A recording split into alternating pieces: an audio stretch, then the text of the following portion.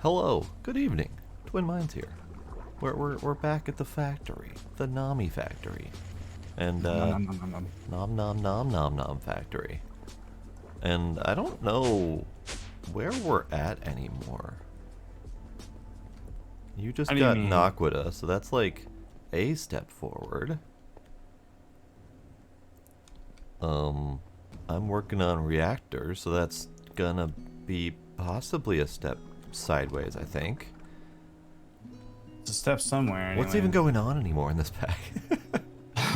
I see you got the skeletons of I got a the couple of base, I got the reactors. side walls, and I got the ready bits, the layout done. I messed up the layout originally, so I had to redo it a little bit Mm-hmm. because I forgot about the spacing, top and bottom layers and all that stuff. So yeah, reactors. I guess I should go over this, shouldn't I? Let me go over to the other one that's not covered. This is what I managed to accomplish since Tuesday. An entirely new set of piping. Tuesday, isn't it? Tuesday, yes. Entirely new set of piping. I finalized the on-off comparator switch so that actually works. I've got item piping, both to and from.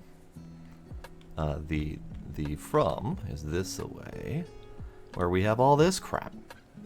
So we got our black granite being generated in this lovely wall over here. Thankfully, silently, because I put a muffler up there because these things are freaking loud. Mm-hmm. And then that feeds up through a little item pipe up there into the giant maceration tower, and that crushes it all down and dumps all the black granite parts out and gets the thorium over to here where it thermal centrifuges out on this lovely little wall here. That should theoretically put out enough thorium to power this reactor 100% of the time at 1 thorium TBU fuel per 3 seconds. Yeah. And that's being fed through this crafter here, through this pipe, up to here. Will the crafter push into the It pipe? will. Oh, that's nice. Yeah, I didn't even have to use an arm or anything like that for that. Right, because I know you can set it to push. I just didn't know if it would integrate like Yeah. that. That's really nice. Yeah, it does work just fine. I was happy about that. And then that goes up into here, into this reactor port, and then out the top is going to go the spent fuel, where this floor will be dedicated to sifting out that spent fuel and turning it into the higher tier fuel. So that's going to be my task for today.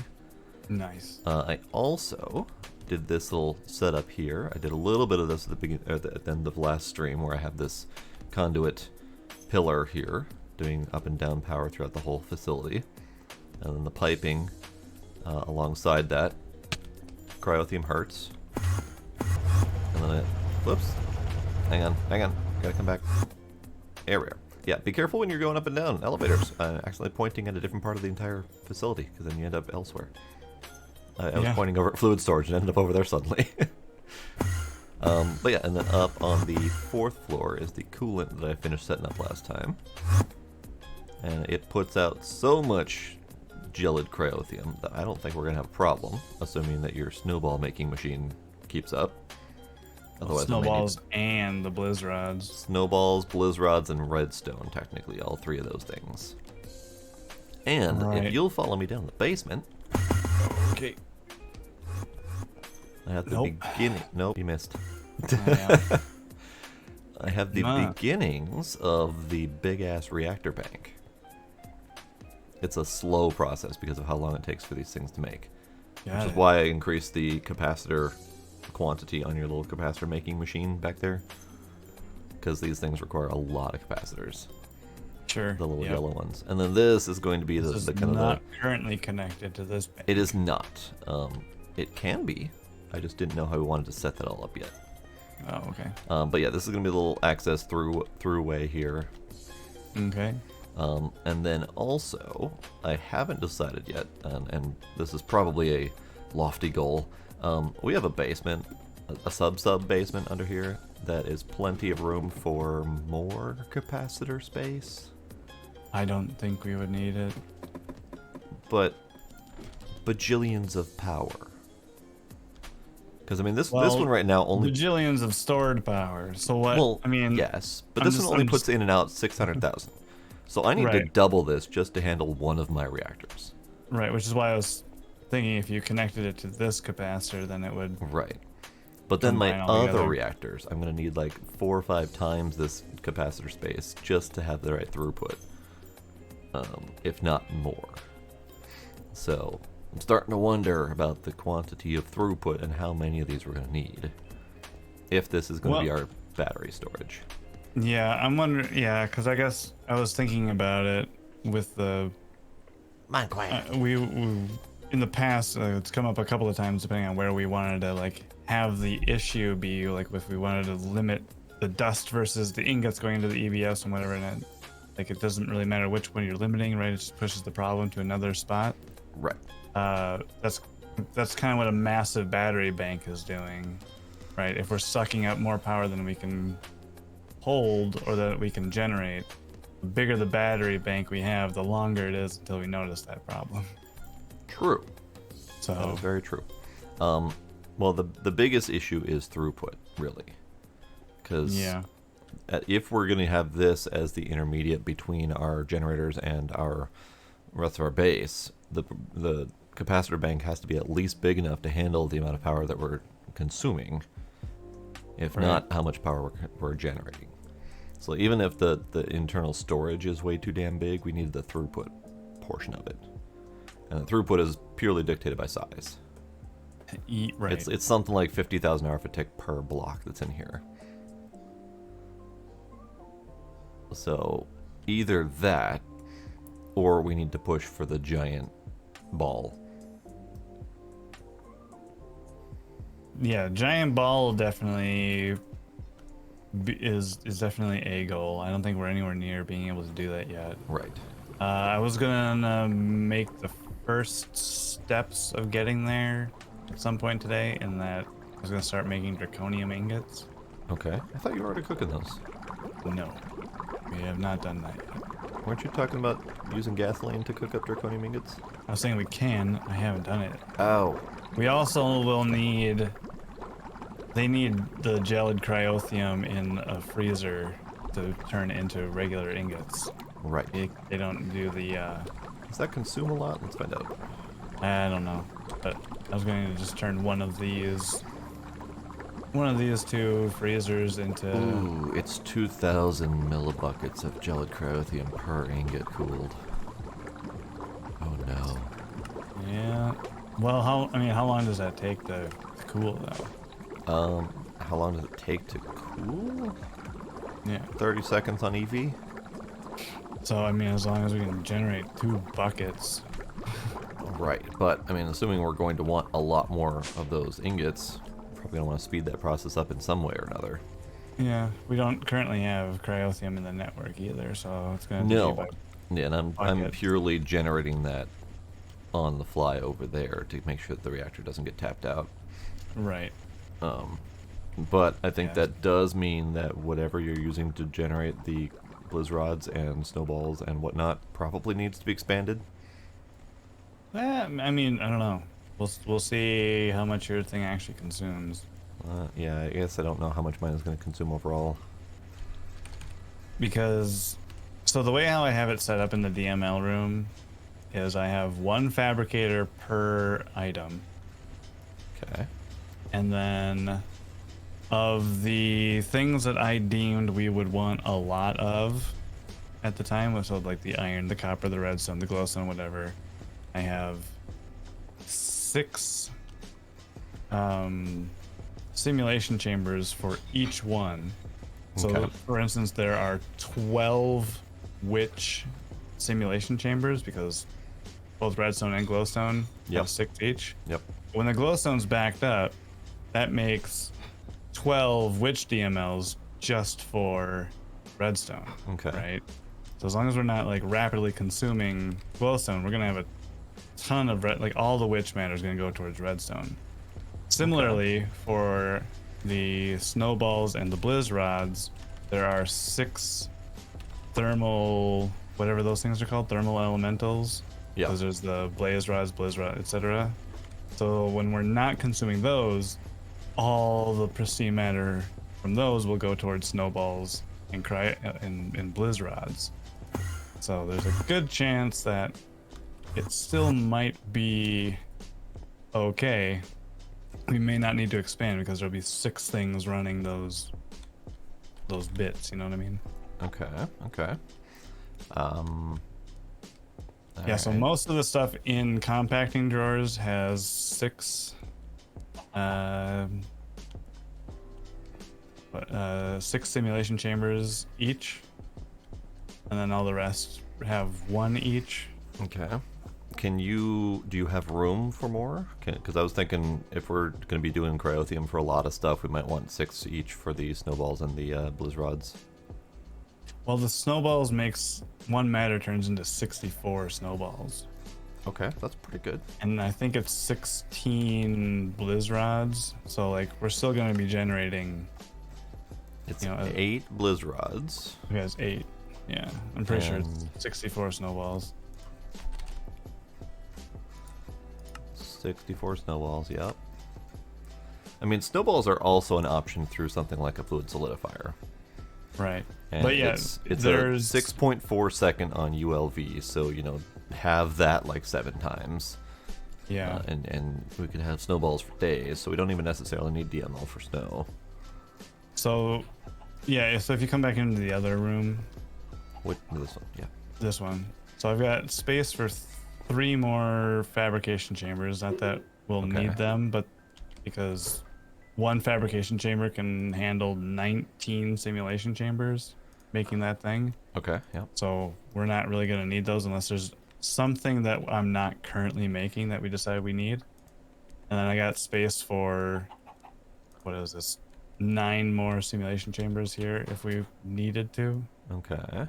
And then I guess we can always start stacking on top. It's just going to make this room impassable. Yeah, it would. But there should be enough room to stack these 2 high as well if we wanted. Okay. So yeah, like if you wanted more thermal whatevers, you can just slap more simulation chambers down. Yeah, and I guess if we really needed to, and it might even be a good idea, would be to set up enough fabricators and simulation chambers to generate the snow, redstone, and blizz rods over at the reactor so that doesn't go down ever. Just have It's true, yeah. have You it on can its own separate deal. set up your own network over there, which means you're gonna need your own clay though, and all that. I don't want to do that again. I know. I'm just saying. Yeah, yeah. I say we just Things keep to running with consider. this and just see if it can keep up. Okay. Before assuming we have a problem, let's see if we actually do. Yeah, I guess worst case, yeah, it's not gonna. The Yeah, reactors are just gonna stop working rather than melt down or anything. Right. They'll just turn off, and then we can come back in here and put down more chambers if we want. Okay, theoretically, I haven't actually been able to put my on-off switch to full test. We did make the change that theoretically works based on this fluid tank, but So we can test it. okay. We can. I mean, you can turn off the coolant. I can Put some turn fluid off, in there. Yep, I can turn off the Or coolant. I guess take the disconnect the pipe. Oh no! I'm trying to think of how. So to do that. I'd have to disconnect the pipe, and then I would have to run the reactor until it actually runs out of coolant, Yep.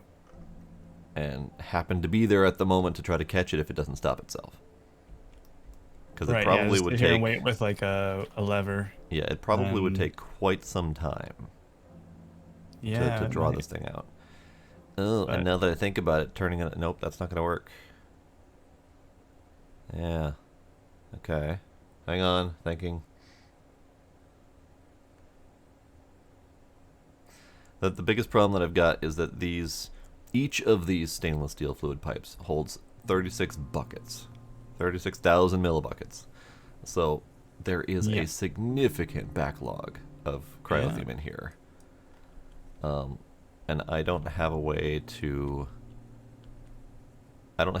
guarantee that this tank is going to empty before the internals of my reactor empty. So then what you could do is you could make a teeny tiny little baby reactor.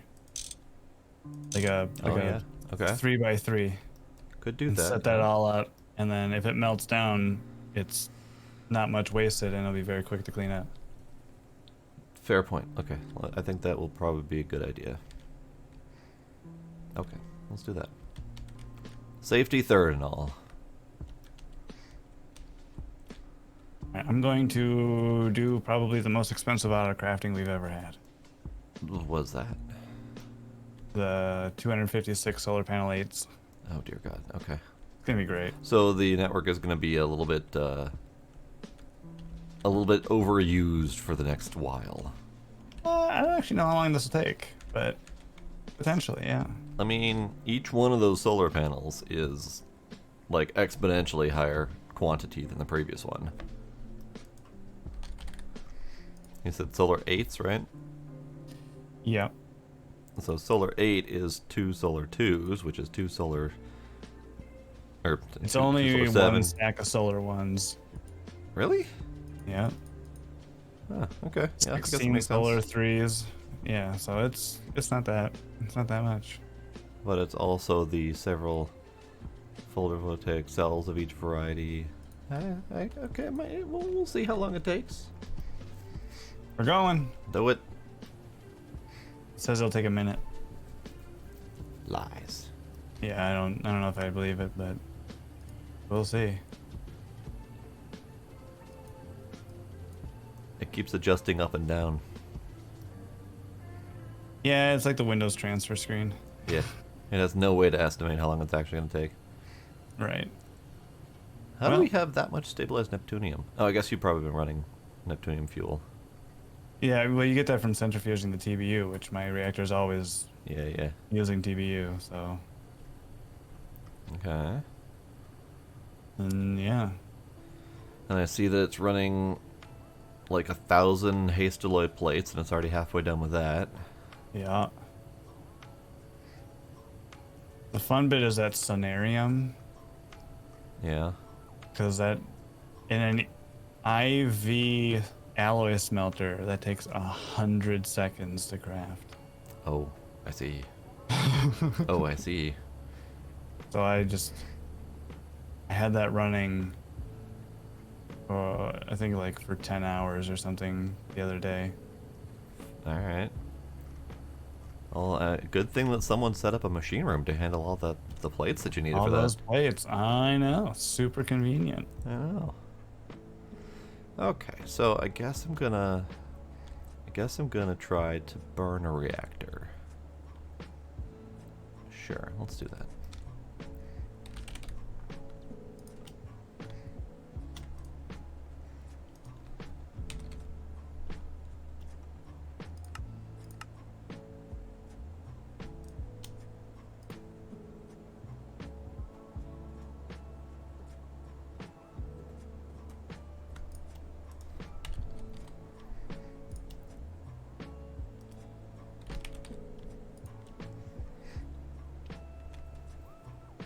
Am I even going to be able to do a 3x3x3 on this thing?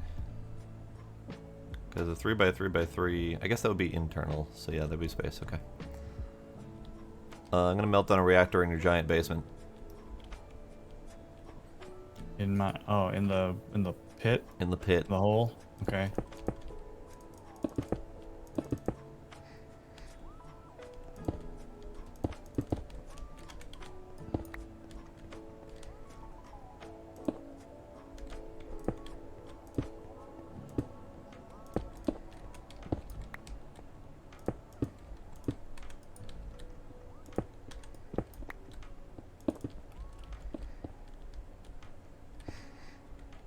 Oh, you're gonna make a pit in the pit to prevent the pit from melting?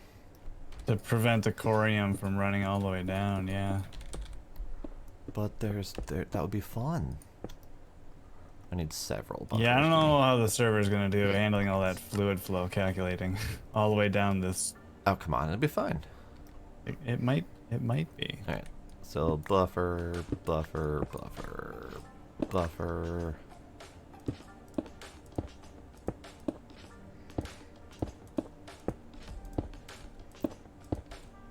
Yeah, that'll be fine. Okay. I'm just building this reactor off the top of my head. Don't want to try to optimize or anything like that. Blade's just the crazy cat man in Minecraft now.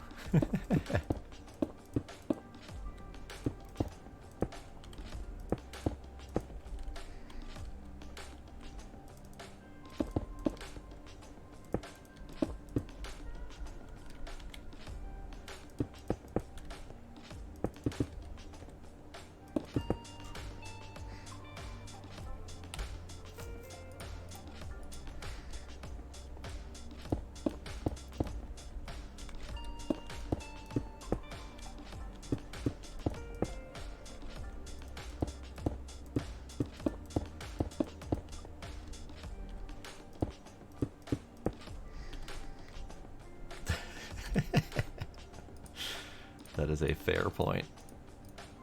Alright, I need a tank. And I need a tank that has cryothium in it.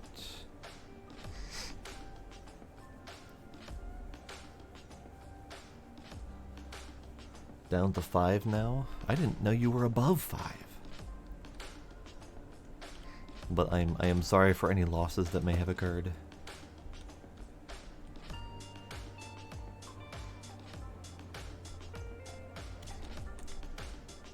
Alright, tell you what, I'm gonna cool this less.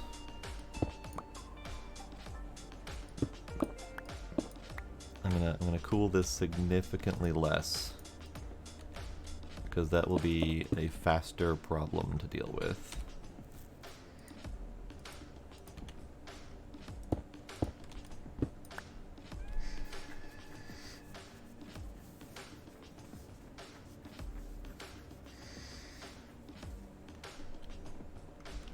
Ah, just cat movement situations. Got it. That's better. Better than losses. Alright, let's do... Yeah, let's just do... 2 sides of coolant. The rest can be reactor cells.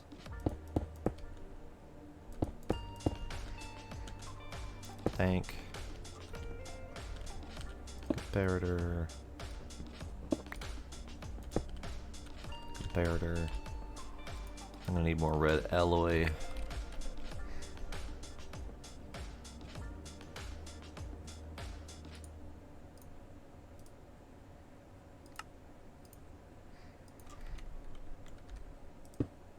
Nope, that's not the one.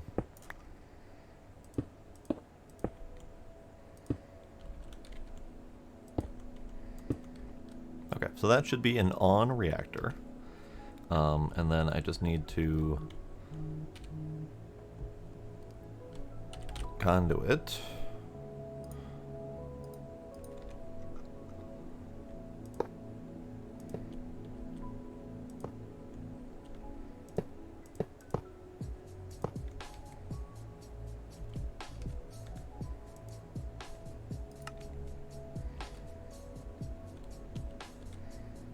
Oh, geez.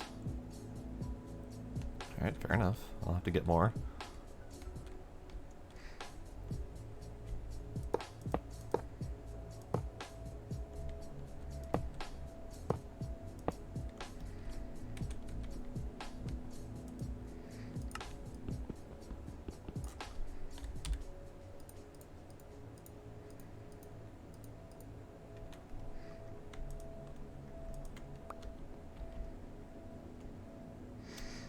The signal did go off.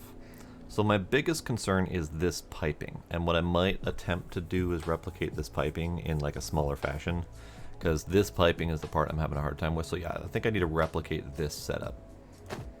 So let's do that. I need fluid pipe. Problem is, it's just so damn much fluid. Do we have a different, do we have a small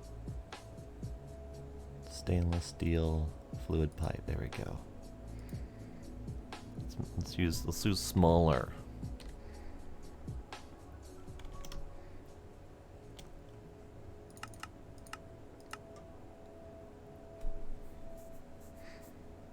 Yeah, I need to replicate it as best as I can.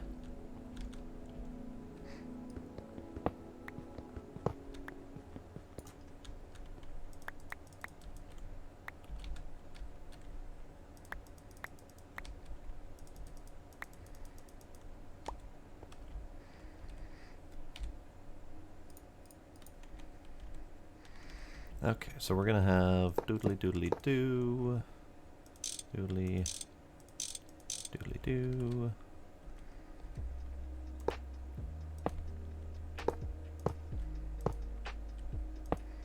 And unfortunately, comparator doesn't work on these pipes. Otherwise, I'd just use that. That's the main reason I'm in the situation where I'm at right now. Just trying to figure out how to do this.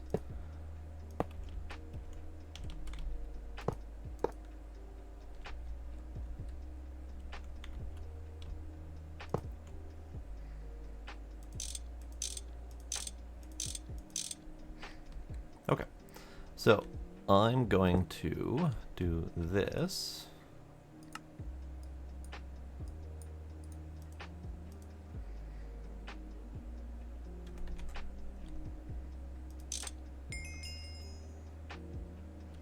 There we go. Hooray! Alright, we're gonna need another tank.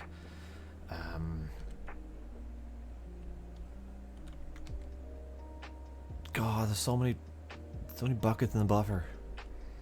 I'm trying to set up.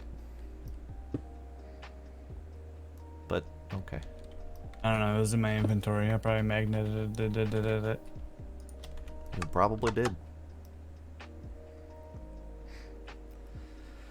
Okay, so let's have that needed.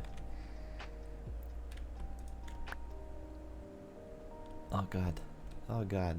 So much cryothium.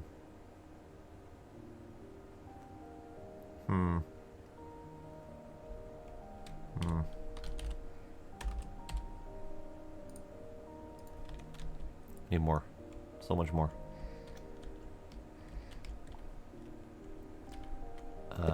Give.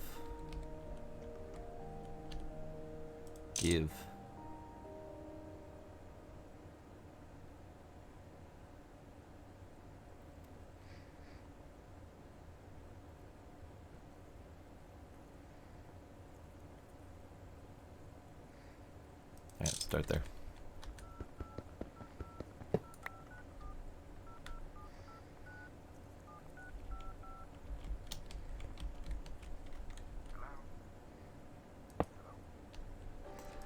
This, however, unfortunately, might not be able to output, but we'll see.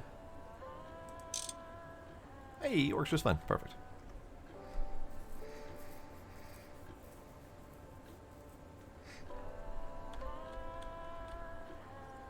Alright, so we're outputting enough gelocryothium to fill up all the buffers,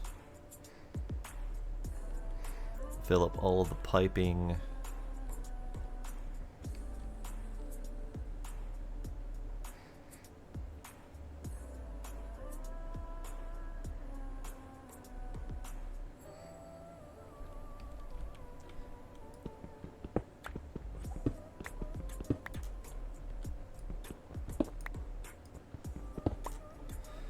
Okay, and then I'm going to attempt to set this up the way that I had it over there. So I need more stainless pipes.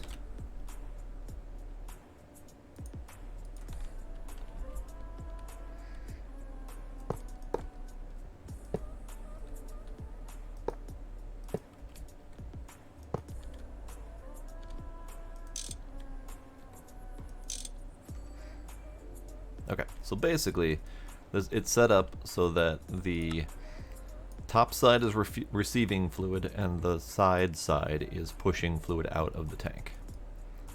So that theoretically this tank should always be full, but when there's no more fluid coming from the pipes, it should empty the tank out this aside, theoretically. Whether or not it's going to end up self-feeding the loop is a problem, I don't know. But yeah, stuff to consider. So let's kill that so we don't have more coming into the system. And then I just need my comparator back.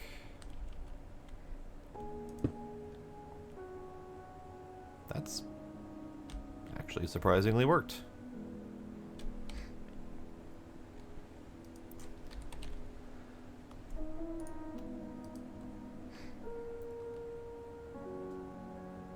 And other part I don't know is if this is all gonna work according to plan because of the size. What material should I make the bulk of the building out of? It's a good question. Yeah. Not entirely sure.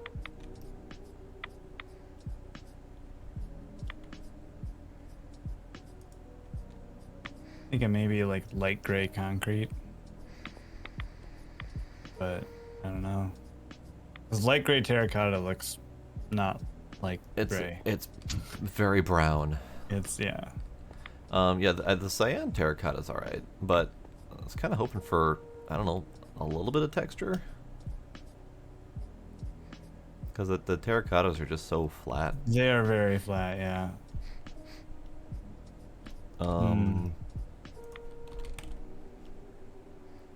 I mean, yeah, the concrete's not, it doesn't really have texture to it either, but... No, not really. What about... I do like how fast you walk on it, though.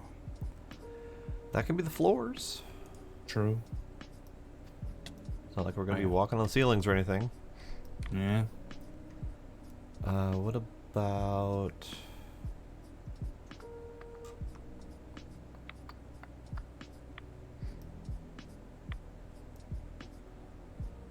I mean, are you going for a clean look, or what are you going for?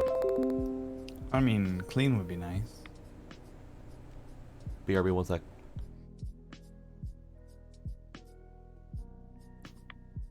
Do it out of iron blocks.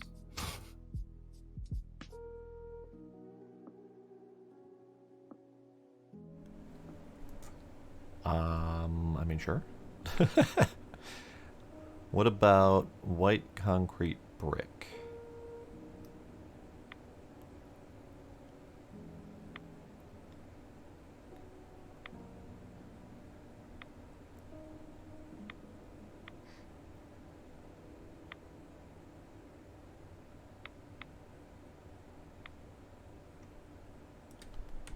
Can do concrete brick, yeah.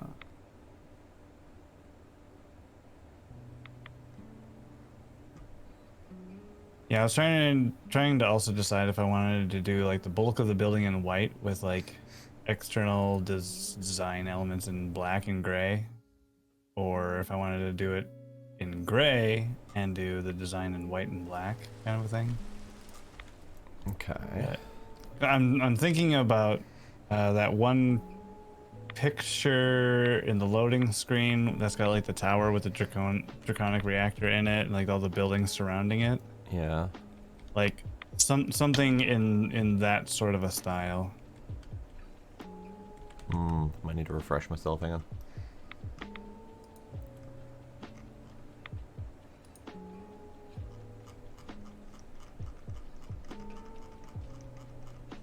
Where did I put those screenshots? Hey, there's the screenshots.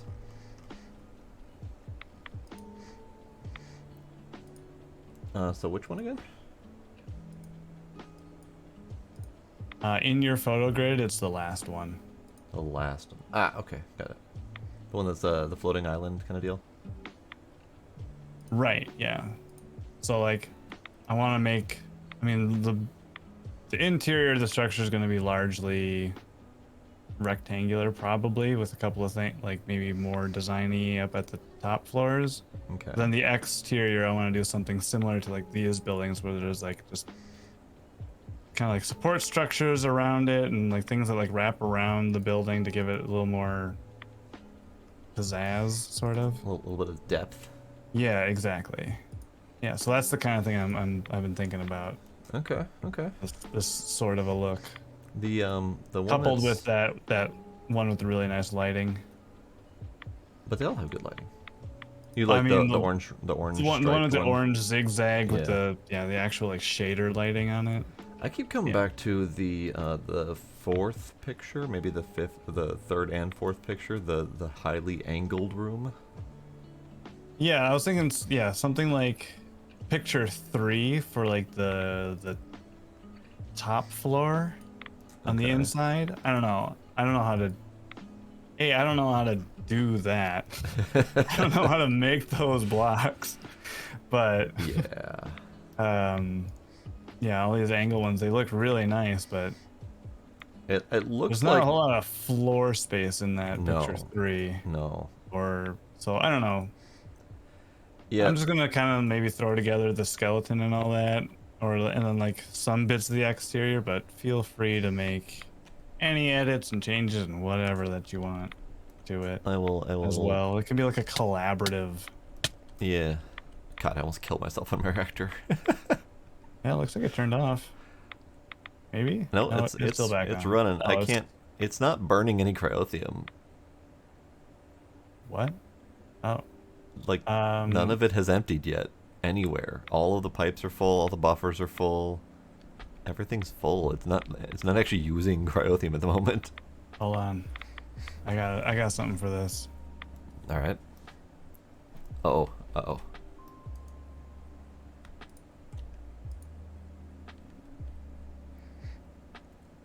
You realize I don't have an off switch on this thing, right? Well, let's hope your buffer works. But if you overheat it, the buffer's not going to do anything. It didn't work. It immediately melted down. Yeah, because it wasn't built for that. But it was supposed to. Oh, I see what you mean. Shoot. Okay, Yeah. that was my bad. Yeah. Okay. All right. Have fun. Right. Right. So we had to burn it out, and yeah, okay. Yeah, I was trying to burn down the cryothium, Had not to burn down the reactor. Ah, I forgot it was I forgot you had it set to reading the state of the tank and not the heat again, like the. Okay, well, it's all right. It's fun. Look at this. Look at this fun we're having. So much fun. Ow. The fun, it burns. The goggles, they do nothing.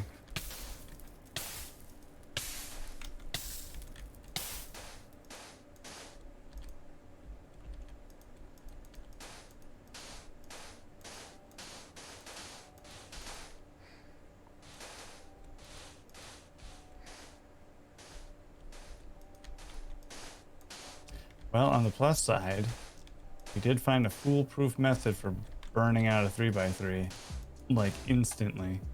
That we did. If we ever need to. If we ever needed that information, we've got it. Yeah, we have it. Ow. Right, still cryothium in the friggin' pipes.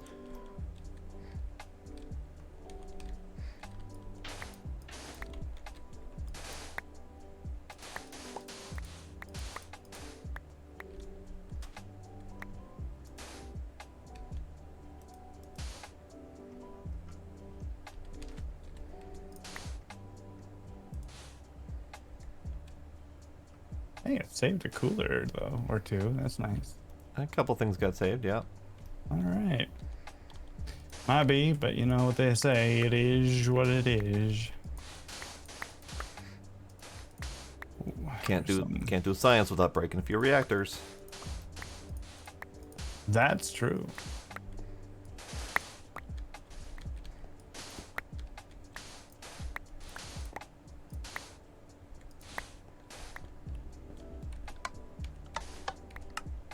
There we go. Okay. Okay. Okay.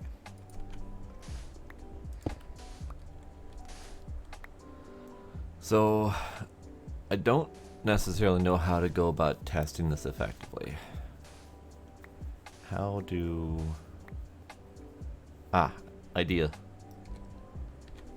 I don't think we even need the reactor for the test. Actually, yeah, we shouldn't. So what you should be able to do then, set up your system the way it is, to feeding into like a note block, and then if you remove the tank, it should read a null value, right? And then turn it off.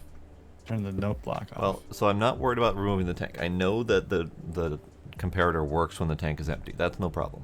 The problem I've got is, how do I verify that the tank is going to empty before the coolers in the system? So what I'm going to do is I'm going to set up a super tank to drain the coolant from this side. Which should empty the pipes of all their coolant. Assuming I can get it to go. Yep, it's filling now. Okay. So the coolant is emptying out of the pipes. Yeah. And theoretically, the tank should dump all of its coolant into the pipes as well. Yeah, which it appears to be. It is sort of. But now it's also like refilling itself because your loop here. Right. That's the part I was worried about, is it was refilling itself rather than dumping into the pipes.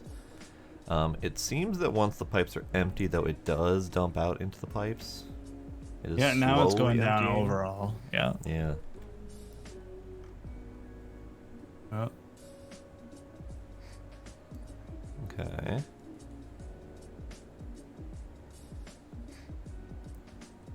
So in theory, once the pipes are empty, this tank is the last like 16 buckets of reserve. So the pipes should theoretically be emptying into the buffers.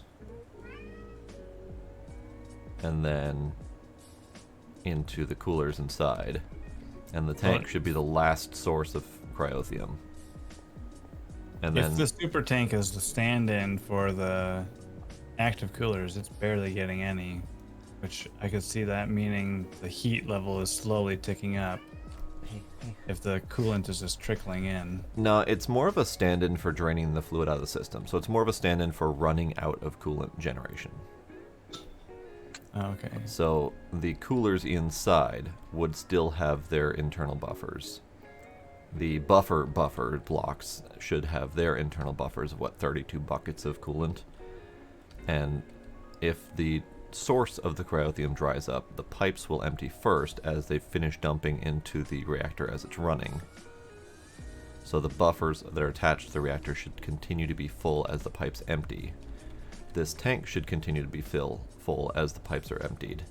And as soon as the pipes have nothing left in them to give, the reactor should still be full, and this tank will start dumping out into the pipes to continue trickling into the reactors. And as soon as this is empty, this comparator is going to turn off, or mostly empty. This comparator is going to turn off, and it's not going to have anything else to give. What is that doing? It's trickling the last couple. Loop. Yeah. Yeah. But it's not a strong enough of a signal to trigger the red alloy wire. Either way, Does the red alloy wire glow when it's being triggered? It'll glow when it's got enough power to generate a signal that would actually do something to the reactor. Okay. Well, then, yeah, that in theory, this should work. Okay. Good. Glad that we melted down an entire reactor to find out. Same. Mostly for funsies. Mostly for funsies. Alright, back to work. Alright, I'm good with that test. And if it doesn't work, we have melted down reactors. That's fine.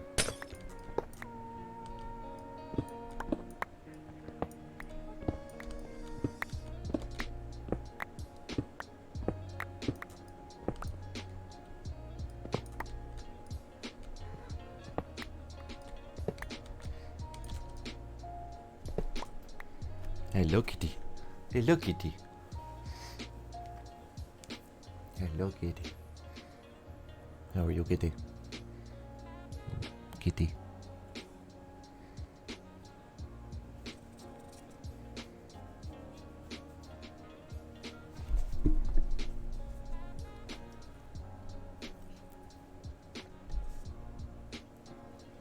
Oh, I see what you want. I see what you want. He wants the thing.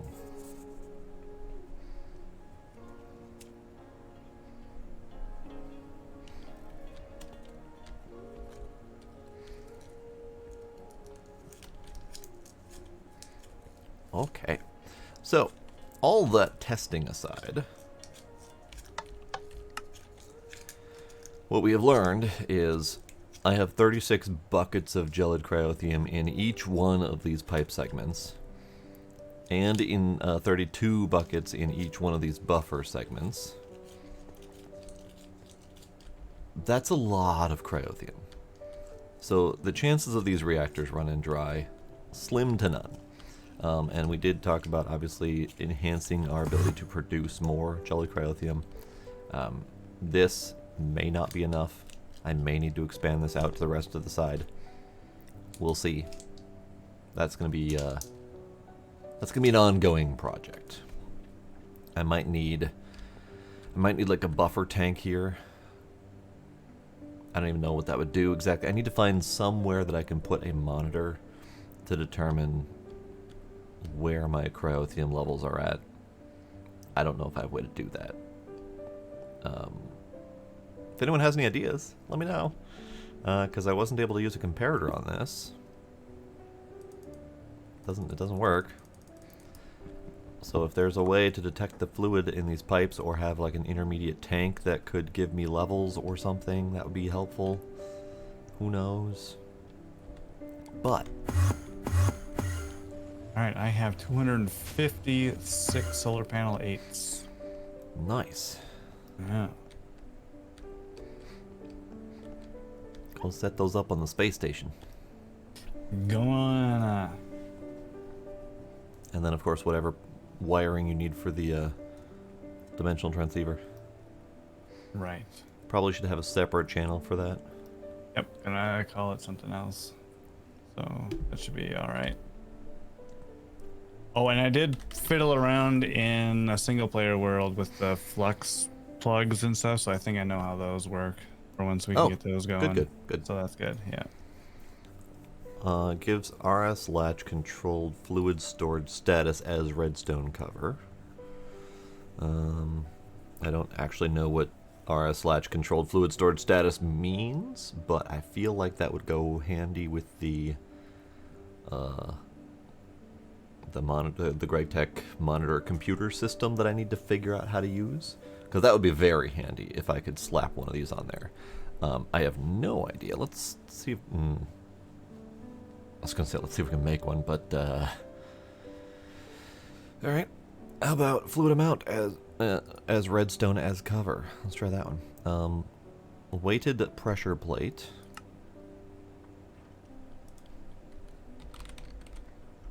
Nope. Okay. Weighted pressure plate. Get rid of some of this stuff. Get rid of some of these things. Gila stop.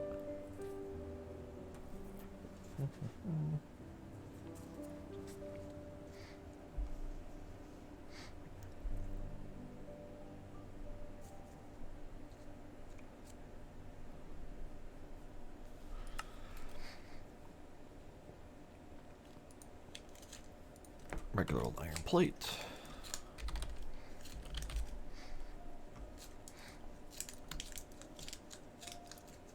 Yes, very gentle. He does love the thing, and he loves crunching on it, but he's very gentle about it. Okay, I think machine room might have one. That and sodium. Tin. Assembler with tin liquid. Perfect. That. And it's gone.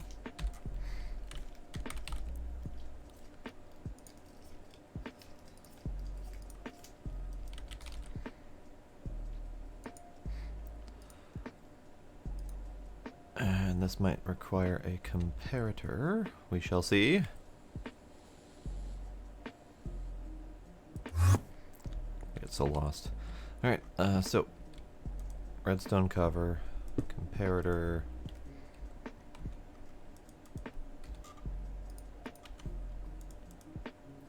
Okay. Okay, that does work.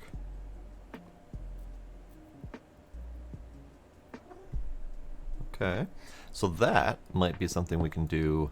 I can put the cover on this side and have redstone conduit running up the pillar. Then we can have, you know, intermittent checks on these pipes. That could work. And then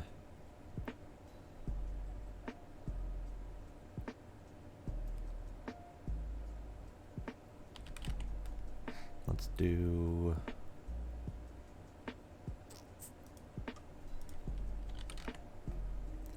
a regular old redstone lamp for the moment.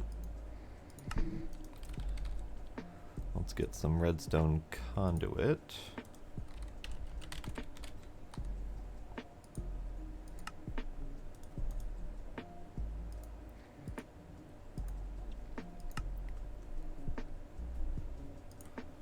Let's get a handful more of these.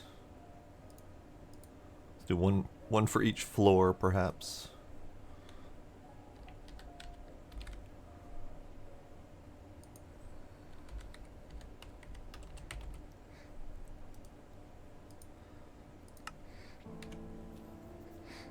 Oh, and I need the crowbar.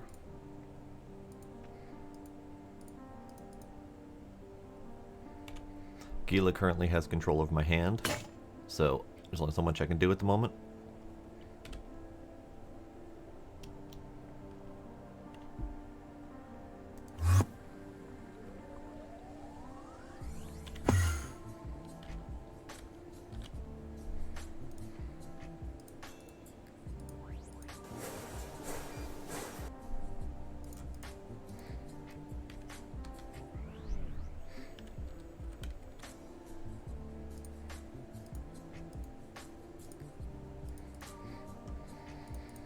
Okay, let's clear out some of these things for the moment. Come back and do those in a moment.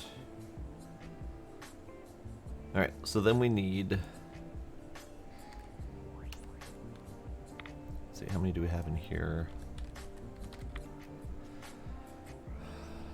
Timer sensor. So we need more redstone sensor filters.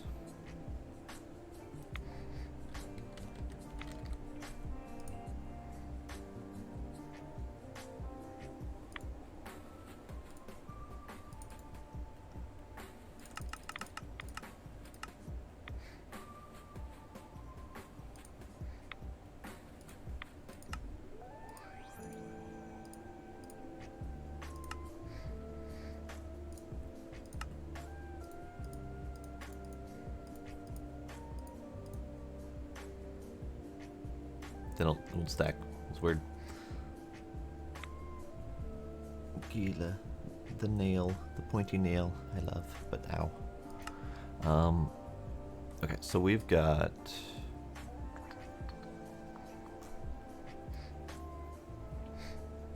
I didn't realize we had dark utilities in this one.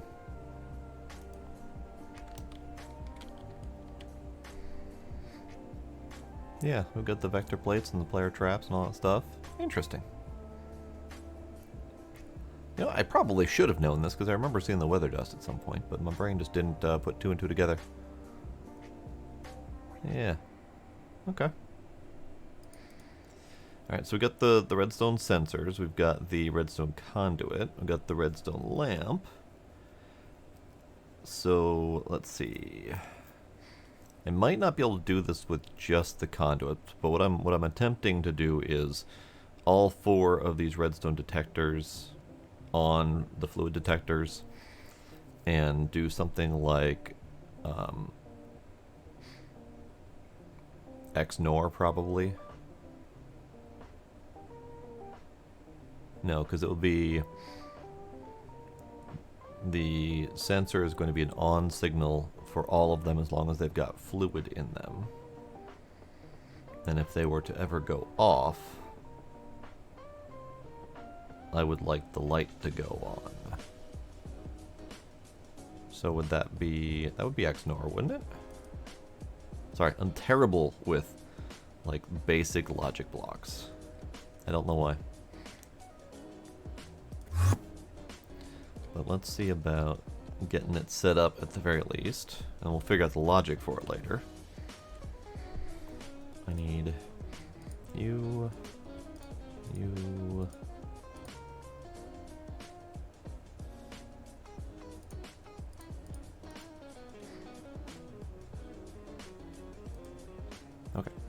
redstone conduit.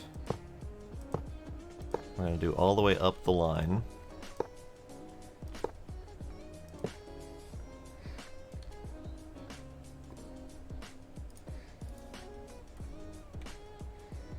Healy, you're making this very difficult, kitty. Very difficult.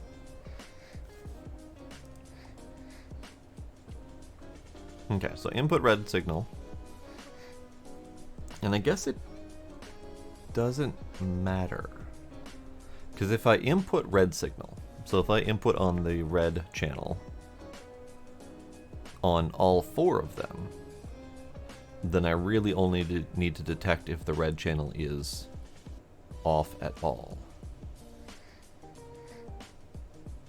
Because if one of them goes off, that's not a problem. But if all of them goes off, then there's no fluid in all 4 of them. Maybe? That sounds like a solid maybe situation to me. So we've got up there. Oh, hi kitty. Hi kitty.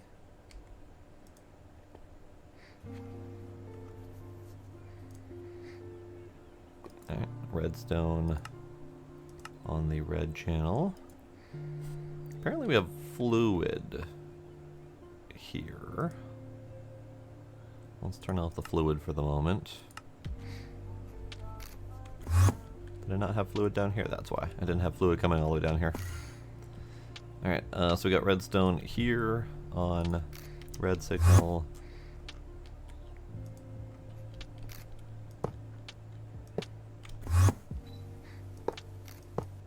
Probably need to finish doing that.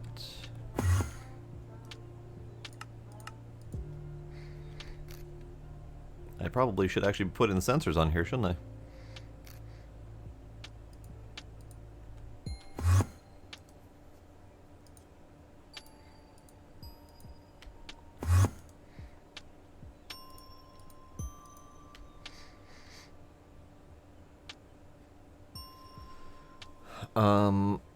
Yeah, I think that would basically be a NAND. NAND? No, hold up. So it would be any of the signals being on is true.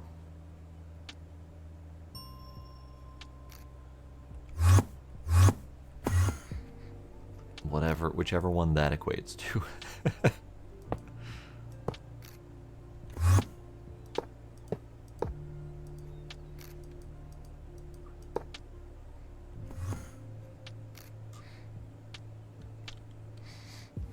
That would be an OR. Yes. This one or that one or that one or that one is true. Yes. Okay, you're right.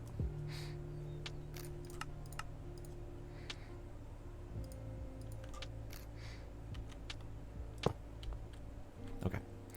So, let's put it... It's going to be very innocuous up here. Eh? And then you can be output red signal.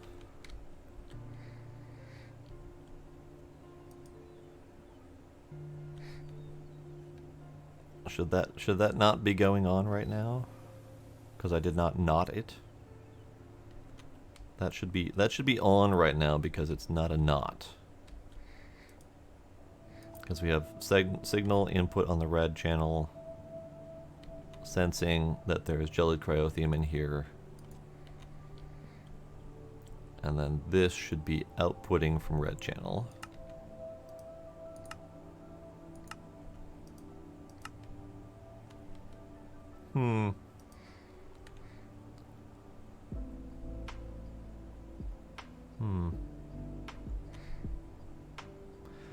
That is the one downside with these conduits, is that there is no way to see what signal's going through them currently, making it kind of difficult. Although I think there is, I think there's a conduit reader or something. Does the conduit probe just work? In probe mode, right click on, okay, let's probe mode.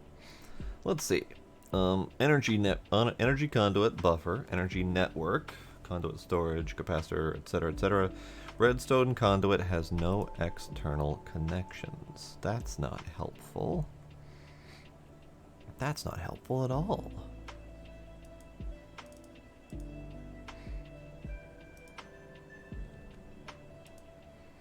Redstone connection to west. Provides strong signal level 0. Provides weak signal level 0. Okay, what about you? Reads redstone level 15. Okay, so why is that then not passing up to here?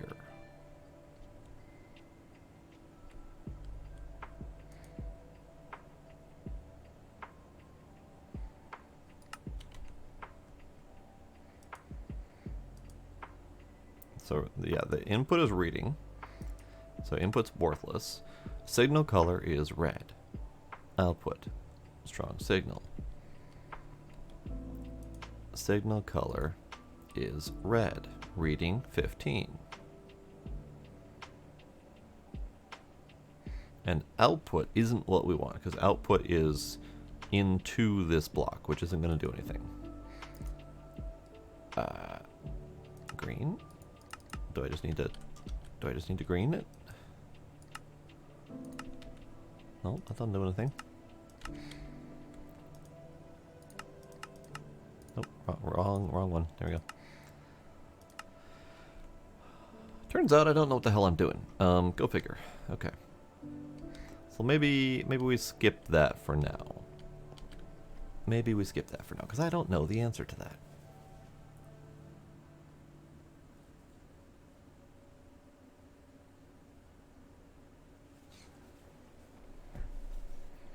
But yeah, I don't know why that's not detecting correctly. Or it's detecting correctly. We do have a signal coming off of here. But it's not flowing through the redstone conduits to light up the redstone lamp for some reason. That's a mystery.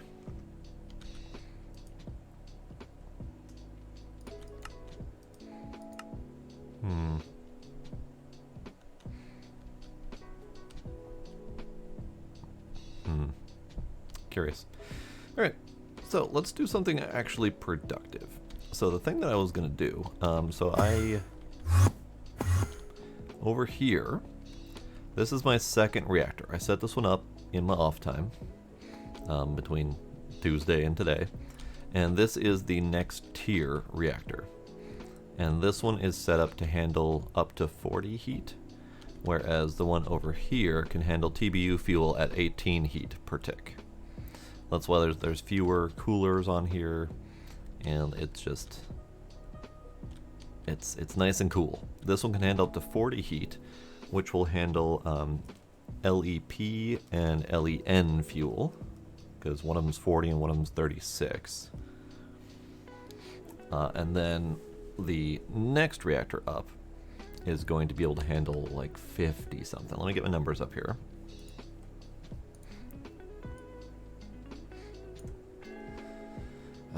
So let's see. The 40 is the green reactor on my sheet. This one will be 54. So it'll handle LECM 247, LEB 248 at 52 heat, and then LEU 235 at 50 heat. So that's why I clustered them all together a little bit so that they can share reactors a little bit, because there's a solid chance we won't be able to fuel each one of them fully with the different types of fuel.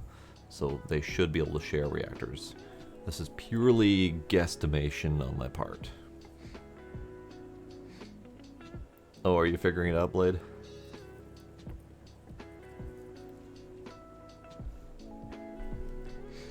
So let me get my reactor here, and I'll show you what I'm doing. I'm not going to be able to fully show you what I'm doing, but I'll show you what I'm doing. So let's see, do I have anything sensitive on my screen here? We'll do a quick desktop capture. I don't even have a desktop capture set up because I hate doing it. We'll do a window capture instead. Window capture, properties. This one.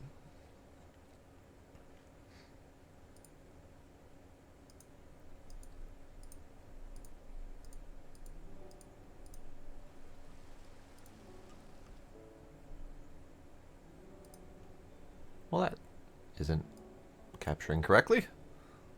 Why are you not capturing correctly? Why are you missing so much? Window capture. Transform. Reset transformation. Nope, that didn't do it. You know, I had this problem before. I couldn't quite figure out why it wouldn't capture the whole window. Properties. No, okay. Okay. Well, this lovely bugger that you're seeing only part of, this is the Reactor Planner tool, an NC Reactor Planner version 1.2.25. And this just lets you design a reactor based on the different layers that are in the reactor. There's 8 layers here. You can only see the top sliver of the first 4 layers, that kind of thing. But then we do this lovely thing called generate BG string. So I'm gonna load a reactor. We need the 54 heat reactor next. I have my 18 TBU. I have a 40. I have a 54, a 70, and a 120. So we're gonna load the 54 next. That would be this reactor. It does not look too terribly different, but let's scale it up a little bit so you can kind of see. So each layer looks roughly like this, so a lot more coolers to be had. But then we generate BG string, copied export string to clipboard. Then we come over to the Minecraft, as I get rid of that window. Okay, then I come over here. We come into this lovely thing called the template manager from Building Gadgets. And we paste it into the template. And then we put my building gadget in here. We put my copy paste gadget in here. And then we load from the template into here. Okay. And that is going to be 434 fuel cells. 434 fuel cells.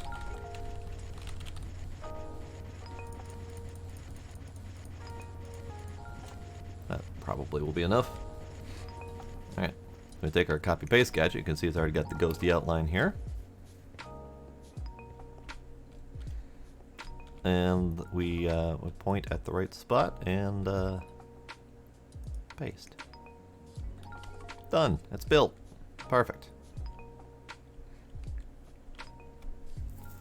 So yeah, this is the doodad. So that's how I've been building the reactors, is just a quick copy paste. I usually just make sure that I have extra reactor cells in my pocket to make sure it didn't run out while building. And then there's still a lot of work to do, so we'll still do that. We gotta do the coolers. Gotta do the buffers. I don't think that's enough buffers, but we'll make more as we need to. I don't have any more buckets. I don't have buckets for buffers.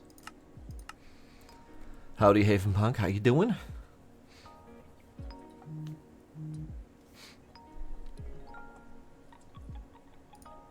Okay, so what do blades say about the thing?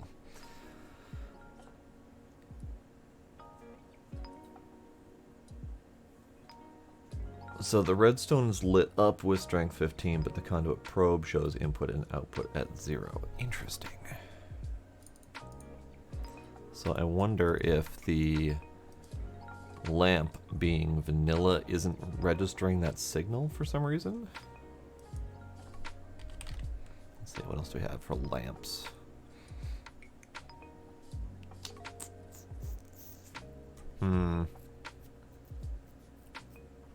Oh, how about lights? Regular old lights might help. And then we need a conduit facade. Actually, we don't even need the conduit facade. Okay. So we go nya, kill you, put the light right there. Nope, still not working. Because the light is supposed to be on with redstone signal.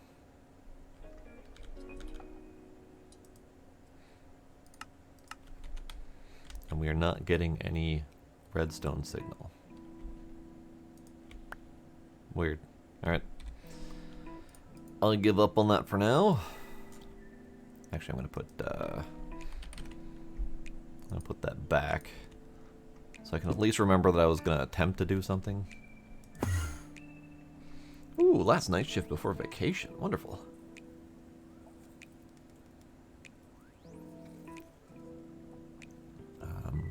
Gila, where'd you put my cap?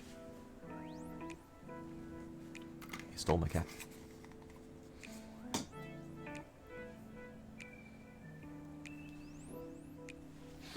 Okay, so now we do the coolers.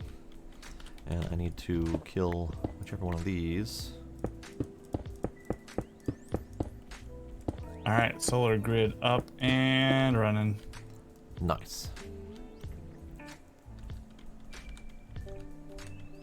It's an extra 8.388 million RF per tick. I don't know if those dimensional transceivers, if their transfer rate is per side or if it's per block. I don't know.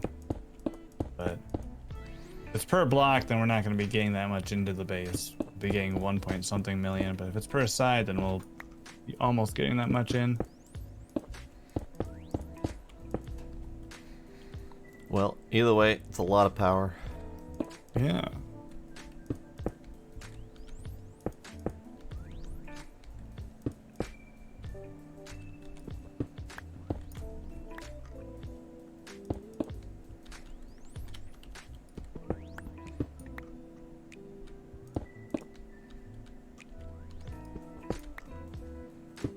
Any more coolers?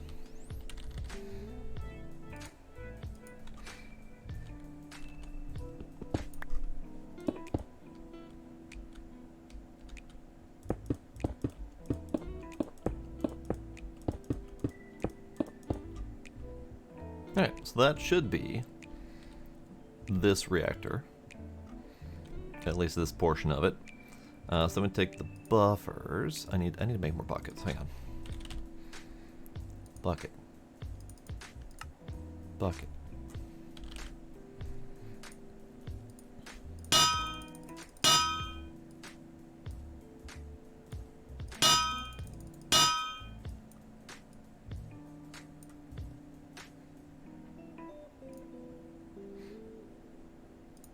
Also need to empty my pockets a little bit.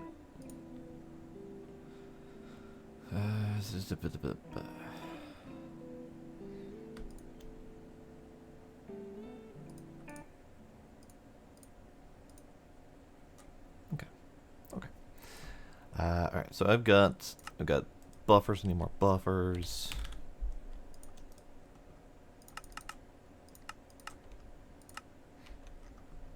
And then we slap buffers on the outside of each one of these.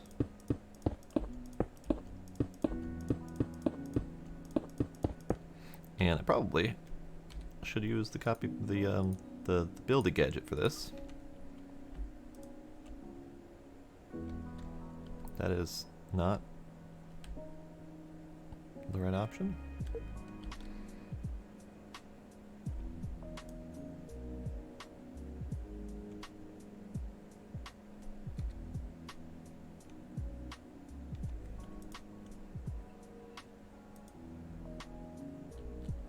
It is not picking the right block.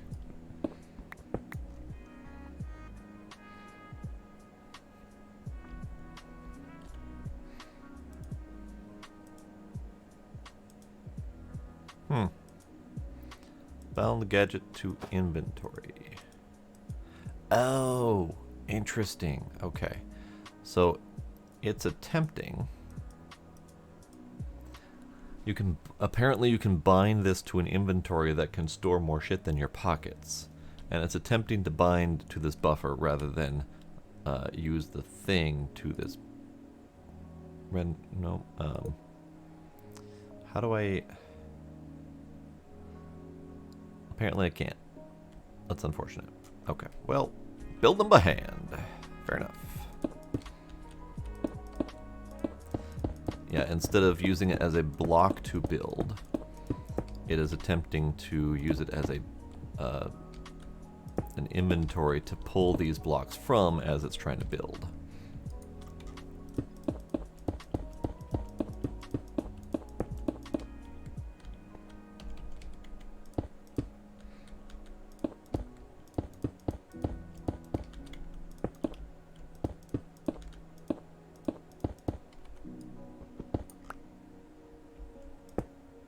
Two more.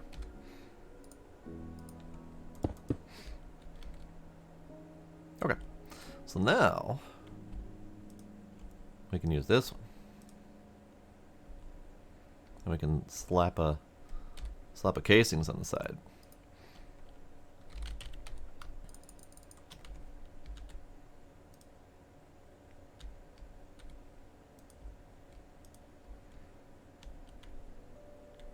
Ah, too low.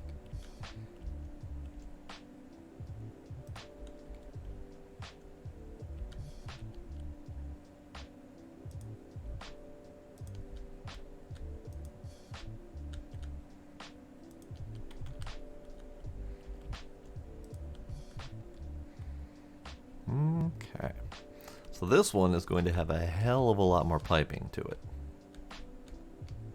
Hell of a lot more piping to it. Alright. That's fine. Just double checking all my sides. I think we're good.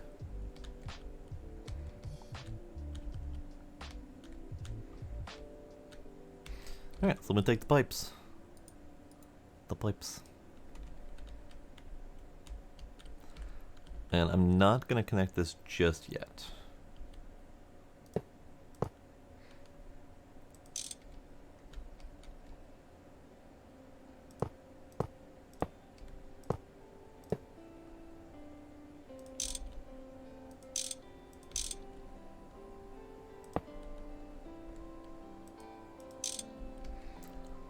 Yeah, this is gonna be a lot of pipes.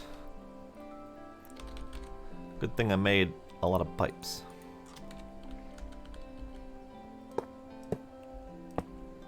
Yeah,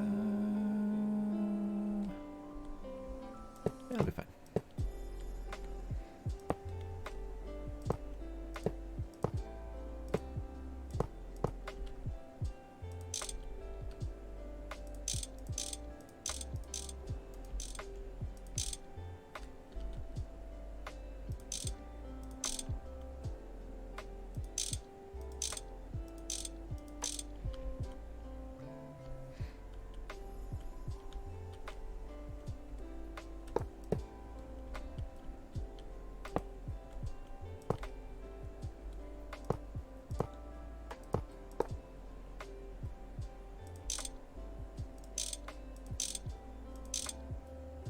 There's so many connections.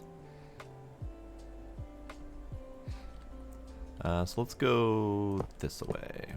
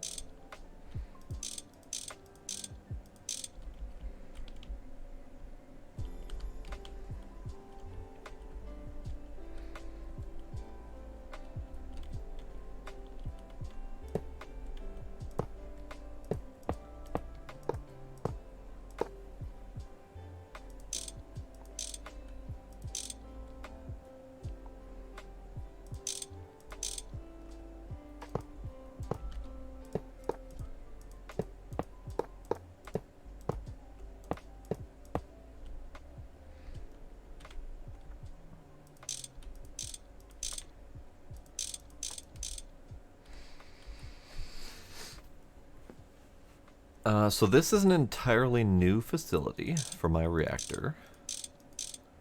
So what we did before is... this is Pine's reactor. That's currently running a good chunk of our base. And this was running off of passive cooling, so there's just some cool blocks inside of there handling it. I'm setting up a new reactor facility, which is the whole big brown cluster here. And the purpose is to run hot with as minimal cooling as possible to burn through the fuel as quickly as possible to convert it fission-wise into other desirable reactive fuels. So we start off with thorium, and it breaks down into uranium and neptunium, etc., etc. So we keep making fuels out of the output depleted fuels, so that we can burn hotter and hotter and make more power. Yeah, it is very much set up to be a breeding reactor facility, because there's 5 different reactors in total will be the grand total of the whole thing. So that up there is going to be the height of the final reactor. So we're building the 3rd out of 5 reactors right now. Let me make sure I got all those connections. I'm pretty sure I did. Yep, okay.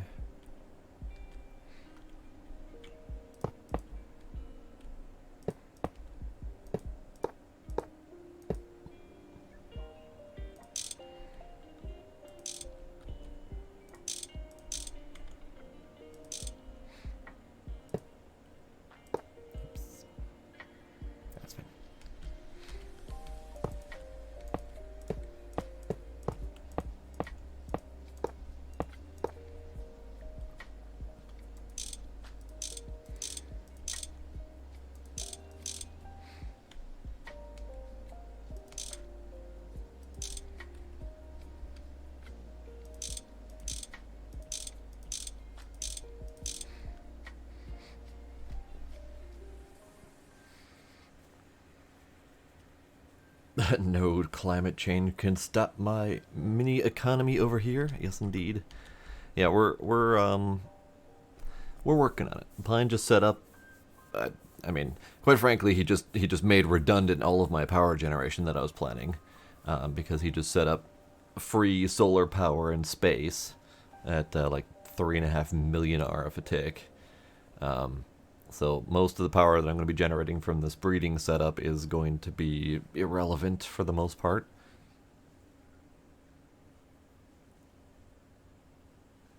But, you know, whatever. I couldn't convince him not to.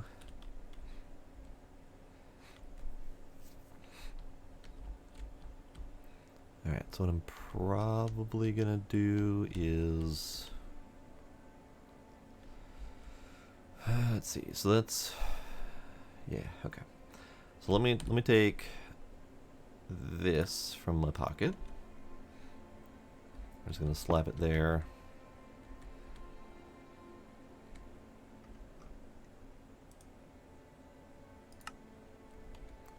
I'm just dumping all the cryotheme that's in this tank into the system before I connect it up to the main piping network, just to get rid of the super tank. Perfect.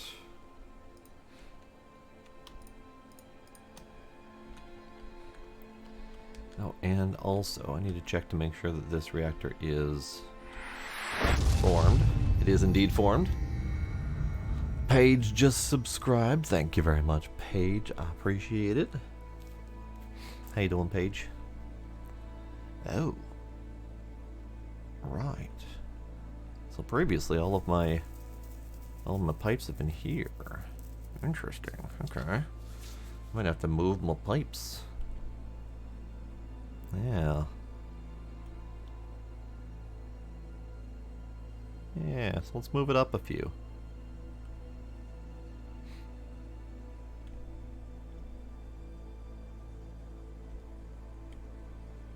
I didn't realize when designing this that I was screwing up my plans.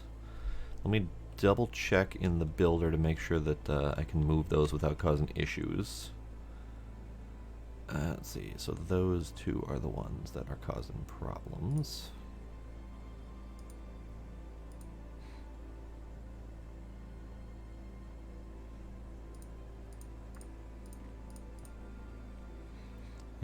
I move them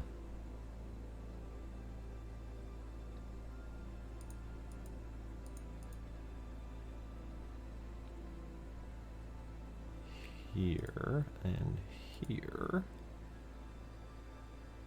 Yeah. Yeah. Yeah. Okay. Yeah. Oh, wrong button. Just double checking to make sure I can move these safely. So these two right here are the problem.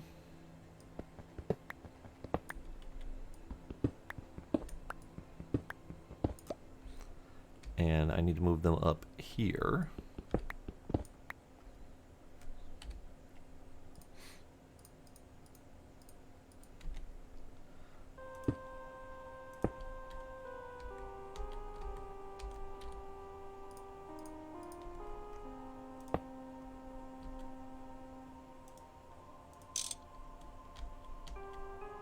And right here.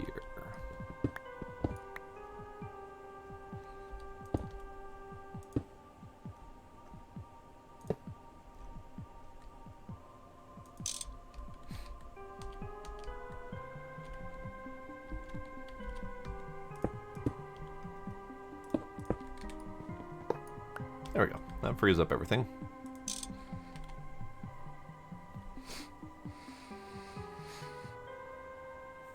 I am using the fluid tank as a buffer for my output. That's what this whole setup is for.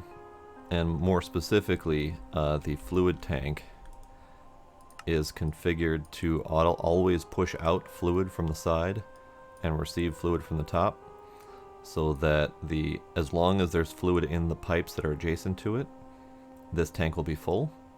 As soon as those pipes on the sides empty out, meaning running out of coolant, this tank will dump its contents out into the pipes to keep it running, and then that tank empties out, and then comparators out a signal to turn off the reactor. Ultimate components. Ultimate!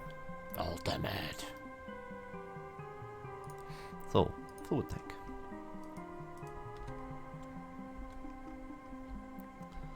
And the fluid tank can go third up? Yeah, third up. Fluid tank.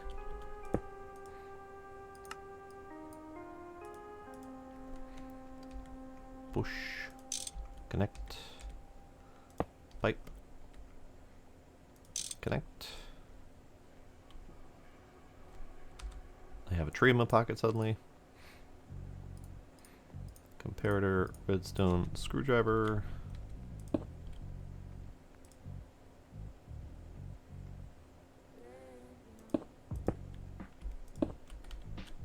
Okay.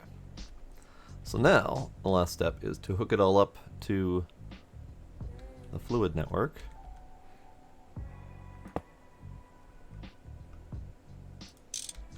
We're going to hook this up in several different points just to make sure it all works.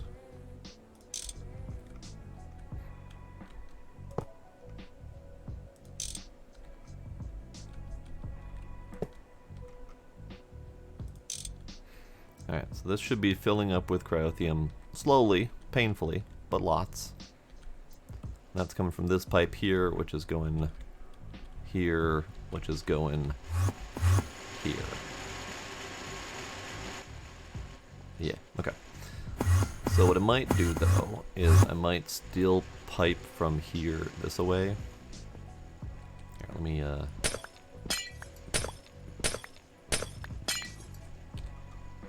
get rid of that for now. Just to have several pipes going through for funsies, pretty much. Let's do that. Pipety pipety pipe. It's gonna be going right here. Pipety pipety pipety pipe. Pipe. There we go. Just to have some extra decorative pipes flowing all over the damn place. Because why the hell not? So that is one more reactor setup. I do hope I didn't screw anything up. The thing I haven't figured out yet, since these reactors are essentially floating here, I haven't figured out if I want to do some sort of mechanical bracing, so like girders all the way up through the corners here, or anything like that. I haven't decided on that yet, because right now they're essentially being held up by the pipes, and that's probably not safe. The other thing I haven't figured out is power output. These things are going to put out a stupid amount of power. I think the highest one puts out something around like 3 million RF a tick, and each one below that is slightly less. So I think the bottom one here is like 1.4 million RF a tick. This one might be almost 2, something like that. So lots and lots and lots of power. Put a beacon on top of it. I can do that. I'm not to the point of having a spot to put the beacon, but it's going to be all the way up here. So maybe we'll have some lights blinking on top. Could do that.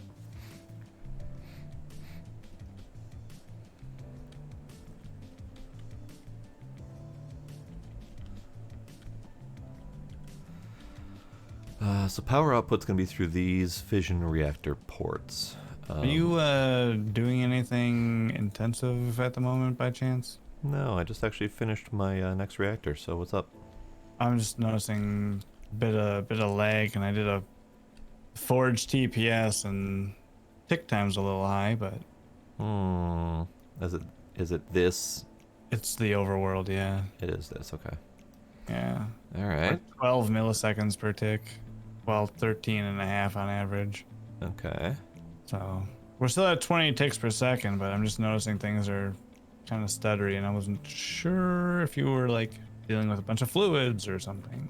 I mean, yes, technically, because since my reactor just got built, it's chewing through an infinite amount of cryothium to fill up all those pipes. Oh, so it's doing a bunch of pipe calculations and stuff? Probably, yeah. Oh, okay.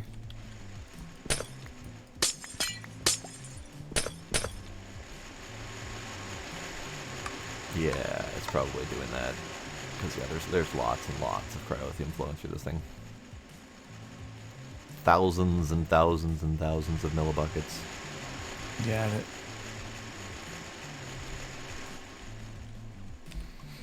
So hopefully that's not going to be a huge issue. Okay. So, I think before I go about making the next tier reactor... Ow, stop it. Before I go about making the next 2 reactors here, I think we need to deal with the fuel and see if we can get them moving and doing stuff. Because currently, I intentionally stopped off stream because I didn't want to keep working on this.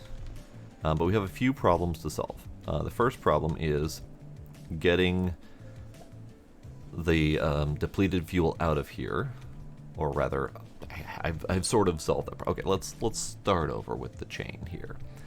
The chain is this reactor needs TBU fuel.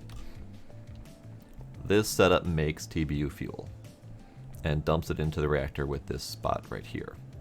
Crafts TBU fuel out of the prepared thorium, dumps it through this pipe up into this reactor port, and then this reactor port is set to pull out.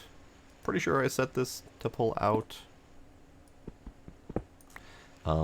something that way. I might need to filter it. I don't recall if I filtered it. Let's see if I filtered it.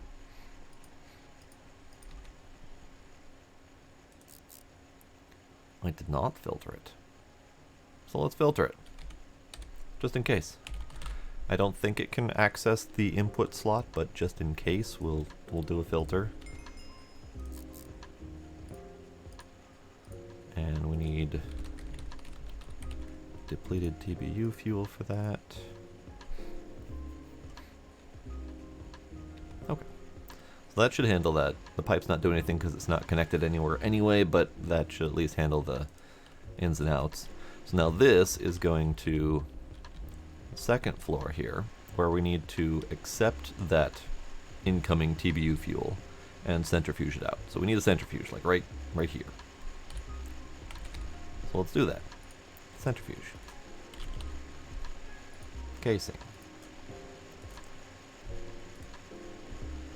We need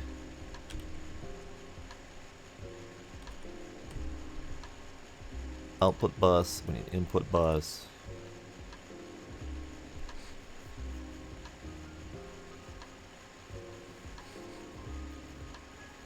What was this? What's this about technologically challenged family members?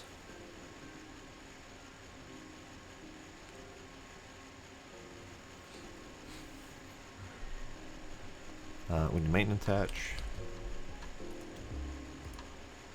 I'm pretty sure the centrifuge did not need a parallel control hatch, but I don't recall. We'll have to see if it works with that one or not. This needs a 5x5x5 space. Or 5x5x3. 5. And it needs to be the middle, right?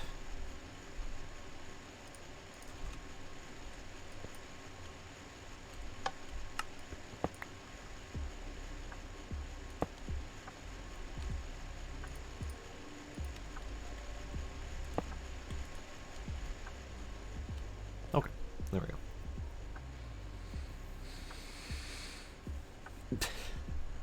It happens. It happens. I don't remember which pipe we need for that. This one, I'm pretty sure.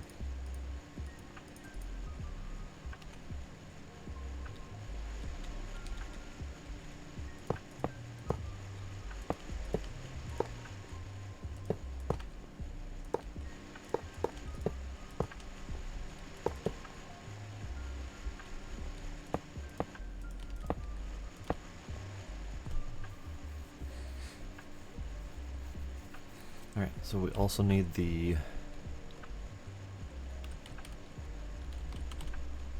IV energy hatches. We're just gonna go all in, because why the hell not?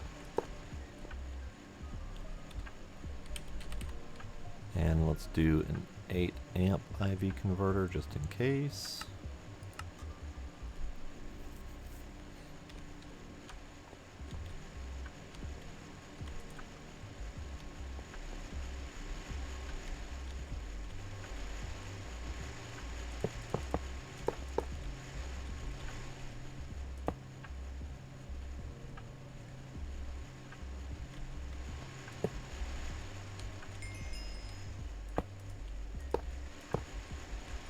Conflux catalyst. What's that do?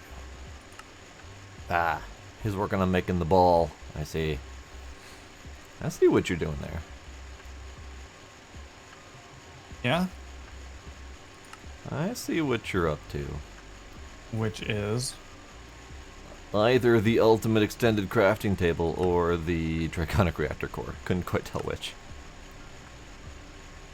Well, I already have the ultimate extended crafting table, so... Ah. So that second thing. Actually not.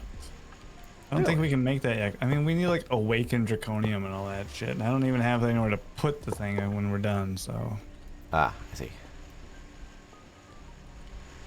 Ow, ow, stop it.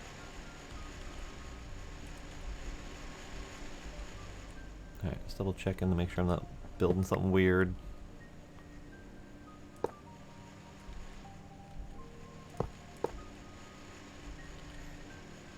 Ow, stop it. Just keeps eating me. Stop eating me. Alright, I'm gonna build the whole thing, and then I'll figure out where I want the ports to go. Because I think that'll be easier than trying to parse it out as I go.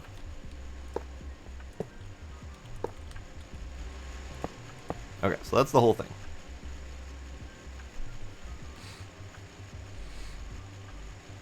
Yeah, you just right click on the whichever controller for the multi-block you've got, and it will give you the ghost. It's shift right click, sorry, shift right click. No maintenance problems. Hey, look, it's working.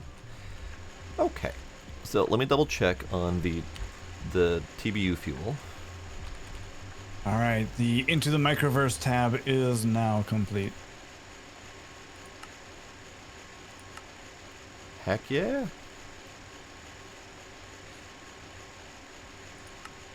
Ultimate extended crafting. That's a $9. You should have gotten 2. I didn't look that far back. I didn't actually collect them. Oh, yeah. So let's see. Let's do some money collecting. I've got some pocket space. Sure, why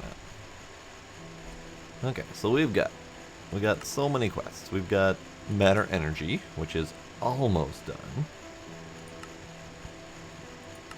We've got into the microverse, which he just completed. We've got mid game, which is almost done.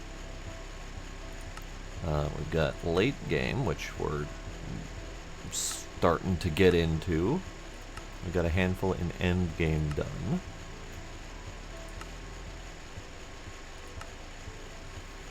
And yet, it still feels like we're only halfway done through this pack. Dear God.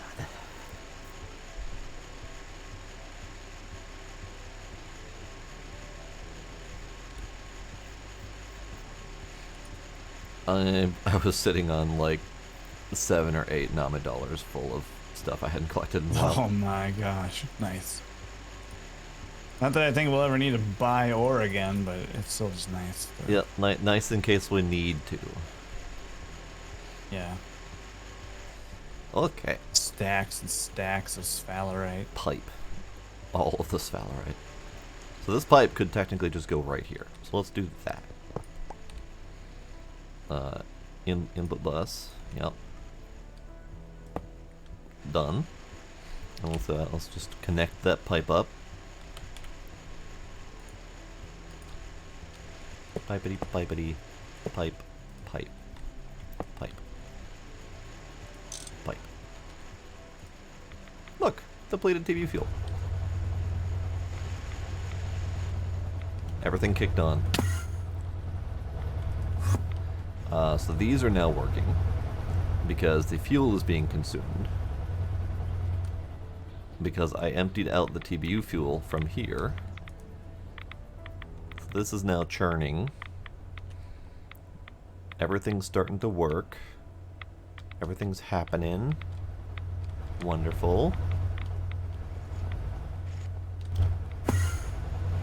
And this is not doing anything yet because I haven't powered it. So let's grab that converter. And the aluminum 8s and a wire cutter. Oh, we don't have I have a wire cutter in my pocket. Hey, there we go. Okay, so you go there, and you go there, and there, and you get snippetied.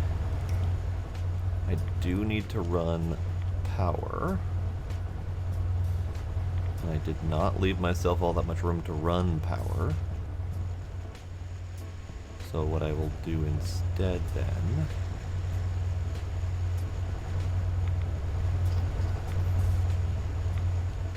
Ow, ow, stab it. I will route these pipes around the back here for the moment. It's not gonna be great either way, because if I route these pipes around the back here, as soon as I want to build something over on this side, it's gonna be the same problem. So let's just leave it, we'll deal with it as it is, and then pipes get a route, or conduits for power. Just gonna have to route around or under the pipes or through the pipes or something. What I might do is...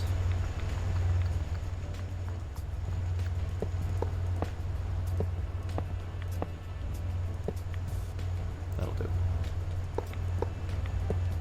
Power.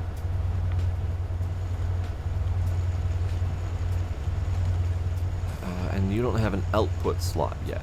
I don't know where the output needs to go just yet, but we'll put it somewhere.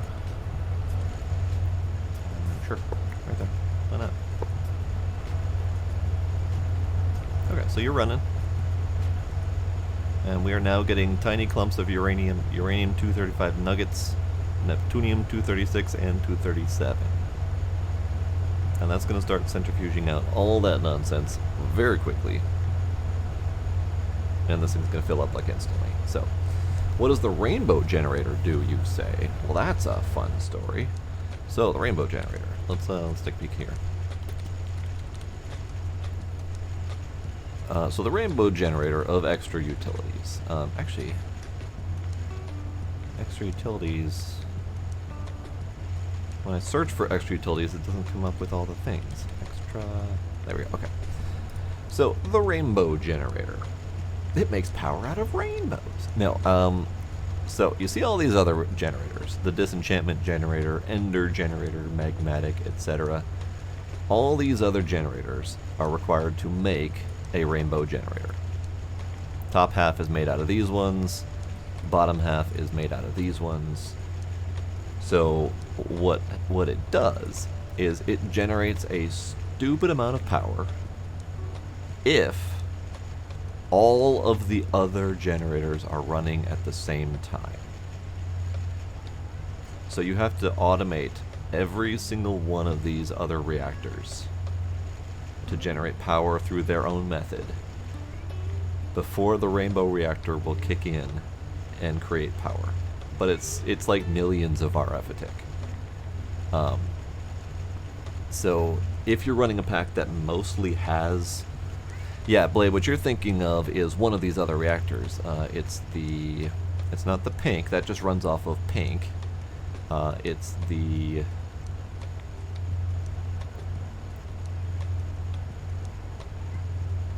You know, I don't think it's one of these.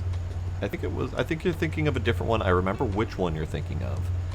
The one you're thinking of generates power based on colored items fed into it, or rather colored dye fed into it, but generates diminishing returns amount of power if you feed it the same color over and over again. So you have to keep feeding it a different color each time to generate the most power out of it.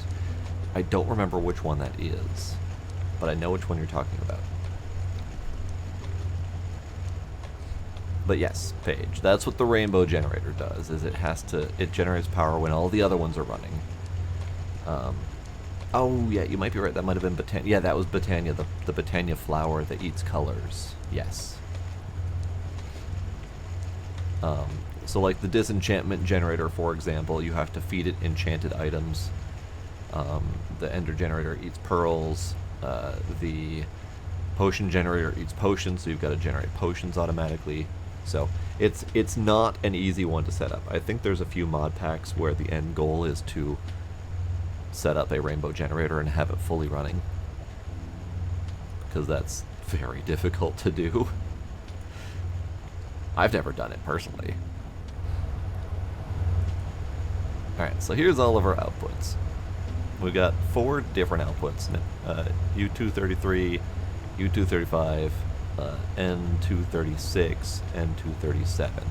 So what I'm going to need to do, and I'm going to need to do this across at least 2 floors, if not more, is I'm going to need to have a storage point for all of the small bits. All of them. Gila, stop being a turd. Stop it. Because this tiny clump can turn into a regular clump, which we need to do. In fact, I need to check to see if it can compact. I'm pretty sure it can, but I don't recall. So I grab a compacting drawer, slappa, grab some Neptunium, slappa. It does. Perfect. Okay. So we're going to need a compacting drawer setup for each one of these, just to make it easier. And, give me... Now I've got Neptunium 237 in my pocket. And then, once we compact the tiny clumps into Neptunium 237, that can then be used to make either LEN 236 or HEN 236. I'm only going to go with the LENs just because the heat difference is remarkable. So this is one of the fuels I need, the 36 heat per tick fuel. The HEN variety is 216 heat per tick. I couldn't actually figure out how to get enough active cooling to handle the higher tier, high output fuels. So we're just running with the lows. It's the best I can manage with my sanity intact. The other item in the recipe is Neptunium 236 and 237. So the 2 items that we're getting out of here, 236 and 237, both in some quantity or another go into making the LEN fuel. So that's what we're going to have to do, is we're going to have to set up a crafter. we're gonna have to set up the drawer wall. So I think the drawer wall can go up here. I think that might be the sanest option.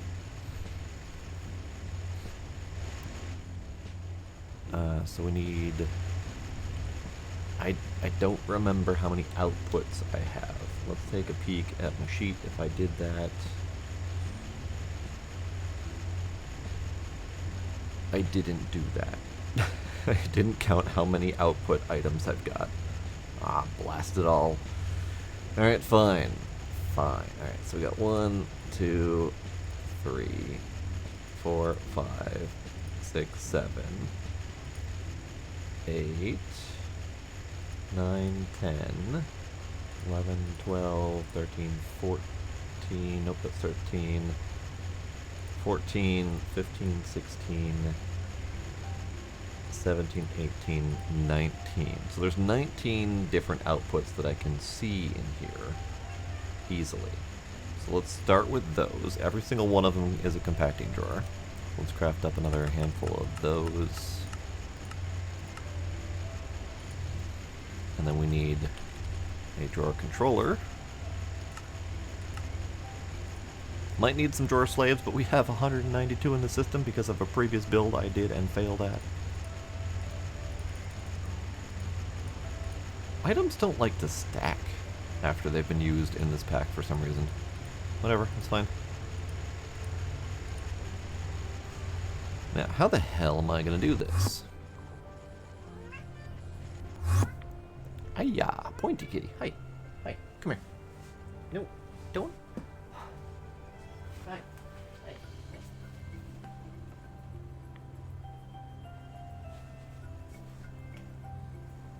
No, no, no, you stay.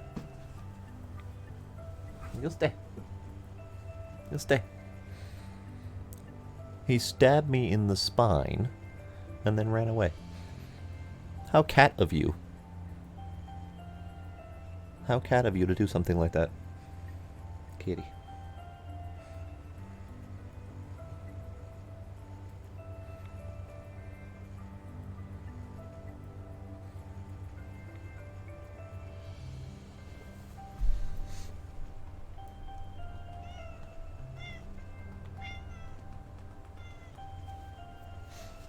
Yeah, meow. Okay, so let's see, what else am I doing?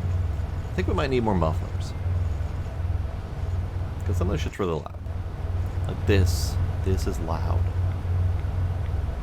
This is real loud. How are we doing on cryothium?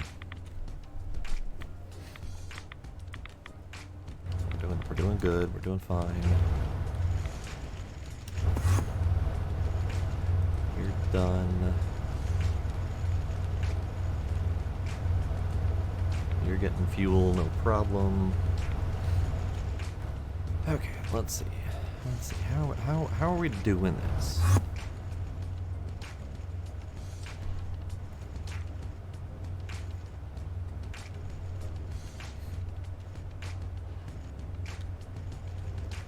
Let's do there for now. Nope, it goes back.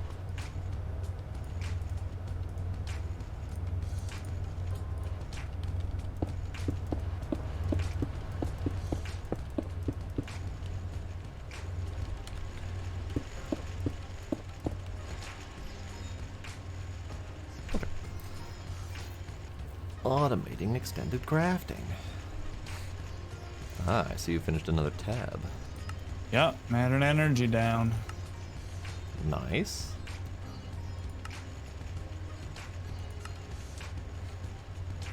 Okay. So we have 5 plus 6 tabs done. So the processing lines I'm not sure counts, but 5 tabs done, and then Genesis I think we need to... Genesis you can't complete because the cake one resets every like 3 hours or something. Right. So we that still one. need to recharge your prospector though. I mean, yeah, I guess that gives you. Well, that's so if you run out, it says right there, available okay. once per hour. So that one resets too. That one also resets. Okay, never mind then. So then we have 6 done. Yeah, we're done with the top 6, and then 7 for processing lines. Nice. Sick. Are you just gonna keep working on completing quests then?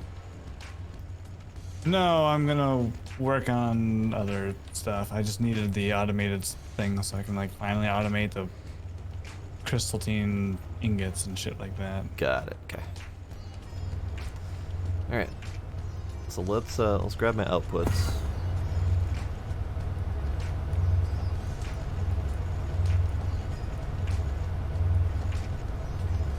Outputs. All right. So you, tiny clump. I don't know if I'm gonna put these in any order. I'm not sure my sanity could take it, but I do need a key. In fact, I don't have room for key at the moment. Here, you go in there.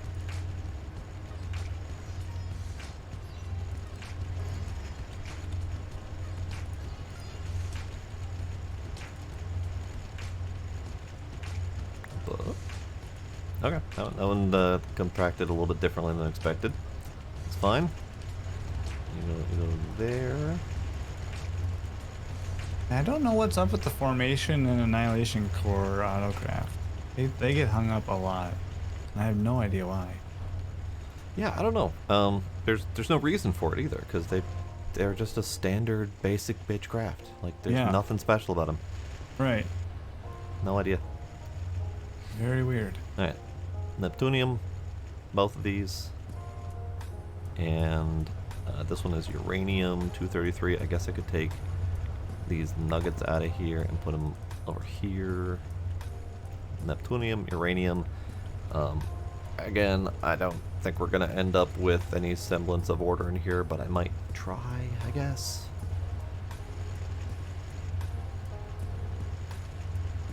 Can always sort them a little bit later. So that's my outputs, and then we need some item pipes. So that's gonna be right here. Oops. This thing digs way too quickly.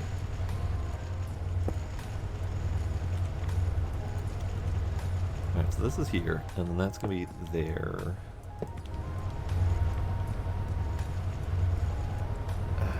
Sure.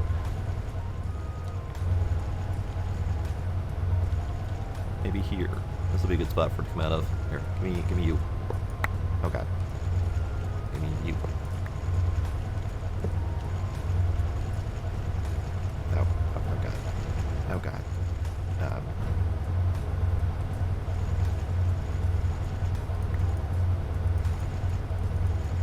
Pocket space. And you go right there.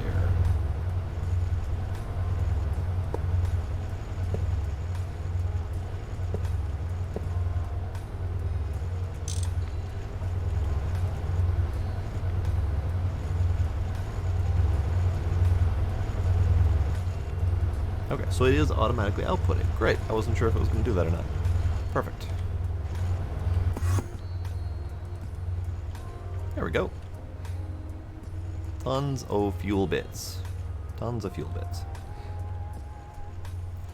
So that means that the fuel output crafting can come from this floor. It's not going to take up there that much space.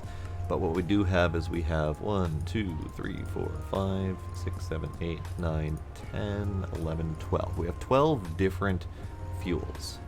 We're going to craft all of them as much as I can. That means I need 12 more crafters.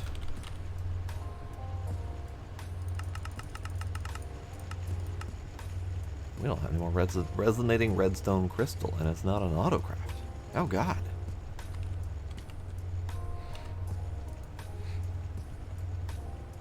Oh god. We never automated that one. Weird. Alright. Ender Shard and Restonia Crystal. We gotta do an automation. Weird. No, some of them just don't make a block. So if we look up the Neptunium 236, We've got Neptunium-237 block, chunk, and tiny, but then only chunk and tiny for the 237 variant. So yeah, it's just there's different usages for each of them. And I think it's because, no, that's not right, because the extractor can turn the block into liquid, but the chunk of, so that's the block of 236, but the chunk of 237 turns into the same liquid at a different quantity. So no idea why there's a difference. BRB? Okay. Yeah, so I need to go back and automate the resonating redstone crystal. I'll need an alloy smelter of this variety. Let me go over here.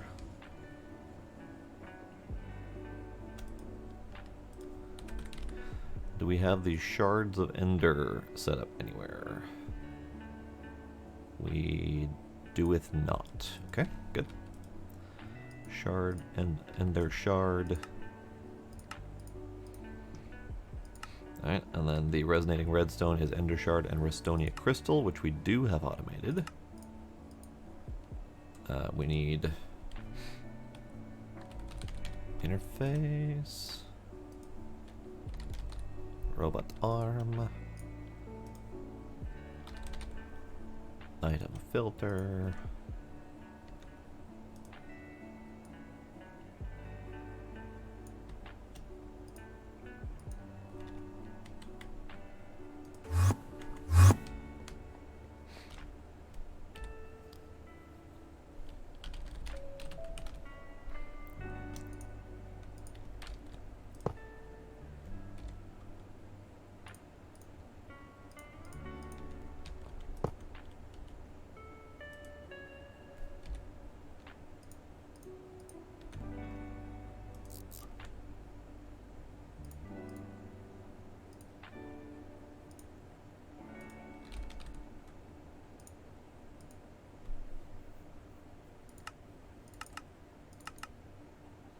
okay. And you do the same.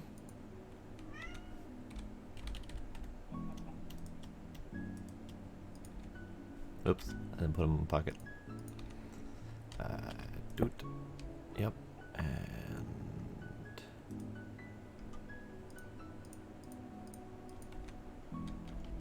doot. And doot.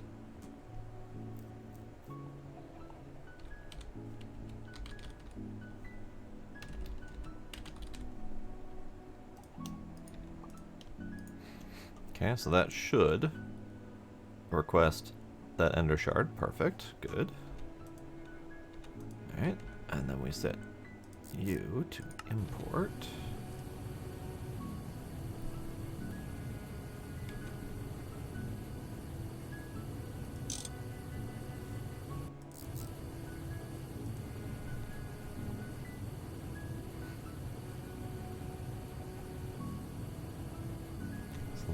That's just crafting always because I did it wrong. I did it wrong. I did it wrong. Forgot I wanted these to be on demand rather than always make. Give. Okay. Oops.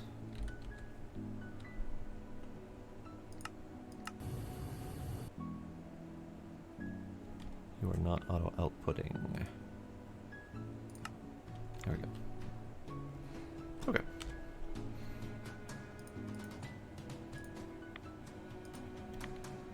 There we go. So now we have the Restonia crystal, or the resonating redstone crystal on autocraft. So now I can request my crafters.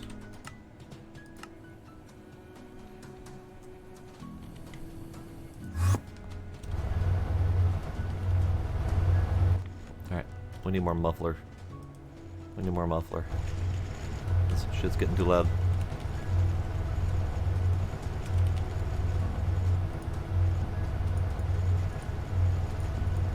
Totally. No, wood. Make wood.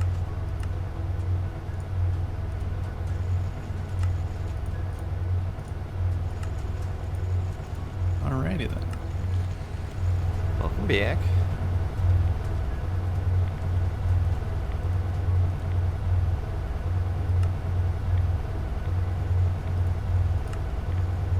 I guess I don't need that, do I?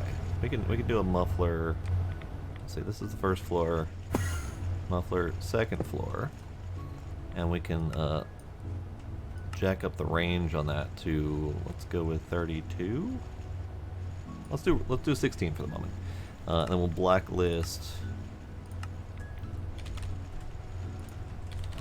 Greg Tech Fire Tick. And then that is the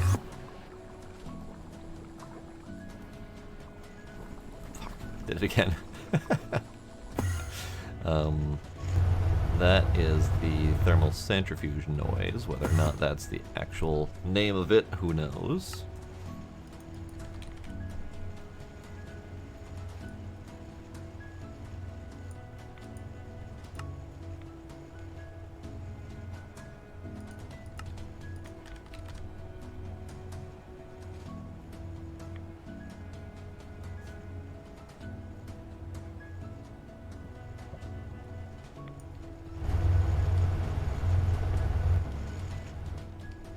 I don't really want to mute everything, but it's getting real loud. God damn, son of a, son of a biscuit.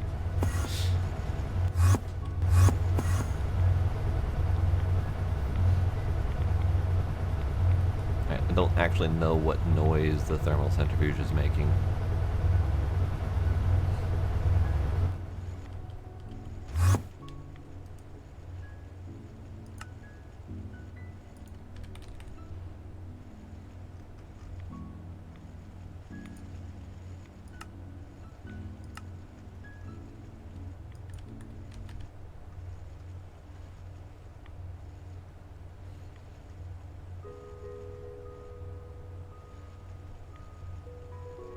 It'll be fine. And this one can go.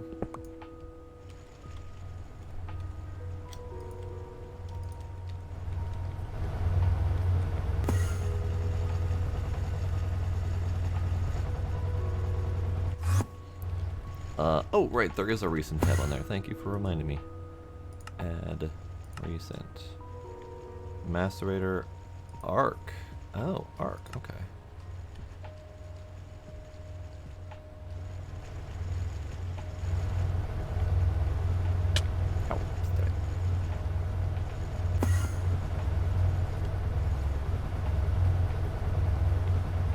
I think they technically have to stop working before it will muffle the sounds. You know what? I've never used Elytra. Ever. Because I've been in heavily modded Minecraft since before Elytra existed. So all of my flight methods I've been used to have been modded flight methods. Jetpacks, or angel rings, or just basic various versions of creative flight method. How are you confused by this concept? Elytra hasn't existed forever. I've been doing modded Minecraft heavily since 1.6. Elytra didn't come around until, what, 1.10? Something like that? So, I've been doing modded Minecraft and used to various modded Minecraft flight methods since before Elytra ever existed. So, I've never had a need to go with Elytra. And all the mod packs that I've ever played have made Elytra a requirement to craft any of the better flight methods. So the only time I've ever actually acquired the Elytra item was to make a better flight method. So, yeah.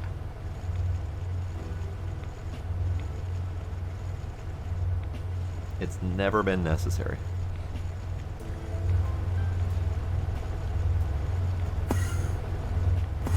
Okay, it'll be fine. It'll be fine. So we are centrifuging. We are centrifuging. It is happening. We have lots and lots of... Oh, God. Oh, no. What have I done?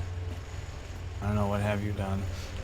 I've been sitting here trying to figure out my next steps, and I had set up the centrifuging for the TBU depleted fuel. Uh-huh. I have 13,000 tiny Neptunium. Gotta cram that through the packager, man. Yep. Well, no, I've got it in compacting drawers, so it's automatically compacting into the larger chunks. So I've got 1,500 of the large chunks of Neptunium 237. And where is this all happening? Okay, so second floor is this centrifuge. This is the TBU centrifuge. Yeah. And then up one, where that pipe goes, okay. is the compacting drawers, which I need to lock, by the way. Yeah.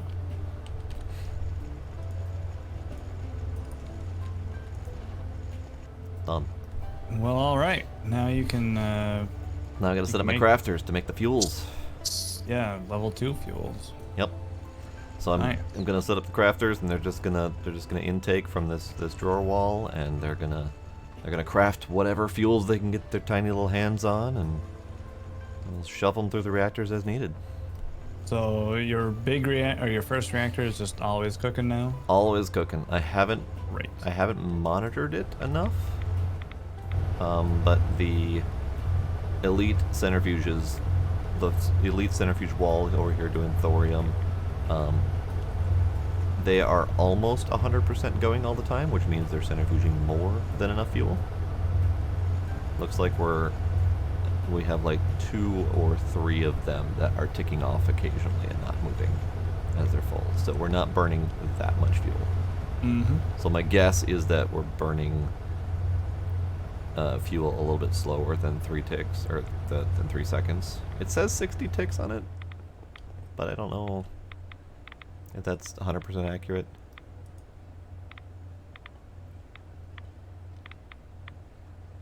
I don't remember where we saw 60 ticks from. I remember it being visible as a 60 tick number without it ticking down. You mouse over the energy stored bar. No, I mean like when I think we were able to see 60 ticks remaining when the reactor was off and it was a fresh pedal of fuel that was put in there. Yeah. Yep. So that's 60 ticks. So whatever's going on over here that's not requiring all of these thermal centrifuges to run all the time. Whatevs, I guess. I mean, having 2 or 3 of them with a 98% uptime or whatever is... Yeah.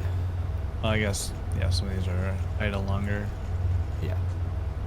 But They're idle occasionally, and I've only ever seen 4 of them idle one time, like just now. Right. So there is an overage, which is great. Yeah, I mean, it's not an underage. It's possible it just needs to clear through the backlog of stuff. Okay. Very possible, yep. It's like you've got a bunch of Do have a lot of thorium backlog. in the machine here. You do have a lot of backlog. So once it clears out of the backlog, it might, be running more what we expect. Maybe. But we'll see in like an hour or 2. I mean, technically, your calculation has 21 of these things running to keep the reactor going at full tilt. Yep. And if that's the case, we're never going to clear through the backlog because it will be running at equal pace. Well, unless I guess. Unless, So this is doing. That's doing well over. This is doing 4 every 4 ticks. I think things are going to be a little weird here. But with the percentages, I don't know. We'll have to see. Yeah. Again, because also the thorium drop is a % chance. So That's true. Yep. it could go through a little while of black granite crushing and not get one. So. Technically true. We'll have to see. We'll have to monitor where it fails. Yep. But if anything, it's just going to fail with lack of fuel rather than, meltdown. So that'd be cool. Right. Unless, of course, the coolant starts failing. How long has that been running right now? Did you just turn it on, or? No, it's been on for, I don't know, 15 minutes? Something like that. Okay. And we're still at 2048 blizz rods in the thing here. Okay, well, that's good. I mean, I'm only running the one reactor at the moment, so I haven't. Right, but that's the one that's ones. going to be going always. True. I don't know if the coolant consumption is going to be any drastically different between the reactors. That's the only thing that the numbers don't show me anywhere is how much coolant they're going to burn. Oh, yeah. So the hotter reactors will likely burn more coolant, but you never friggin' know Yeah, because nothing tells me. Yeah. So we're just fair. gonna have to find out. Ah, it's raining inside my reactor room. Quit it. Oh, that was a half a second rain. What the hell happened? Yeah, that's been happening recently. It never like straight up downpours anymore. It just like flickers rain for just a second and then goes away. I don't know why. Weird. Yeah, I mean I'm cool with it. Helps the bit rate, but Yeah. I mean, it's behaving like we've got a rain sensor and something to turn it off, but I'm pretty sure we don't have that. yeah, I don't even know if like is the weather controller in this pack. I think Draconic's got one. Well, Ender.io has the weather obelisk, and Draconic's got that thing that changes the what's that called, the celestial manipulator, I think. Yeah, Which that one. doesn't have a recipe, so. Oh, okay. Apparently, we're not allowed to manipulate the celestials. That's a big netty no-no. But Ender.io can do it, unless there's no recipe for that one too. Ender.io can do the weather obelisk. It can't change time of day and stuff like the manipulator can. Lame.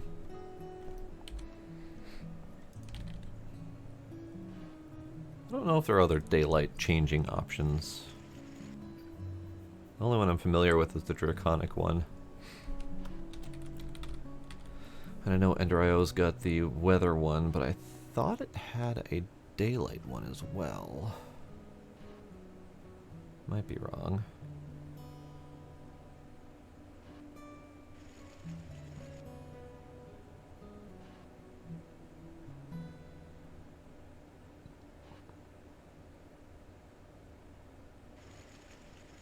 We've also got a second Naquita EBF available. Nice. At what point do you think we're going to need the other the other metals from the alloy blast smelter that I haven't set up yet? I have no idea. Okay. Well, if that ever One day, comes to like, pass, let me know. Yeah. I do wanna. I hate to even think it and say it, but I want to rebuild the ore processing with all the giant blocks. You know, And like Greg yeah, duct and things like that, just to slam it all through much faster. But yeah. I've been thinking about that, and that's part of the reason I wanted to make the alloy blast smelter materials, because almost every single one of those goes into the multi-blocks. Right. So Like the haste alloy, the ink alloy, all those go into the multi-blocks. So at some point we're gonna need those cooking if we want to do that. So just a thought. I thought you were gonna say, and I know you just said the rebuilding the ore processing, which is a chore, but I thought you were gonna say rebuild the base in the new building. no. No, everything can stay where it currently is. Okay. Until we decide to move it all. Right. Yeah, Right. I think for like the multi-block setup of the ore processing, I think I want to do like one chunk per section of that chart.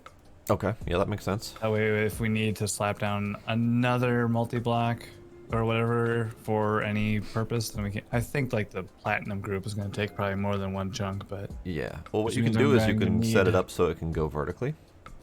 So if you need, 7 or 8 stacked centrifuges, you can do that. yeah, but that's just going to require at least 12 chunks.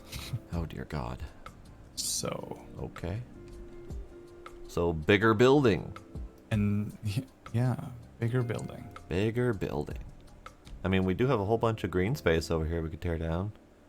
Or we've got this whole city block over here that's unnecessary. Just arch the whole building over the road. Let me work on / maybe finish one building first. But that you gotta plan ahead. Yeah. Like, for example, if you're gonna need 12 chunk spaces, you don't have 12. Well, you barely have 12 chunk spaces here. Yeah, I got 12. I can just slap her in the basement here. You and your basements. I mean, that could be what the basement is. You and your basements. Big old chunky machinery.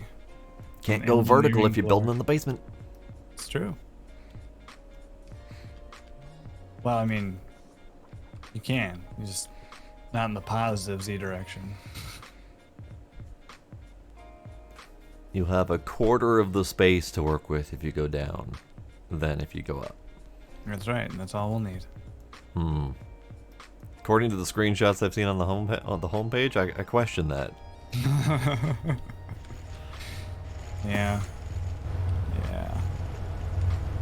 Alright, so my muffles But haven't I'm happened. going to set up a ludicrous voltage chemical bath because I'm going to need that to make all the concrete that I need for the building there. Yeah. So that's what I'm currently working on trying to make. Centrifuge. Fine, we'll just fuck it. Just add And all it's of just them. gonna drain our sand and gravel reserves. That's fine, we can make more. Yeah. Ow, step it.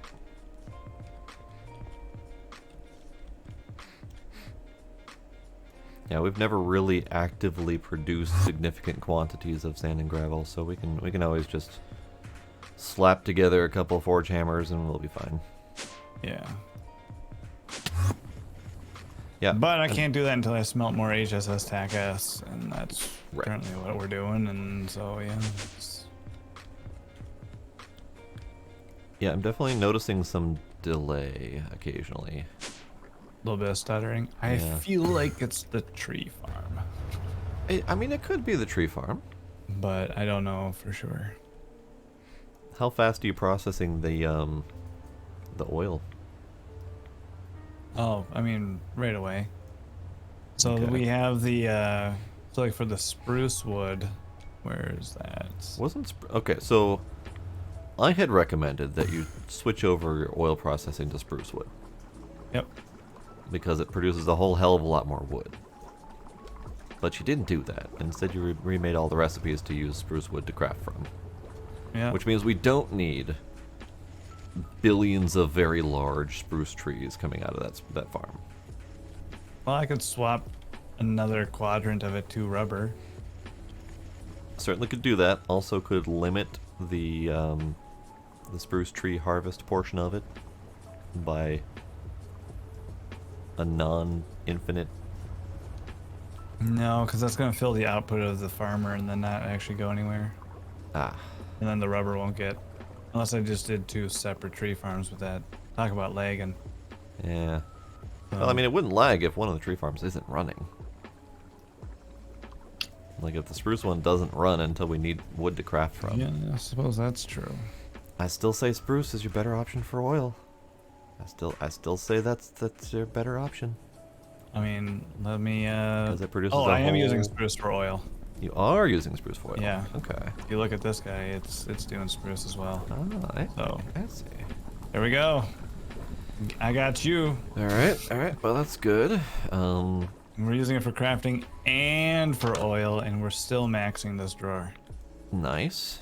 So, I think we're alright. Um, Don't know where the rubber wood's going, though, because there's none in the network, but... it's a good question. That's a very good question. Did you not have another oil thing set up somewhere?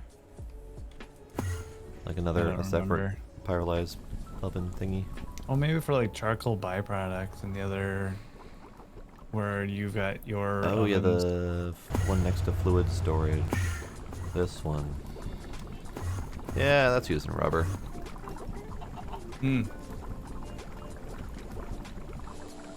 we need rubber anymore? We need this sticky resin from the rubber wood because I'm pretty sure that's what we're using to turn into the rubber. Right, but do we need that anymore? Because all of our rubber needs can be solved by the poly whatevers. I mean, do you want to switch over all of your patterns for like the tin cables and stuff like that? It's already done. No, the cables, no, those aren't done. The cable processing in the machine room is done. That's already using non-rubber. That's using silicone rubber currently, which we could switch out to whatever the next one is. I think that one, I think PBI is the next one for that. I think. I don't know. Let's see.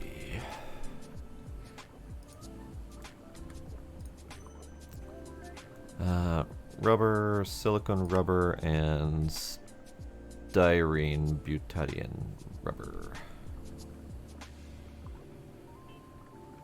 So those are the 3 tiers of rubber. So if you're making the styrene in any reasonable quantity, I guess you got that done, right? Yeah. Yeah, looks like we got that in nigh infinite, so that could be switched over. I don't know if we need rubber for anything else. Because anything that can use things like rubber rings can use the other varieties as well.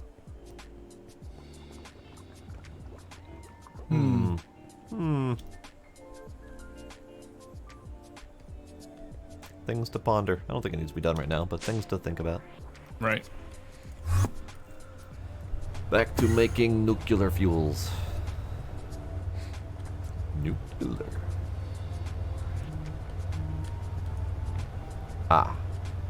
I see. God damn it. Oh dear. Alright. Alright, one more up. So this one is full. This one is full, which means this is full, which means we're not getting any more processing done. So I need a solution to that, and I don't think the solution is to void it yet. I think the solution for right now is going to be craft it all into other fuels. So let's do that before I start thinking about voiding shit, because I don't think that's a good plan. I wish that compressed down a 3rd step, because that's one of the reasons that that's holding off so much. Because that... server die? No. I just got a waiting for server when looking at my drawer. I mean, I'm still logged into it. It's more of a serious lag spike. Hold on. Yep, I'm dropping frames like mad in OBS. Hold on. Comcast, please. Oh, you're roboting?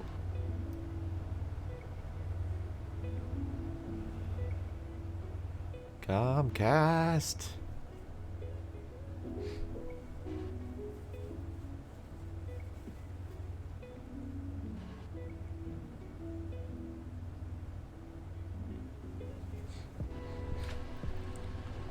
So as I was saying, while we wait for him to fix that problem, this one can compact to the U-233 clumps, and it can store 1024 of them.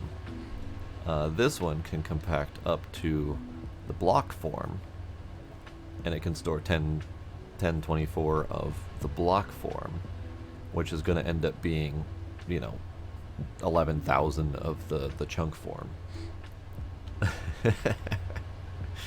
Yeah, one of the better points of moving away really far away is not having to deal with Comcast anymore.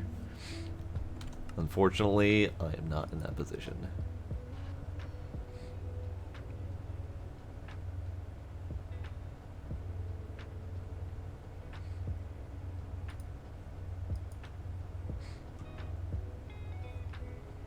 Is Pine dead?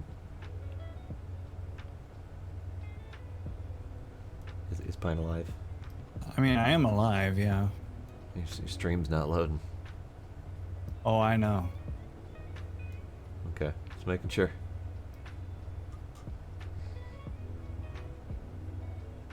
It's 100% a Comcast thing right now. Cool. My upload speed is in the toilet.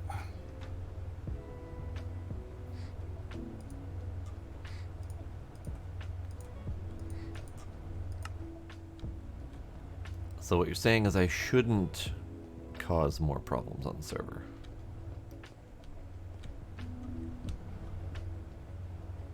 And he's gone. Maybe. Hold on, let me go investigate something quick. I'm getting waiting for server looking at gray terracotta. That's a problem. Nice. All right, I'm gonna burp quick. Hold on. Okay. Now's a good time for me to burp too. So, BRB.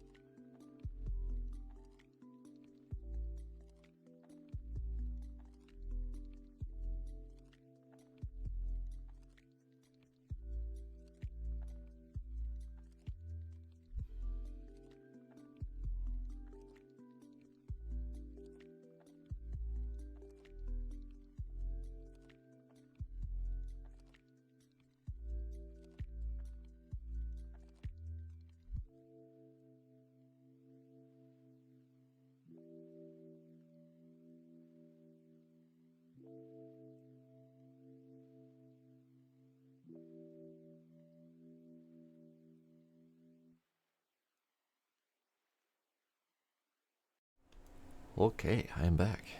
Server is not, but Pine is rebooting his router, so we'll see how long that lasts. Forever. Forever. I haven't done it yet. Oh, okay.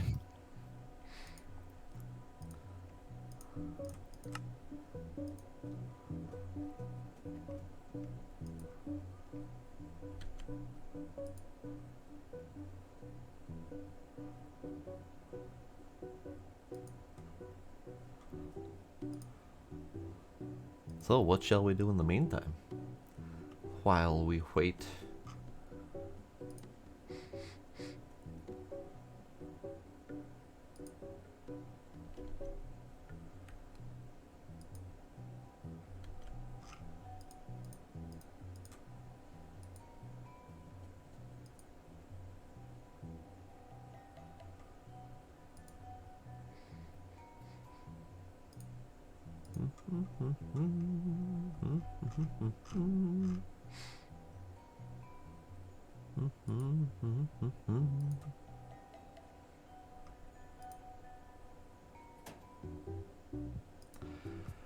Let's take a peek at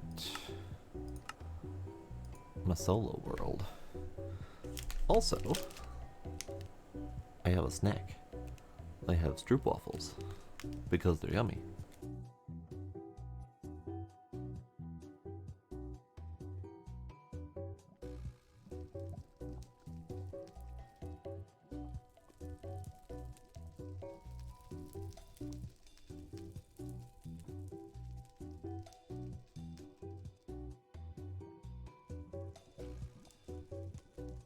They are not an ideal stream food because they're a little bit hefty. Am I eating them correctly? Oh no. Are you talking about trying to split apart the layers? Because that ain't happening.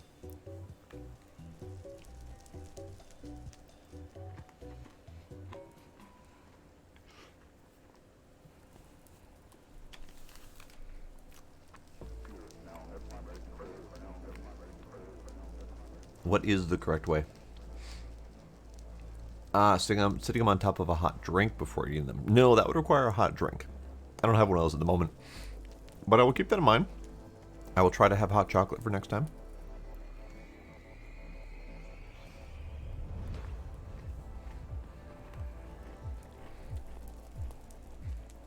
So this probably looks familiar. It's my fountain. That was my planned nether version. But turns out we don't need it. So,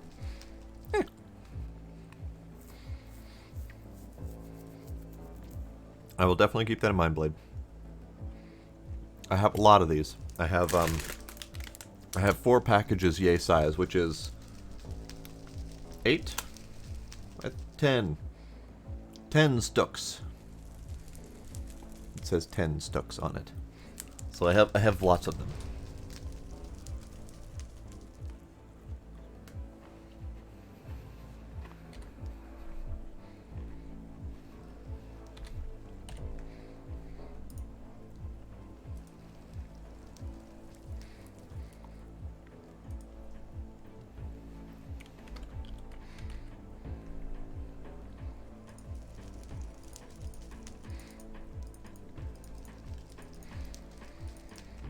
Clear up my inventory a little bit here.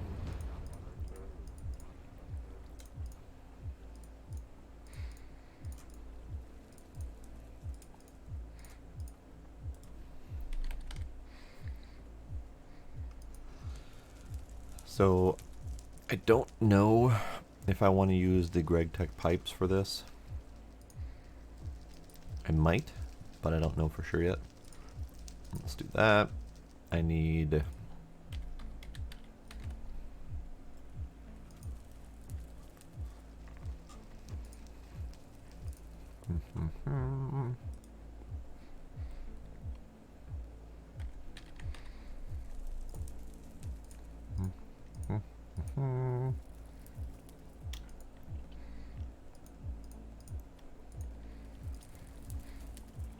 I think we need several chunks, perhaps.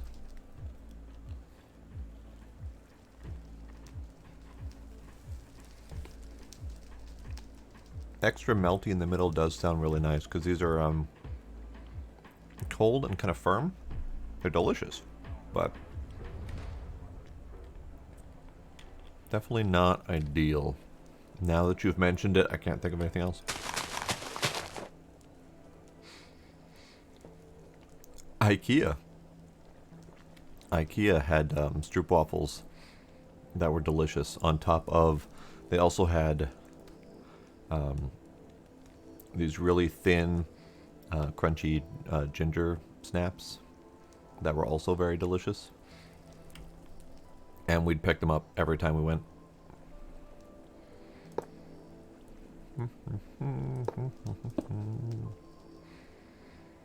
Hello? Hello. What? Dzień dobry? Da? Almost. Yeah, I don't speak Russian. That was Polish. That's how much I speak Polish, too. Apparently. I see Blade said setting them on top of a hot drink before eating them, and I can only assume it's talking about stroopwafels. That is correct. That is my current snack. That is my current snack, yes. Those are pretty good, and you should heed his advice. I'm planning on hot chocolate for next time. All right, server's rebooting. My upload speed is better, but it's not where it should be. Okay. So you should be able to reconnect, but I have a feeling I'm going to have to yammer at a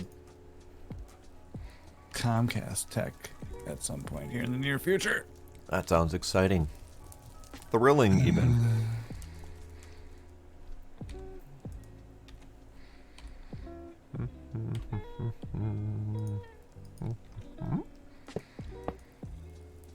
Alright, see if you can connect again. Alright.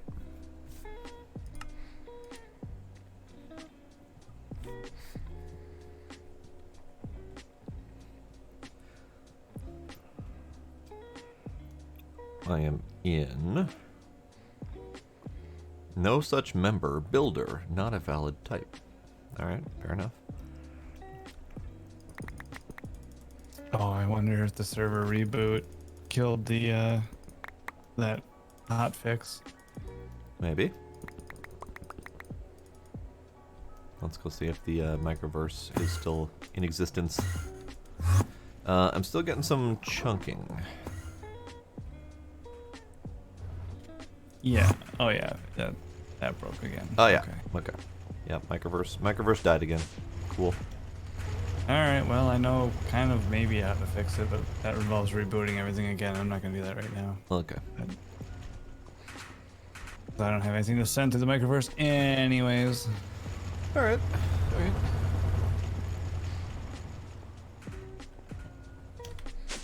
So I think we're stable for the moment? For the moment. Stop it. It's a shame I don't have an insulator that I can put on there. Maybe there is.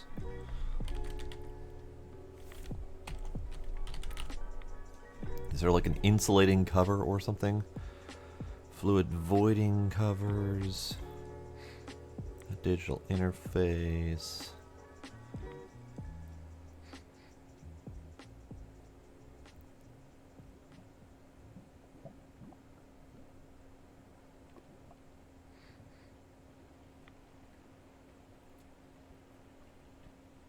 Nope, doesn't look like it.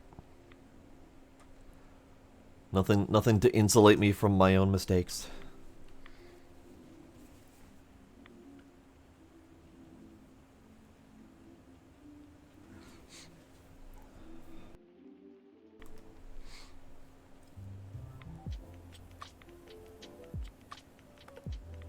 Paige, getting sidetracked is the name of this pack. Like, literally, it's...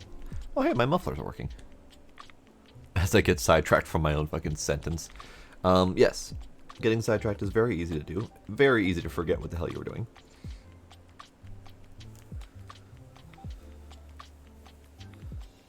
And same statement to you, Blade. For different reasons. Getting distracted watching other people stream is also a problem. God damn it. We have too many things over there. I need to point a different direction. Alright, I was going to... here. Okay, so this. We need to use these things to make stuff now. So now we need a line of crafters. And the fuels are mostly going to be going over here. So a line of crafters right here maybe would be fine. Probably.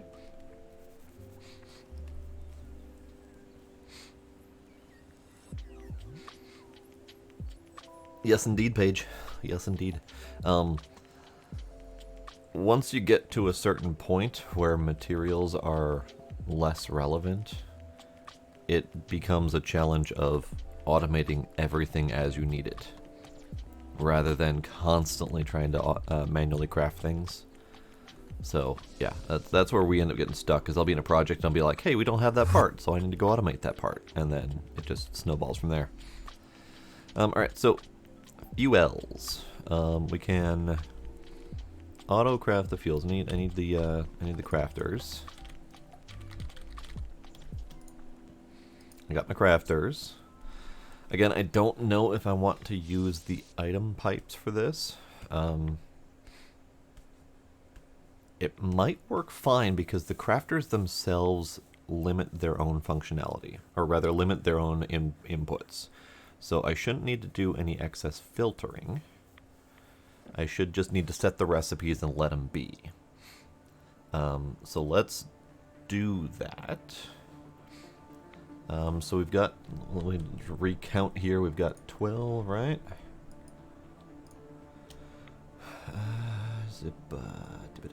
To count is 12, yes. So we've got 12 fuels to work with here. And I think I'm just going to set the recipes for all of them right now. I just need to figure out how I want it to be laid out. So what space do we have here? 1, 2, 3, 4, 5, 6, 7, 8, 9, 10, 11, 12. We got 12 here. So if I wanted to, what's up? Well, you know. Just wandering, exploring. No, I need your jelly cryothium. But no, that's mine.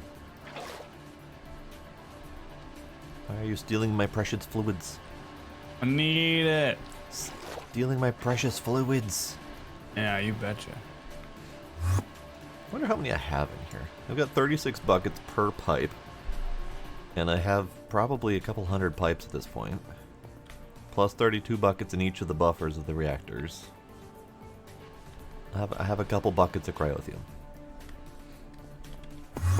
Which is why you can spare some. I guess. Alright, so if I were to start crafting the fuels, line of 12, I could put them like right up here, but I'd run into a problem here.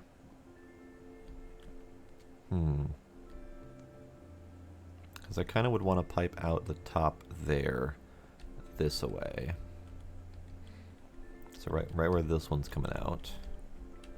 Here, let me help visualize that.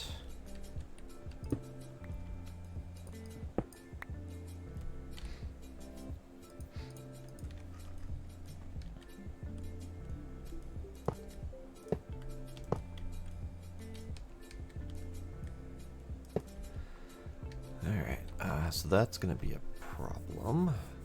Forgot with all of my extra piping here, it's I didn't design these reactors for additional piping. I designed the reactors for the coolant only. I didn't design for the fuels and whatnot coming in and out of here. So what I'm going to need to do then is I'm going to need to item up, and I need some of these.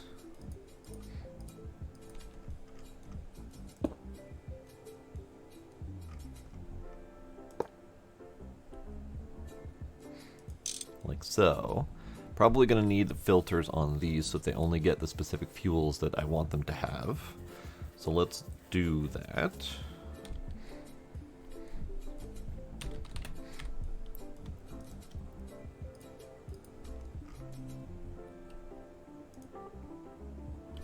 That needs me a screwdriver. Filter insert. Yes, here we go. So the filtering insert, this one is taking LEN 236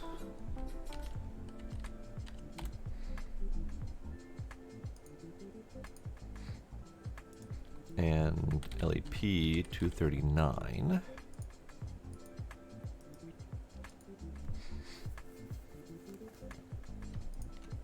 Okay. And then we out. This is where the piping is going to get real funky real fast. Because I'm going to need to pipe out from here. It's probably going to having to go this away. And then in here, I'm probably going to need to... Ow, stop it. Probably gonna need to bring it back down here and or here to centrifuge it out. So we're gonna have some creative duct work, I think. I think that's gonna be a challenge. I don't know how yet, but we'll figure it out. I also need to get it down here as well, and that's not even the right filter. Son of a bitch. You're not even the right filter.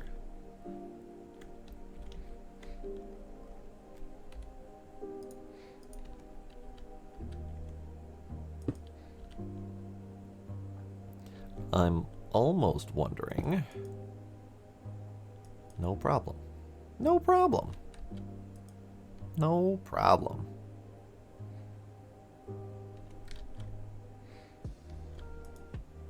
Extra controller. Extra controller?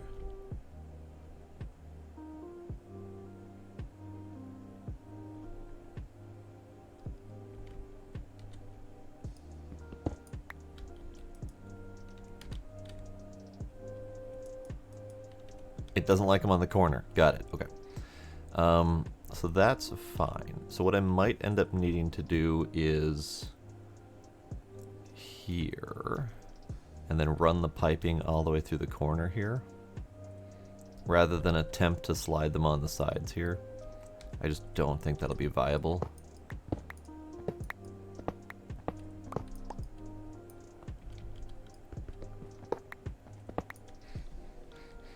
So then we'll run the piping along this corner, and then filter the items in through here instead. I think that'll be more viable and more clean. All right, so let's catch up on chat. I've been distracted.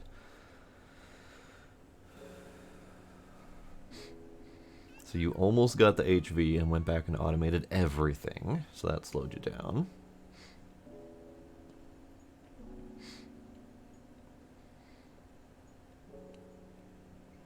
Paige was making a mending book.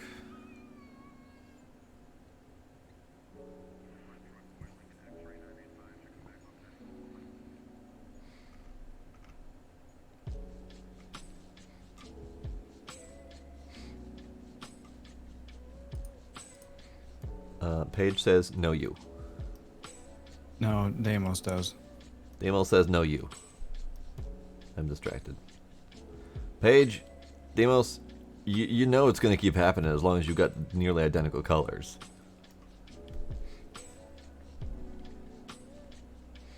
You two, I demand you be different.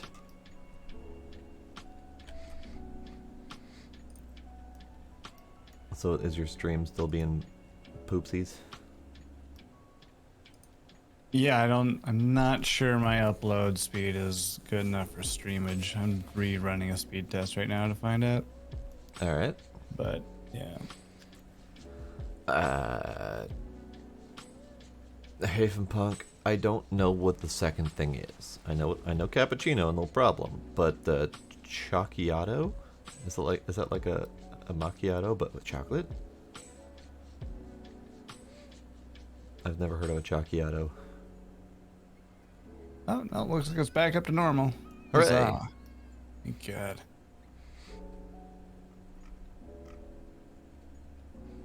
But if it's being finicky, who knows if it goes down again. So just brace for hiccups.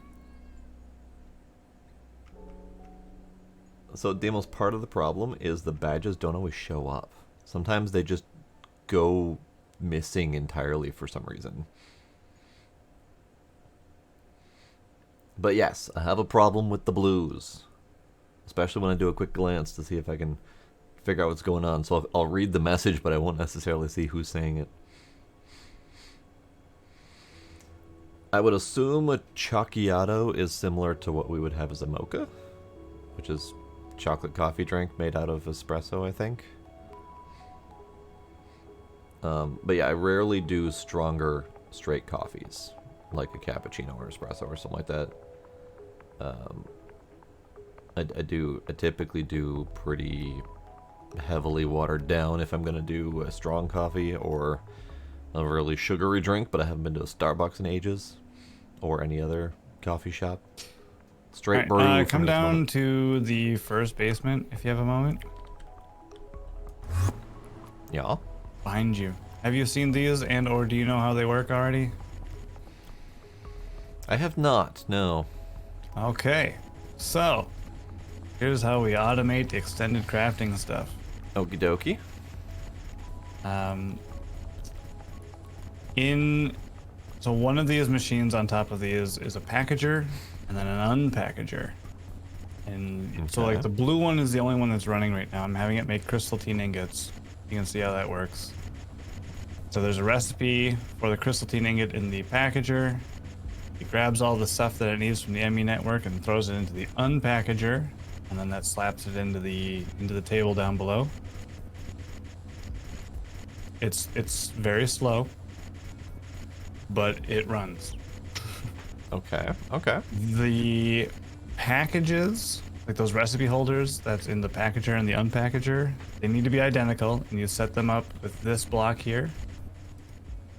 Got it. And they can hold, up at the top you can see the encoder with all the recipe slots. Mm-hmm.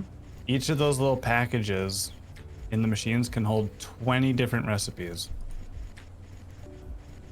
Like the Yep, package recipe holders can do multiple recipes? That little guy can hold 20 recipes, yeah. Okay. So if you... here, let me... Actually, yeah, grab those out. You'll want both of them. And then you slap them there, hit the load button. And you'll see it. Yeah, okay. Recipe slot 0 is the crystalline ingot. Yep. So then if you want to make a new recipe to add to it, yeah, you select the next recipe slot over. You choose which table it's in by like the change recipe type button off to the right. Which, since this is going in the blue machine, you probably want to keep it at elite. And then you just find a new recipe, you add it in there like you do any other pattern, and then you hit save up in the upper right. Okay, okay. So crystalline, we got the Guardian helmet. The Ender Dragon helmet. Probably not needed to autograph those. Sortities. Hey, there's one. Tier 3 microminer. Sure. Okay. Now you got that there, and you hit save to save it. Yeah. And then you grab the package back out. You put one in the packager, one in the unpackager, and now if you search in the ME network for the tier 3 microminer, you'll see that you've got the ability to craft those. Nice. Very nice. Yeah, I don't think this existed in any pack I've ever done before. Yeah. So eventually, I mean, because of how slow these go, you can see it's picking back up on the crystalline ingots, and it's like 10-ish seconds per ingot. Yeah. It's really slow.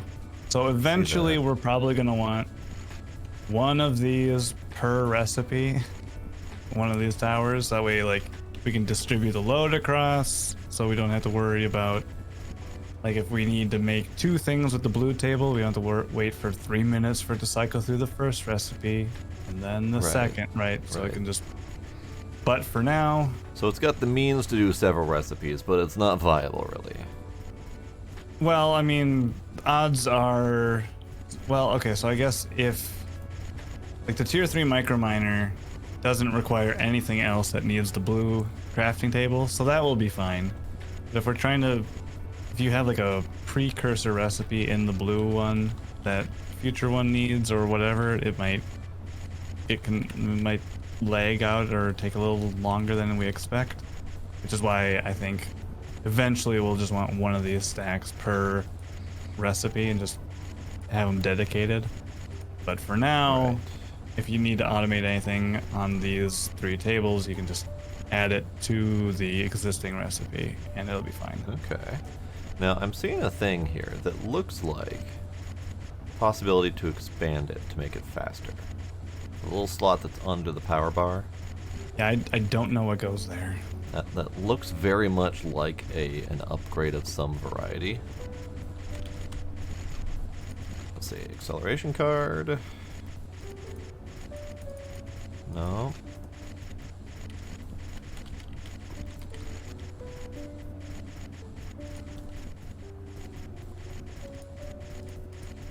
Capacitor, no.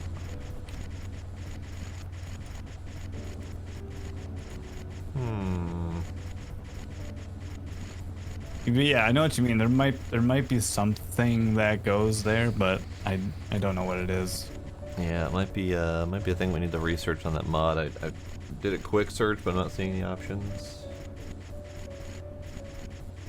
Yeah, I don't know.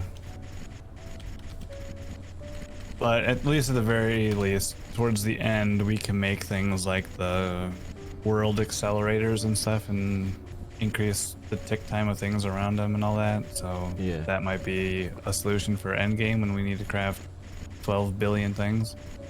Right. Yeah, But we might just need a huge array of these things if we can't upgrade them to go faster. yeah, also that things that we use a lot of, we'll probably need a couple of these machines, but they're kind of a pain in the butt to make right now, but they'll be fine later. Well, actually, they'll be easier now that I have the crystal teen ingots automated. Yeah. That was the worst, one of the worst parts. Hated that. Well, at least it's now automated, so you don't have to worry about that part anymore. Right. Are the Nether Star nuggets all automated? Sure are. Sweet. But Alright then. yeah, so that's how these work. Fascinating. Fascinating.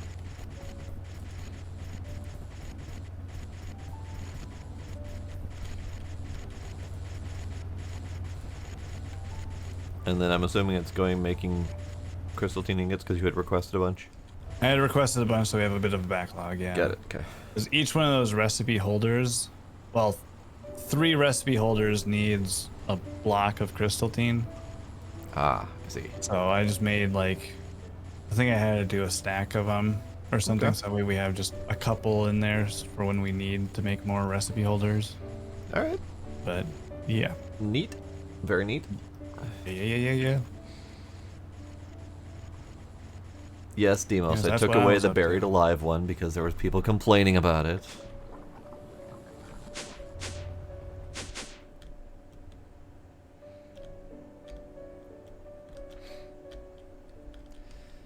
Alright, so back to figuring this out. So we got this line here. Could be an out. Yeah, okay. This works. Alright, so we'll start here.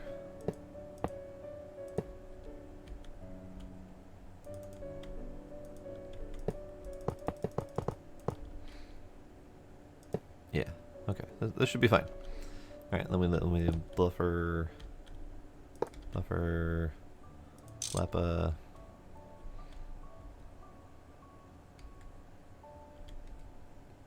Yeah, this will do, okay. So then, Nyarf here.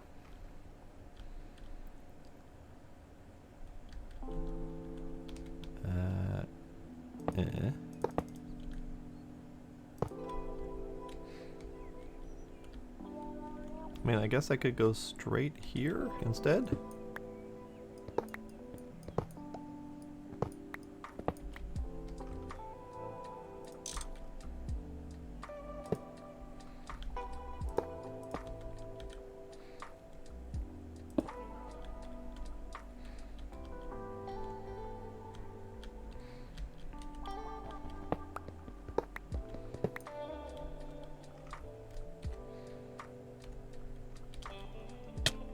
Ow, stop it.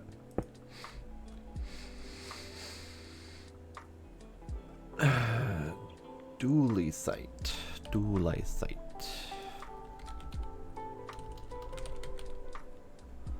Dualisite. Dualisite. Okay. So dualisite turns into dualisite. Sphalerite with a secondary sphalerite output, which is zinc. Another secondary sphalerite, a little bit of europium. Okay, that's a higher end material. Some dualisite, more dualisite. So dualisite, which unknown, sphalerite and europium. And then dualisite turns itself into dualisite dust, which can turn into duranium with an electrolyzer. Okay, duranium's good.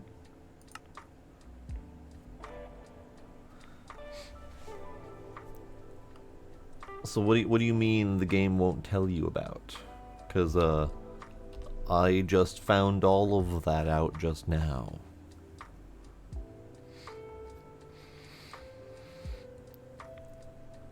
Yeah, I wouldn't worry about that. I wouldn't worry about finding the best mining speed option and then tracking down dualisite, etc.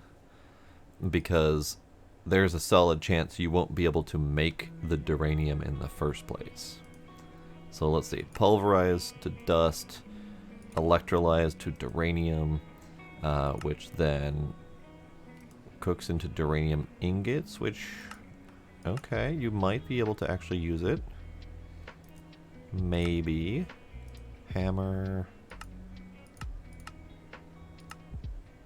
Okay, maybe. Maybe. But you're looking for the ore itself. And if you're not getting the ore itself as an option, it doesn't exist. So that's why you stop looking at things that you can't have and look at what you do have.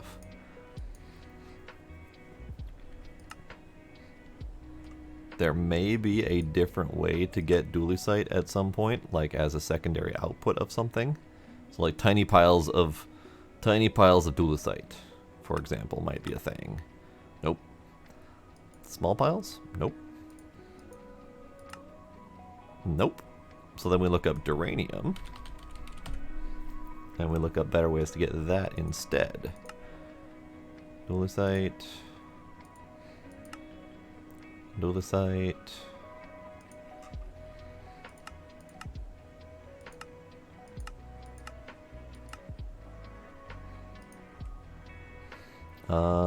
Fusion.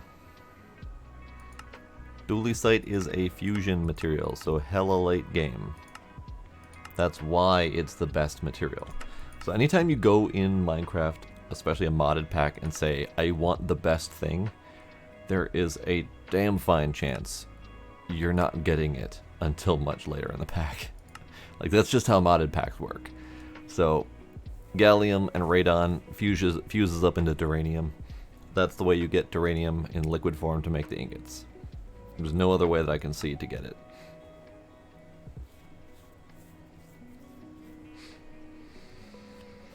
And steel is a solid option. And steel is definitely a solid option, especially if you can make it in bulk. Yeah, I would not recommend going down the rabbit hole of saying, I want this specific material, and then trying really hard to get it, because you can end up investigating every single material, and it's pain. Alright, so what I think I need to do is down one. So if I do these here, and then we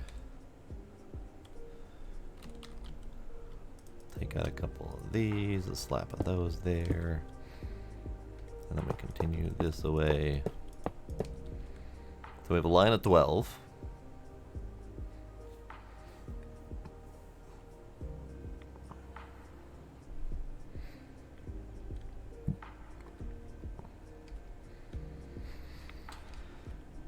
Yeah, I would say in terms of drilling and whatnot, your efforts would be better spent working towards getting materials through methods other than mining.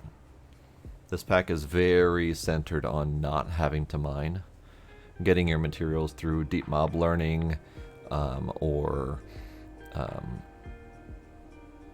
ore drills, or like the actual like automated ore drills, or buying ores as you need them to level up. Because typically you only need to buy a couple stacks of an ore before you never need to buy more of it. There's been a couple cases where we've needed to buy several stacks of an ore that we've had a hard time getting, but it's not terribly common. Okay, so doobity, doobity, doop, doobity, doobity, doobity, doop, doop, doop, doop, doop.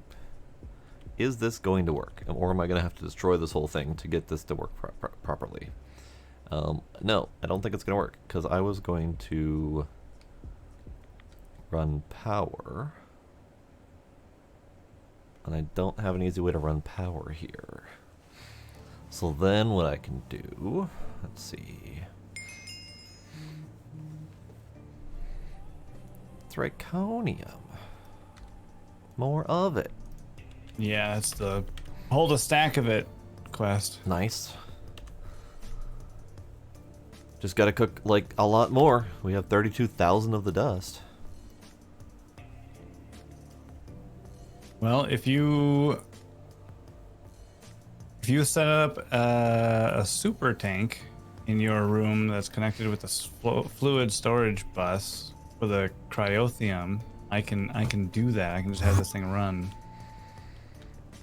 And risk running my reactor dry? I'm just saying that's our slowdown, because it takes the gasoline to smelt with, which I'm already making infinite of, and I don't have.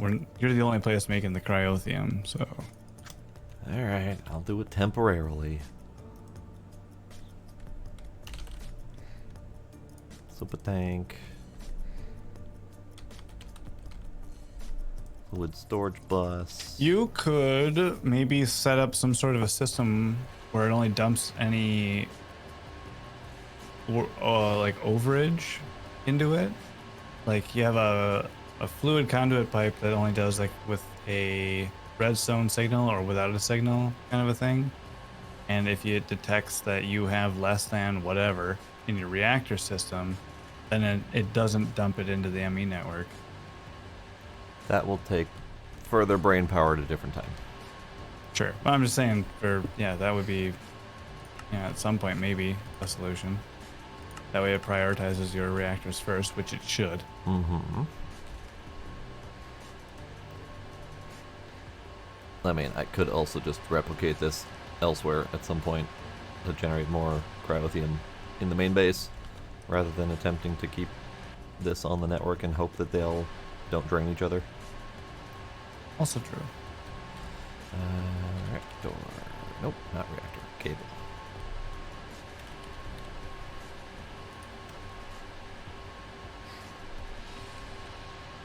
I also need...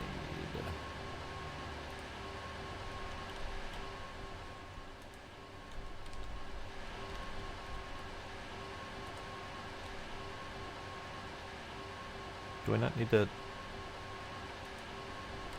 Do I not need to screwdriver this? Now it lets me screwdriver it. Weird. Okay. So doop doop and doop doop and doobity doopity doop.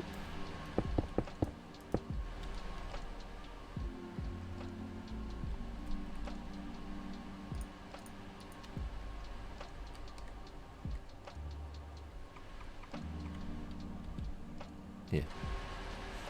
Alright, cryotheum's available on the network. Dang, nice. Alrighty, Haven Punk. Thanks for hanging out. I will try really hard not to melt down my reactors. I think Pine will try his damnedest to melt down my reactors. But we shall see. We shall see which one wins the battle. Okay, so I need to figure out how to wire this all up. If I take these out...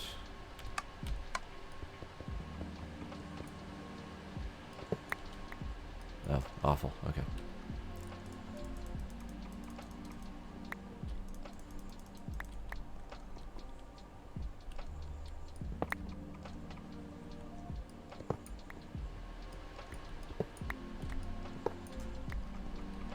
And instead, go down another block.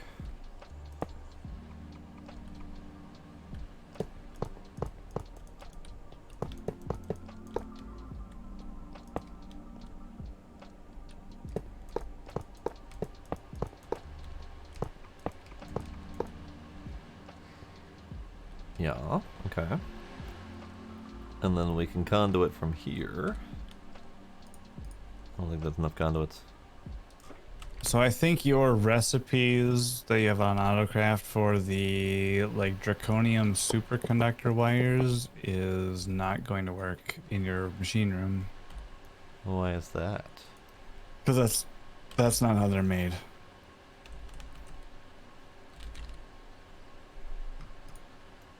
So which one is that? The Like draconium. the draconium superconductor, the white one. Like if you look at the 1X, they're made in a vacuum freezer. Oh.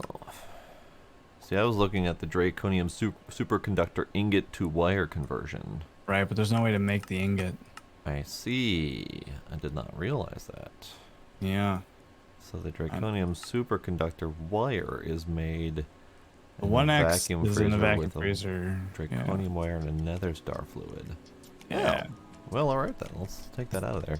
I think the 4X and stuff can stay in there because I'm pretty sure that's probably just slapping four ones together. But I was only looking at that because the flux plug requires the draconic superconductor conduit. I'm like, I wonder if I can make those, and technically yes.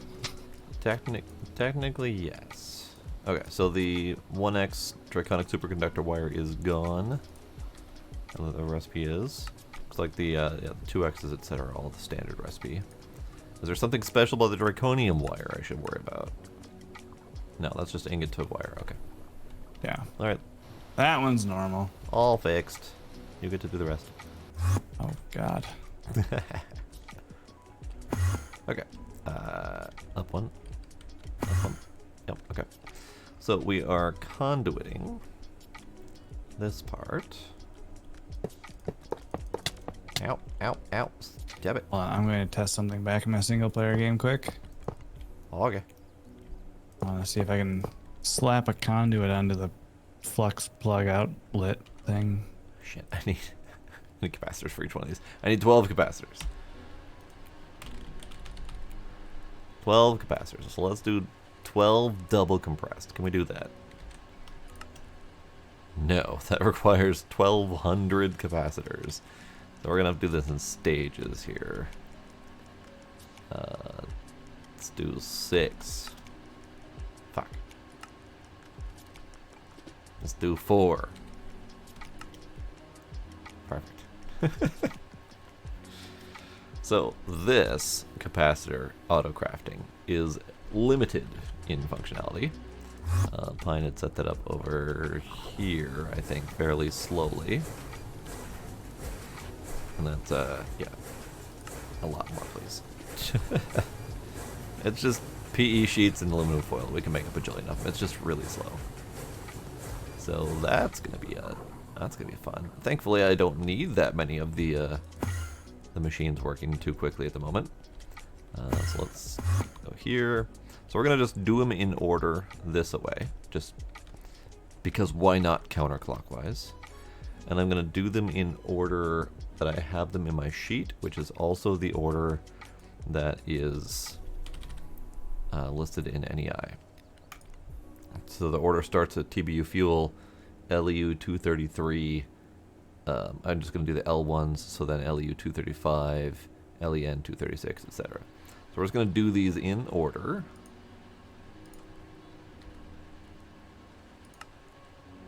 Oh. Interesting. That didn't work. That specifically requires their uranium-238 ingots, but it sorts it to the uranium-238 nuggets. Can I even make those?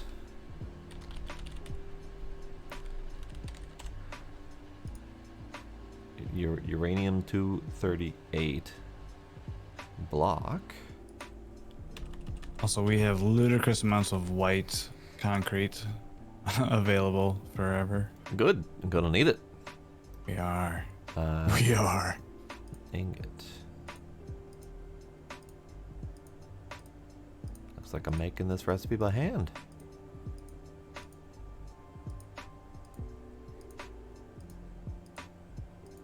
That's weird. A little bit weird. Okay, so uranium-233 and a bunch of 238 ingots. So we've got the 238. We got 235 ingots here. And then we've got the uranium-233. So the 238 ingots are in a later process. Also, I'm gonna do this. That's fine. Oh, okay. Oh, are you building now? Yeah, I figure I may as well at least start covering all of this in white brick. Alright, good luck. Again, it's going to be mostly blocky right now because I'm going to have the walls extra thick on the exterior for the design elements there. Got it. Alright. So it's just mostly going to look like a giant rectangle for now. Oh, okay. I will try not to judge you until later. Perfect. Alright, and then the next one is LEU 235. That's the one I can make. So that's 235 ingots and 238 ingots, which doesn't carry over well. Nope, that's not the one I can make right now. Okay, that's fine. Uranium 235 ingot, nugget. A little bit obnoxious that this happens. Is that 238 and 235? Yeah. So 235.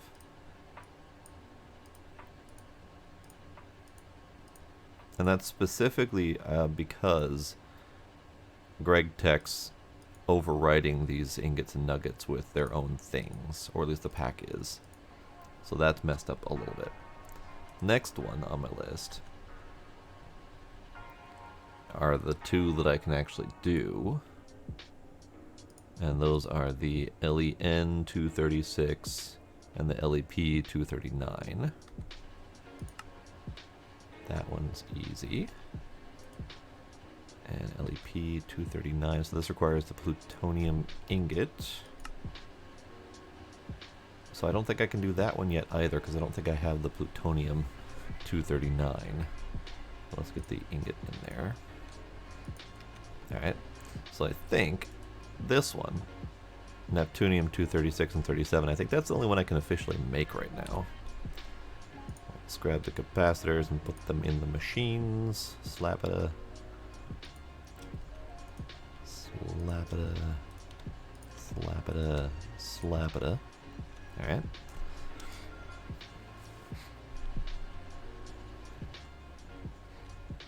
Okay.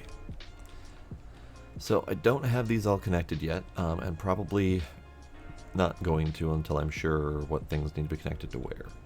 And all of my reactors are filtered properly. But let's see about getting this stuff up into here. I think the easiest method would be probably a slave here, and then piping going under here.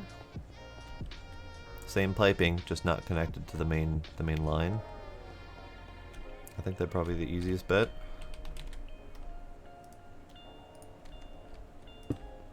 Slave, pipes.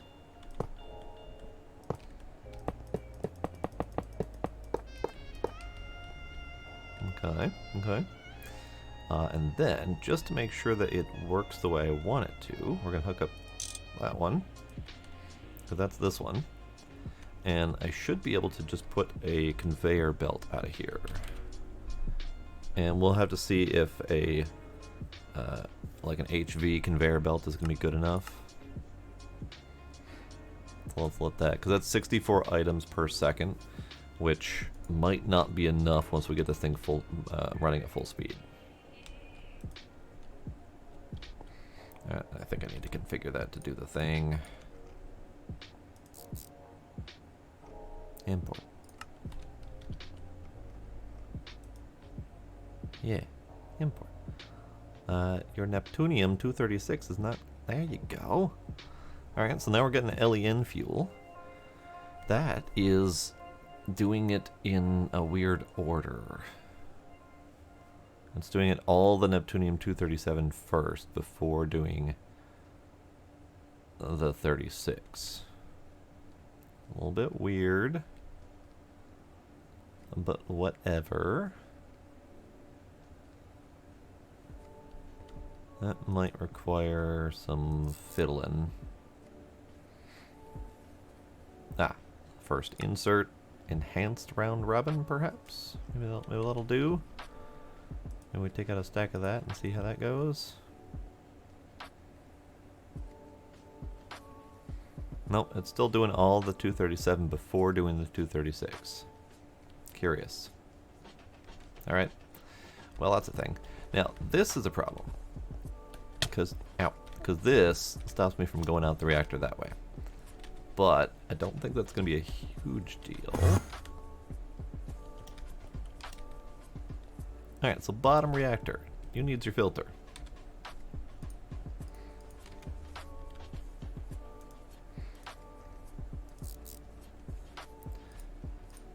So that's the LEN 236 and the LEP 239 going into this one. Okay. Okay.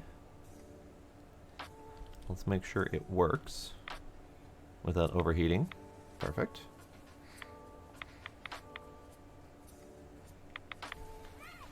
Now this is the 36 heat per tick fuel. So the heat overage is pretty high at minus 39,000. The 40 heat per tick is going to be a much narrower margin. But we're doing depleted LEN 236 now at a high rate. Wonderful. Now I need to figure out power transfer, because I got the item transfer coming through here. Power transfer is going to be through these things. Nope. Get out of the pocket. These things are going to be where the power transfer is coming from, and I need several of them. How are we gonna do this? This might be one of my few concessions to basement, but even that's gonna be difficult to work with now that I think about it, because I need several of these connectors per, because the Signalum max output is 524,000 RF a tick, and some of these reactors are going to be putting out several million, so I might need at least 4 to 8 connectors per, which is fine because that would just be an entire row like this of connectors. But then I need to put that power somewhere, and I need to get it from up there as well. So we're probably going to have to outrun a power cable this way, and then we might need to go down and then figure out where that goes from there. Might be one of my few concessions to underground, but we'll see. I might be able to. Actually, that wouldn't be so bad. That wouldn't be so bad. Let me grab more Signalum conduits.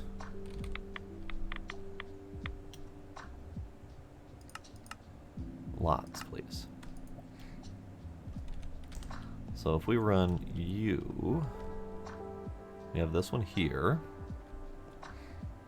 Actually, that's perfect. Perfect.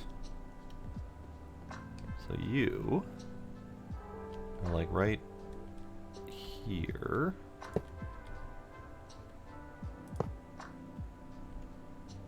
Yeah. Yeah, right there.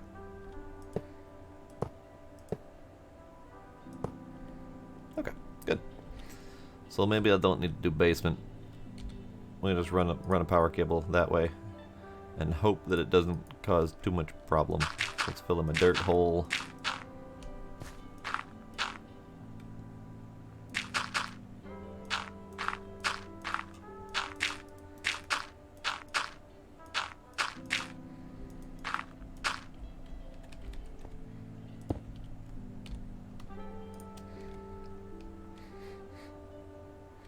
But I will probably need to run this one under. I think. Here, let's go grab these guys.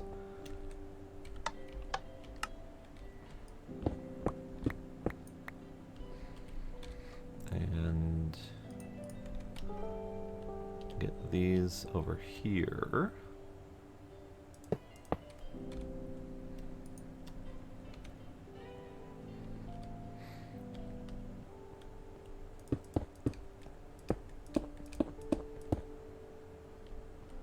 This is probably excessive for this reactor specifically, but I think this is the trend we're gonna follow.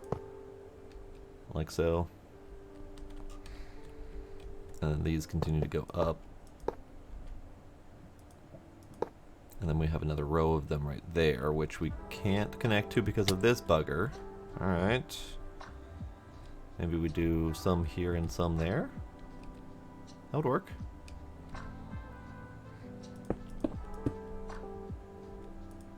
Oops.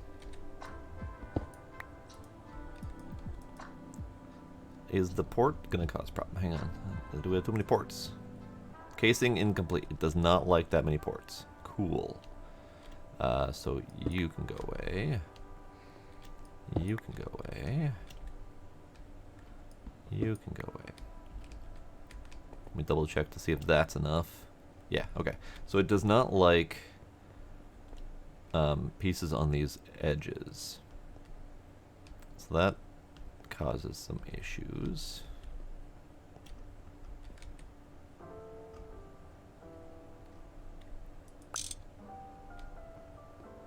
Alright,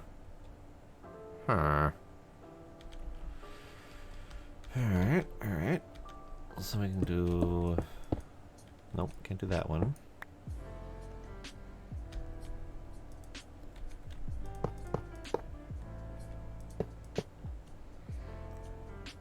I wonder if connecting under is going to be enough. Because we're going to start running out of port places to put these things. So this might be some real wonky wiring by the time I'm done. Because I wasn't expecting this problem when I designed the reactors. God damn it. Alright, fine.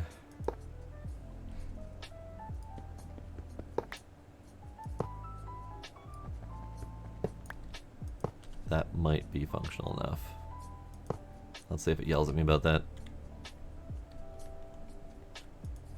No, you're good. Okay. Okay. So we might need some over here. What's this? This reactor's putting out 1.4 million RF a tick. So I only need 3 of these connectors. So let's slim this down a little bit.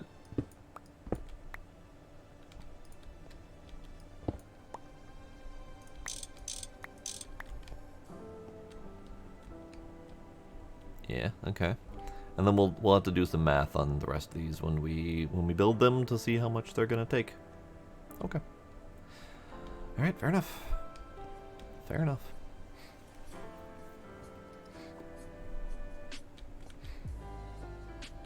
Alright. So next floor up. Ow. We're doing this. So we got fuels coming in from here, or fuel components coming from here. We got these things set up to start crafting the fuels. And then out the back, we will dump the fuels.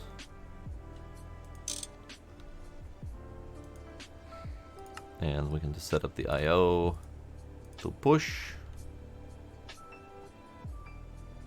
Where did all that fuel go?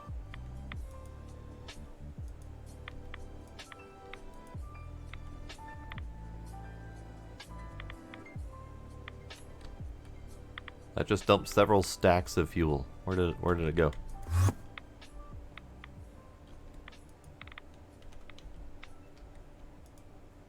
Oh, it went up because I didn't filter that one. I mean, thankfully this one can handle it, but oh dear. Whoops.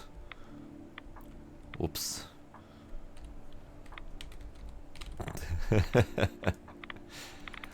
Note to self. Filter your reactors before dumping fuel in. Oh, it's going great, Knight. It's going great. I narrowly avoided a meltdown because I was dealing with lower fuels instead of higher fuels. Alright, let's filter this one before it becomes a problem. So this is my 50 reactor. So we need to configure. And this one, fuel-wise, is going to be LEU 235. LEU 235. And then also LECM 247. LECM 247. Specifically the not depleted variety, please. LECM 247 and LEB 248. There we go. I was wondering why suddenly several stacks of fuel went out. Okay, let's stop. Oh god, it's still dumping in LEN. Why?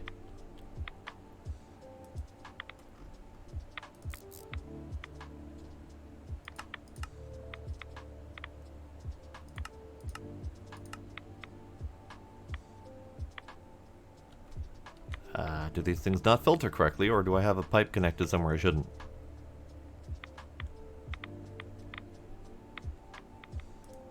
LEN 236, yep. LEN 236. Connecting, getting fuels that it shouldn't be from here.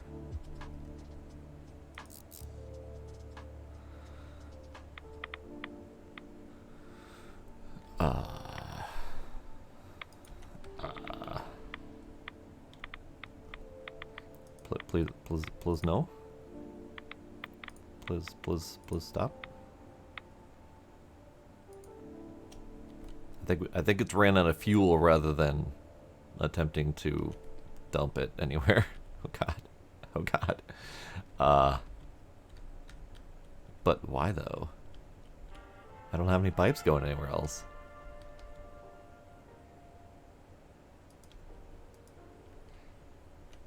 So this is the bottom reactor that's supposed to be taking the LEN fuel. And that one worked great.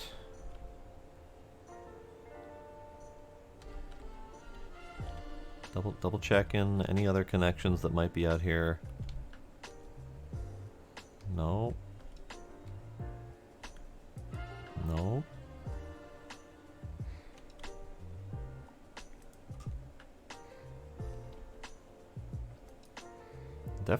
Definitely consuming that energy pretty quickly. But how are you acquiring fuels? How do? All right. Ow.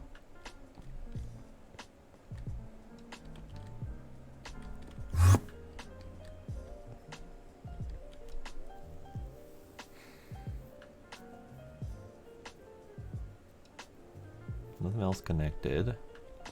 Nothing else doing weird things. Just LEN fuel coming out of here. I don't have a way to put that in there.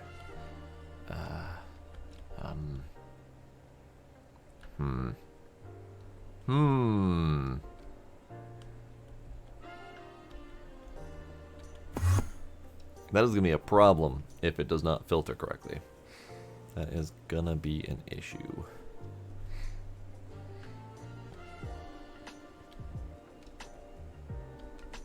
Let's see.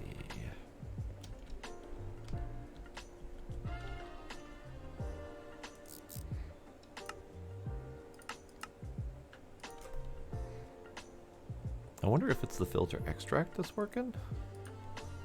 I don't know. I would think that this filter is supposed to block what goes in there, but I could be wrong.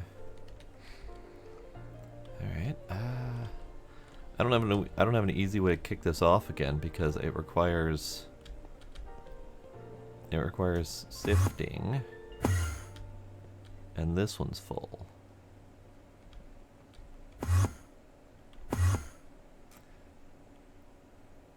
Alright, well, we might need to end up switching over to item conduits if this is going to be a royal pain in the ass. Might need to. We shall see. But for right now, let's set up the rest of the centrifuging. Because centrifuging is going to be a thing that's going to need to happen. I think this floor might be perfect for all the centrifuging needs. So just more of these that away. So let's do that. Howdy, Kinder. How goes it? Also, bye, Kinder. You're almost fully into early game now. Nice. All right, we need let's do 3 more centrifuges. Shit, we don't have any neodymium ingots.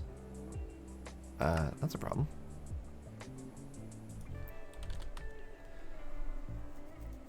Question.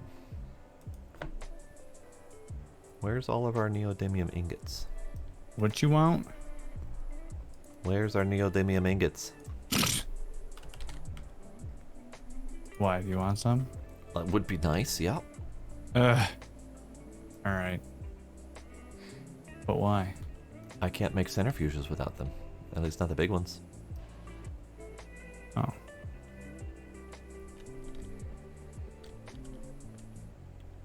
Oh, is that what you think? Yeah. Yep. So let's manually sift these for now. So you're full, right? Yeah, you're full of tiny clumps of uranium. Okay.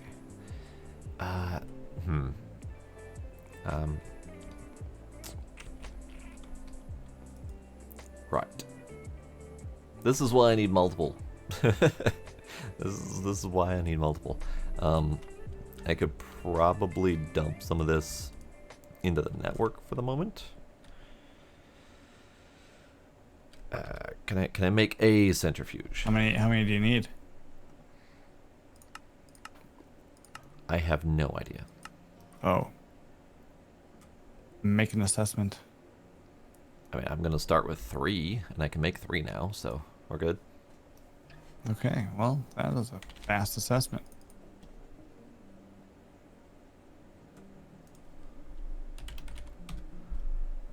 I need 2 more of these, 3 of these.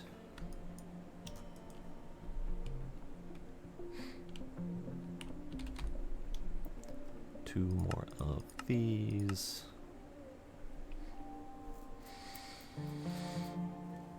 MP power going, nice.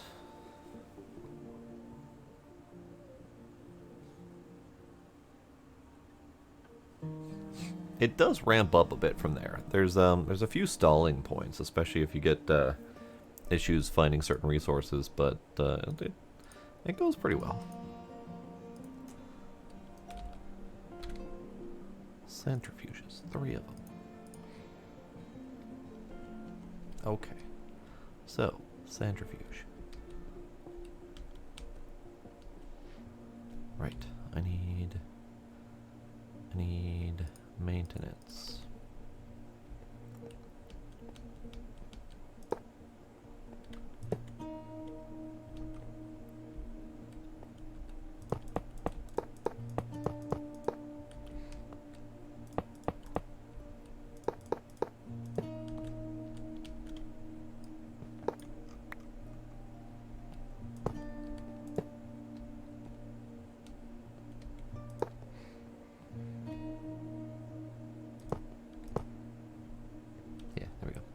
Alright, plate. 12. 12?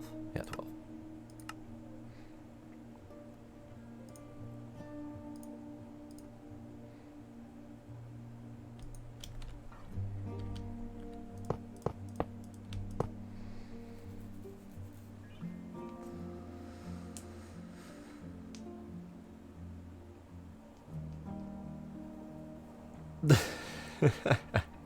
Because the quest says so, Paige. That is the only answer you need.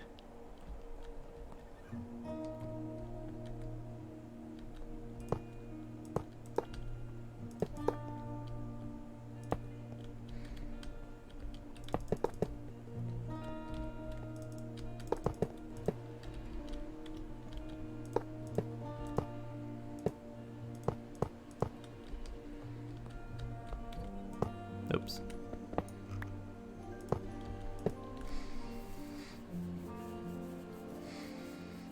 There was an MV power doodad quest specifically. There was one. I don't know if it's still there. They might have moved it, but it was in early game. No, it was in beginning. I swear there was one. It might not be here anymore. But yeah, there was one specifically to make the MV power unit for a drill or whatever. And I remember that specifically because I had skipped it. Because I went straight from an LV drill to an HV drill. It was early game.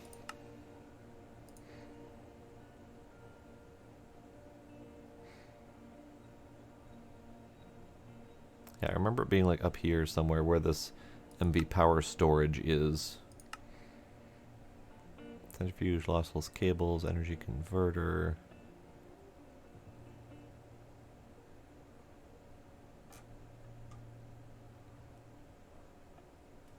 Yeah, definitely not there anymore. So yeah, I think where this MV power storage was, there was a quest for it. So we definitely had to do that at some point. Which means we got money for it, and it's not available anymore. Okay. So, ow, stop it. Doobity doobity doop, doobity doobity doop. Doobity doobity doop. Doobity doobity doop, doop, doop. Doobity doobity doop. Okay. So there's the centrifuge, minus the things that are necessary. IV. We need IV energy hatches. We need 3 of these. I think 3 might be a good number. I don't know. Now under electric tools in the beginning tab at the bottom. Ah, electric tools. Yes. MV power unit. But it takes any power unit now. Ah, I see.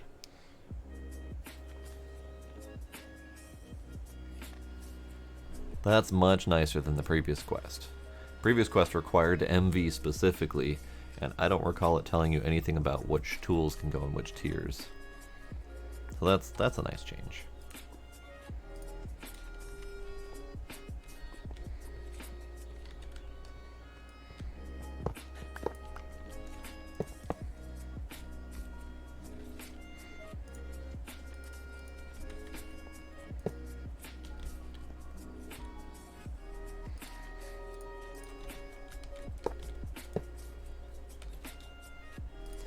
Got so much hotbar swapping. I need several more hotbars. Ow, stop it. Okay, so now we have this one.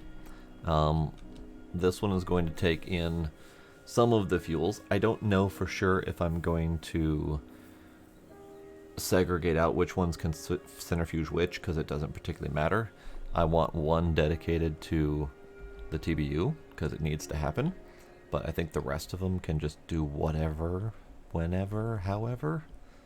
So I don't think it particularly matters.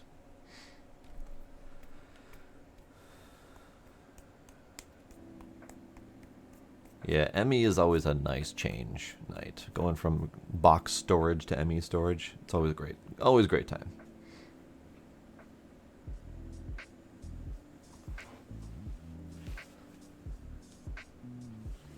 The big tool update changed that, okay. Alright, so let's do input and output.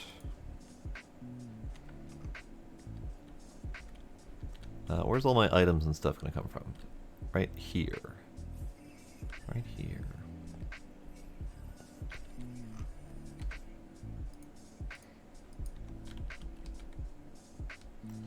Actually, that might not come from here.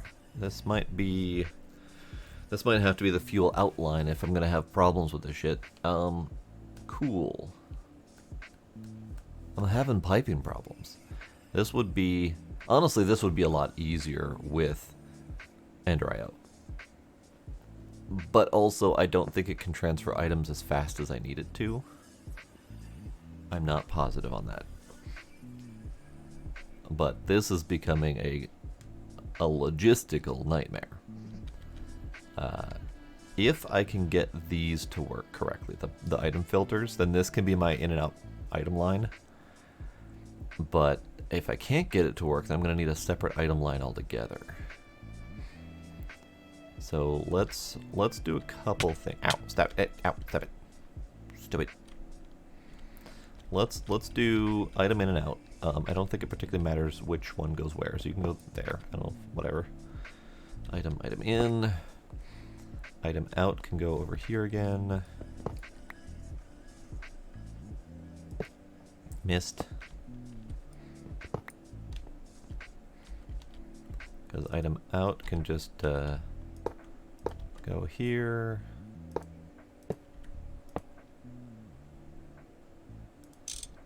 Yeah. And then if I put in my LEN fuel, or my depleted LEN fuel, I just need to power the thing. Balls. My wiring, it's making me sad. All of this wiring clusterfuck can be solved by Ender.io cables, but I'm trying really hard not to do Ender.io conduits everywhere. I'm trying, guys. I'm trying to do something different.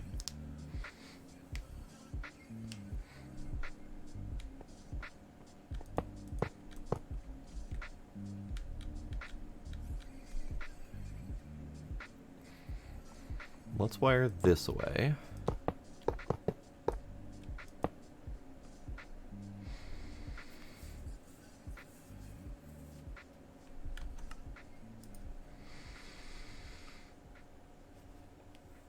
Oh yeah, new Power Wash Simulator's out. See, FF7 doesn't... It's never did it for me, so those levels are less exciting for me. But I'll probably do it because of the power washing aspect. I just don't know when I'm going to have time to do it, because my current stream schedule is 100% booked, for the most part. So finding time to do that will be difficult.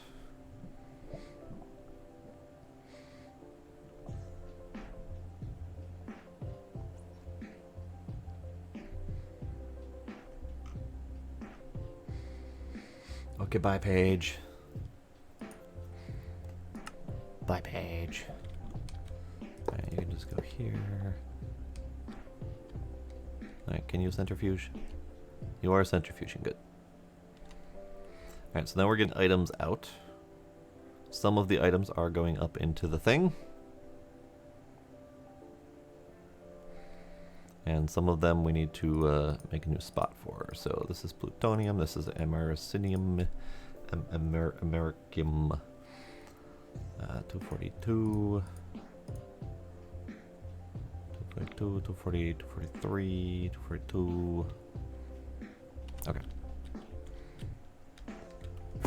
So we got one old item and 3 new items. So we got plutonium, americium, and americium. So let's do plutonium, americium. Okay.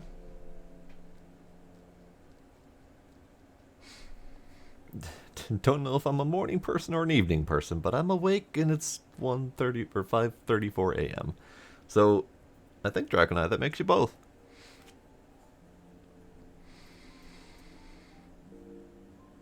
Yeah, mornings are very difficult for me. I don't do mornings unless I can stay up till mornings.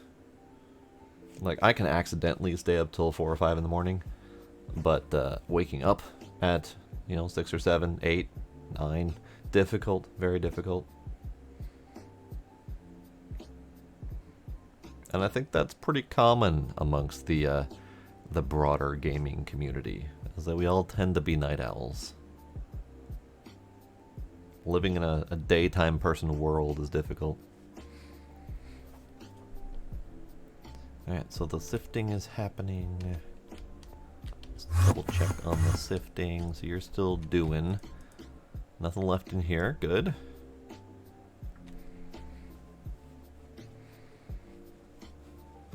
Alright, so you're getting tiny clumps of something. I guess I could look it up.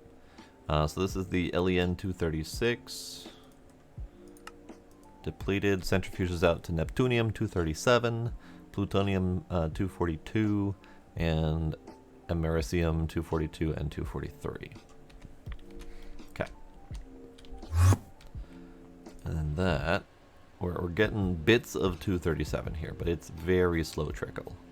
And this is what I'm more expecting to see over time, is a very slow trickle of each type of fuel. And when it's got enough, it'll make a piece of it and it will throw it into the appropriate reactor.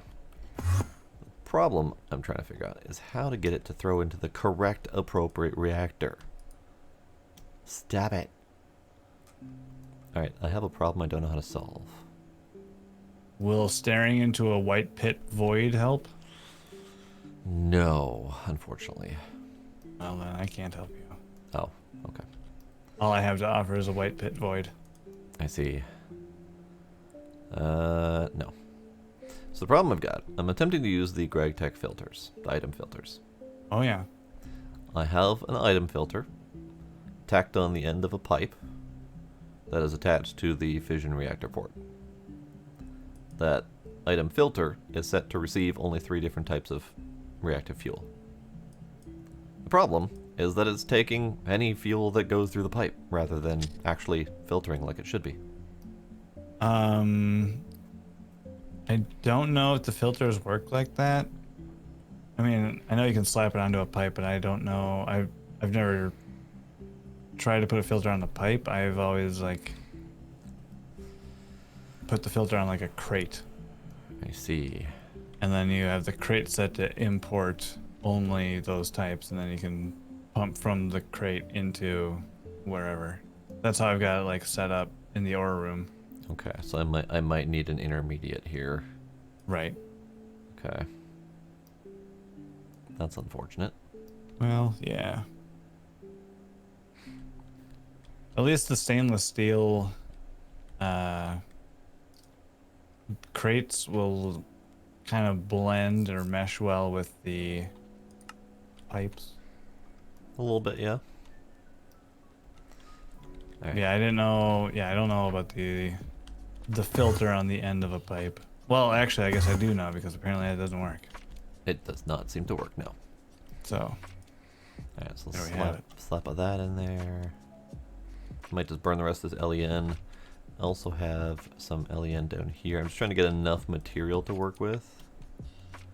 Here, let's just fuck it. Just burn it. Just burn it. Trying to get enough material to work with to figure out how the filtering works, if it does.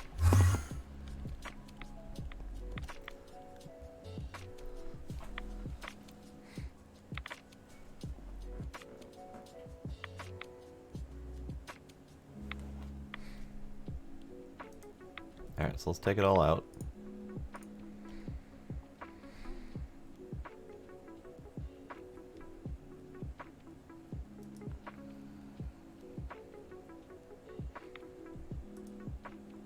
I need to see if it starts getting the fuel or not.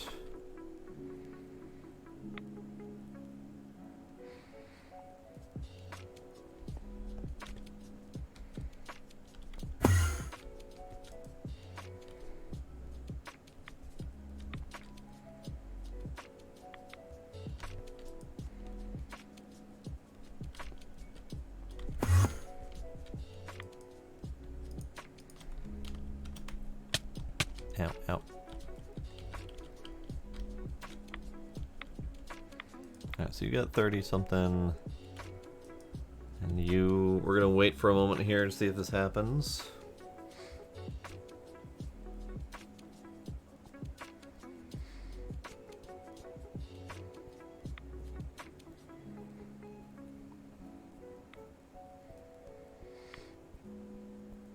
Yeah, it's really bad when you've got a messed up alternating schedule. I used to work overnights, so starting at 10 p.m., working till like 6 a.m., something like that, and that was during the week, and then on the weekends I had to switch my schedule to daytime so that I could interact with real people. That was a nightmare. And I ended up burning out so hard.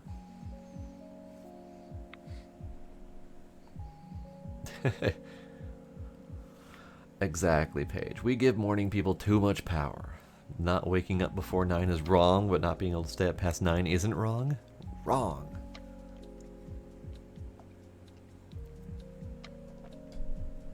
Alright, so far this has not received any more fuel. We're at 3 here. I might need to burn a stack just to have it overloaded so I can get a count. But we haven't received any more in here. We've got 4 in here. Okay.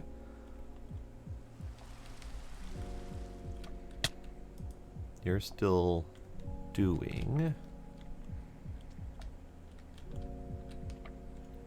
That might have been the answer. I might have just had the wrong flag. So this flag here is set to filter extract. And I think that might be referring to extract from the pipe into the thing. And I think that's where that filter was going wrong. We'll have to test it with the next tier of fuel, for sure. I think I figured it out. Nice. Did you need the crate or no? No, I think it was just the setting on the filter. What Greg considers import versus extract is a little bit wonky. So I think it needed to be set to filter extract, which then is filtering extract from said pipe to block attached to.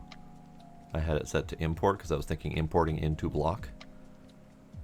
Oh, but that makes sense. I have run several fuels through this pipeline, and it's all going down to the bottom reactor where it should be going. Okay. So I think it's good. I don't think I have this filter incorrect. So let's change that and see if that works. So we have 5 in here. Let's see if we remain with 5 in here. Maybe... Damn, okay. Idle centrifuge. I need more depleted fuel.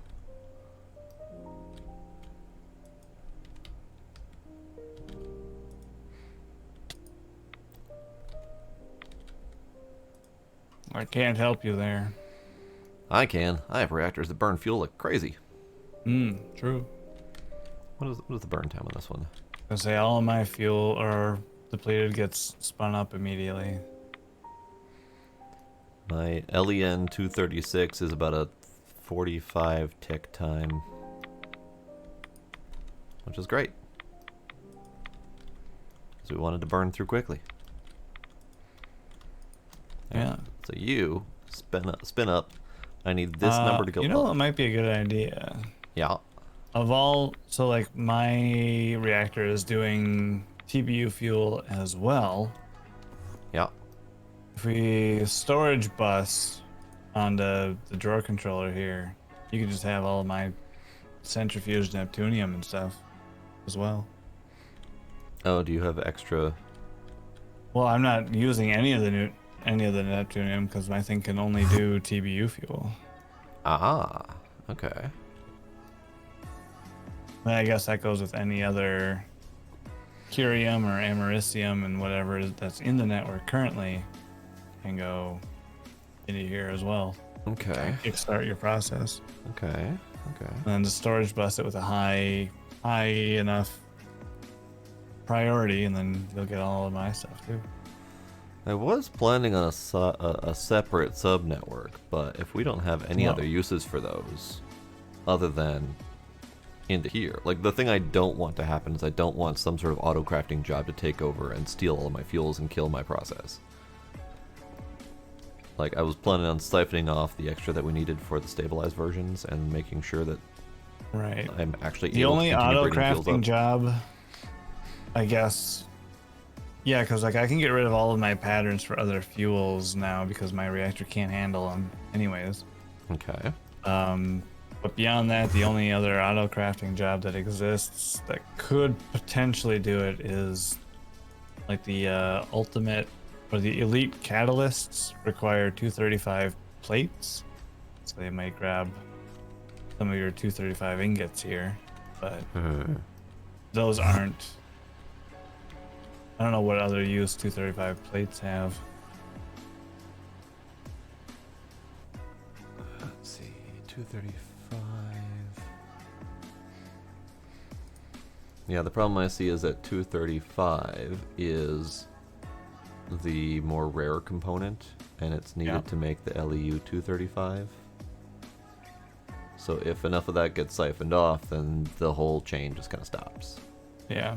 I mean, we do have 36,000 235 in the main network. Oh, is that all?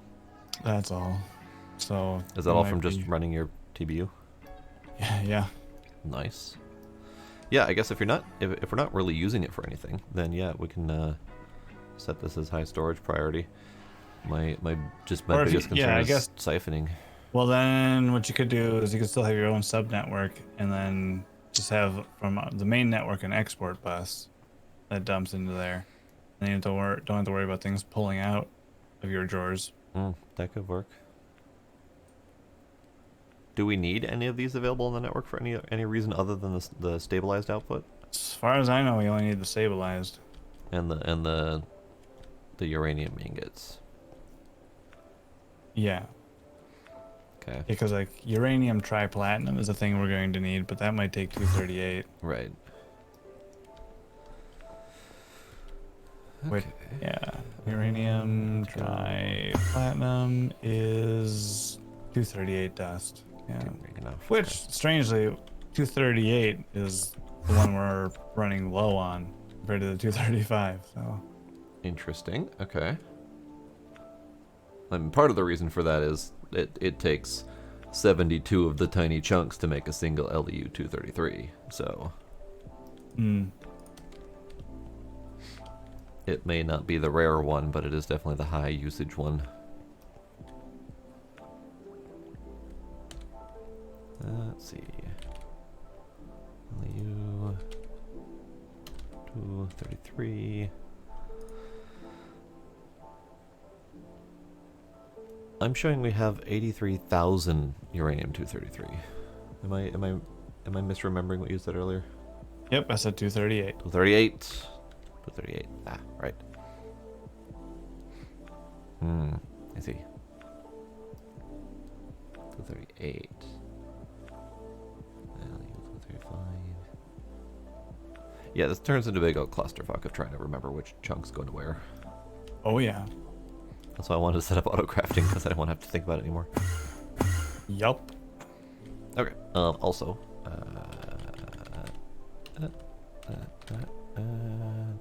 4 more of these.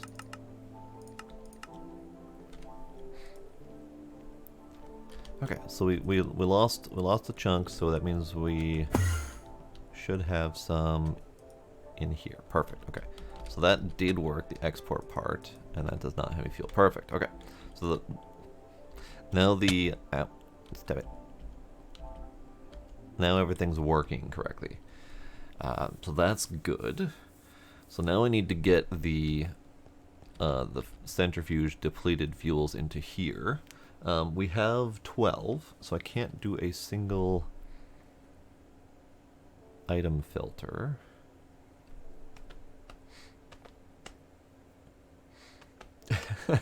I'm always awake before 9. Whether it's AM or PM is a different question. Yeah. Alright, let's just pop a hole here. Let's get... I need more PVC item pipes. Good thing I have more PVC item pipes.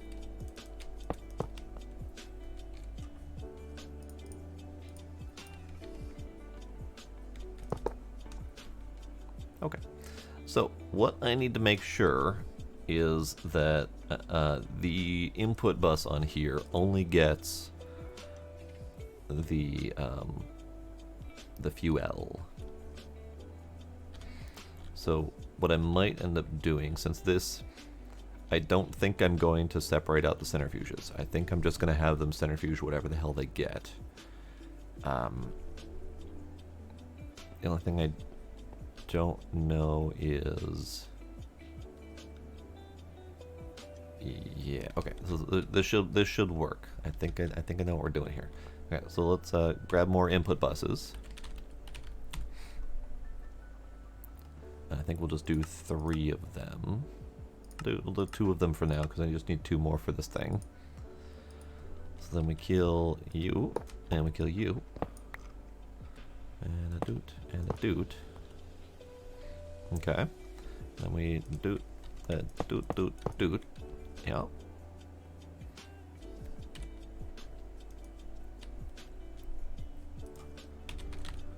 A filter. 3 filters. 3 filters? Yeah, 3 filters. 3 filters? I think I only technically need 2. Now that I think about it. Let's do 2. Okay. So we need depleted... Hey, Midnight, how you doing? Minecraft is doing great. My brain hurts. Should I do... I can't really do a separate centrifuge for each process. I don't think that's a thing that can happen.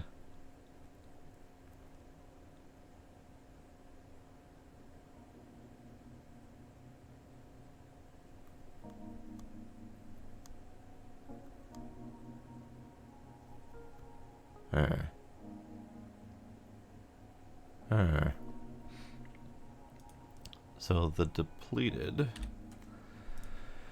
takes something like 10 seconds, I think, to cook down, 7 seconds, something like that.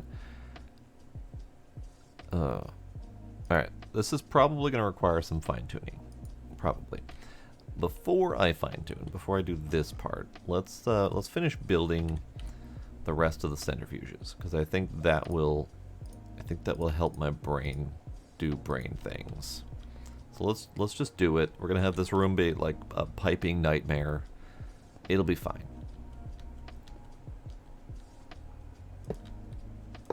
So you there. You there. Okay. Let's do a piping nightmare.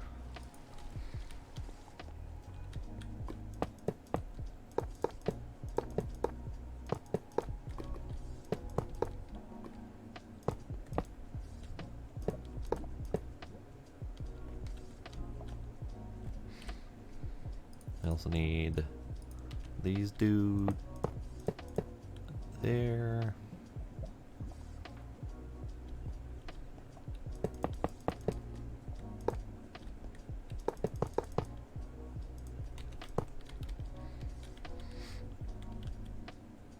So how was your time at Sandrock?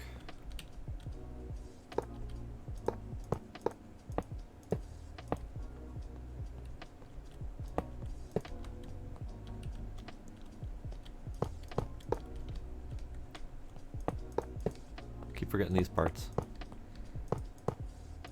Okay.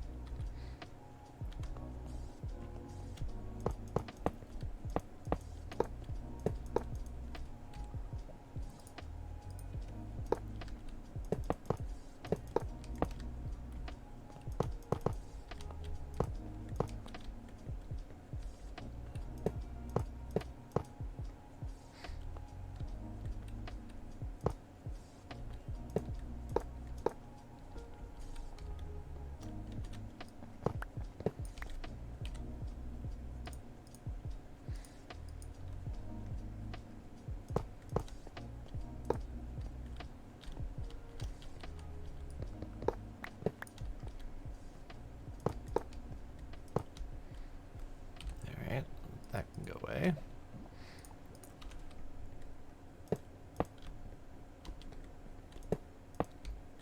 Finally cleaning out my pockets. Did some mining, building, and waiting on things to finish to build more things. Sounds like Sandrock, or sounds like what I remember of Porsche at least.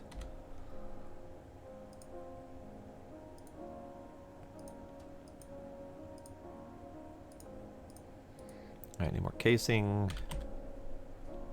I might need to make more casing. Let's do another stack.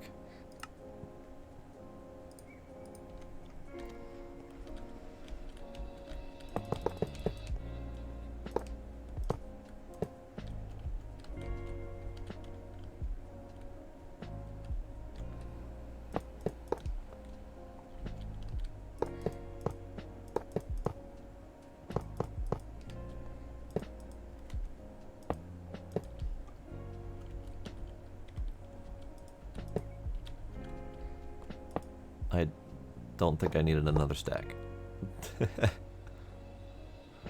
I don't think I needed any, actually. I think I'm good. Alright, so where's all the item piping going? The item piping is going over here. And I have power going here, which is also going to go down here.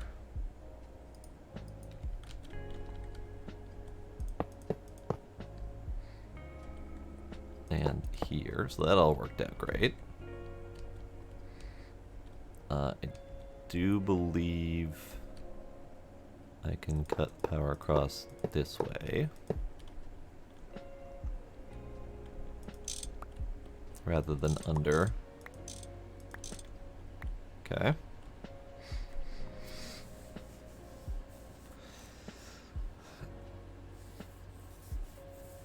Brain is broken trying to figure out like all the different building chains that you had to do, or what was the brain breaking moment for you? Let's see. Can I?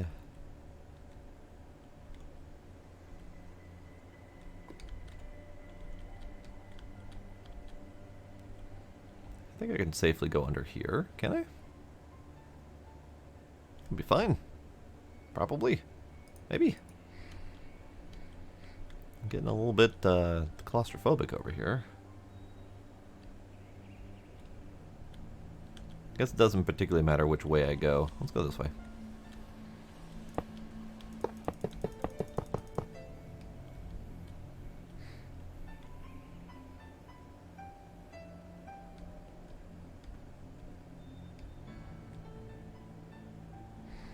Alright, so this is going to be from the output.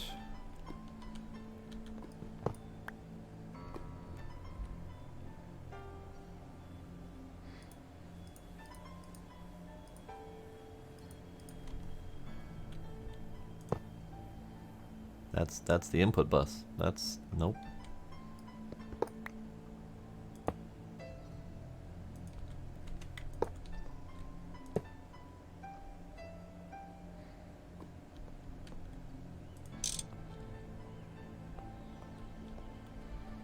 Oh yeah. This is getting to be a bit of a mess. No one judge me. No one judge me. My cabling has turned out to be less than ideal.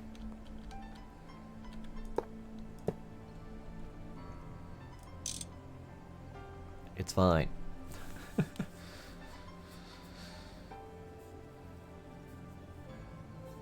Oh, trying to remember things from the beginning. Oh, okay. Yeah, starting over can be difficult, especially if you're trying really hard to keep memories of where you were at before. Thankfully, I don't have a good memory, so that's not a problem for me. I can just start over and be like, yeah, I don't remember any of this. I'm starting over from scratch.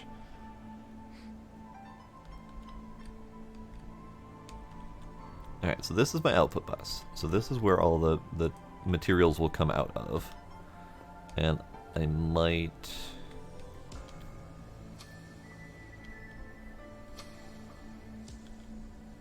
It's fine. It's fine. It's fine. So these item pipes supposedly can handle all the item throughput. So I just need to have inputs in here somewhere. Probably right along here will be fine. Probably. Probably maybe. Possibly. Let's do one input on each and just see how it works without any filtering. Because I think that will be the thing that I need to worry about the most, is if there's going to be filtering and segregating needed, or if it can just work on its own without me fiddling with it. If it can work on its own without me fiddling with it, I'll be happy. I somehow doubt it.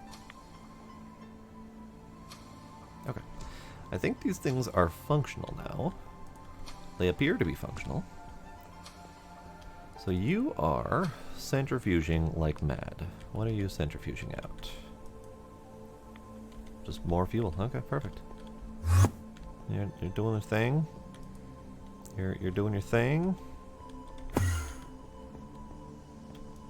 You're doing your thing. You are thankfully not doing your thing. Wonderful. Okay. So. Hydration, yes. Liquid for my brain juices to keep moving.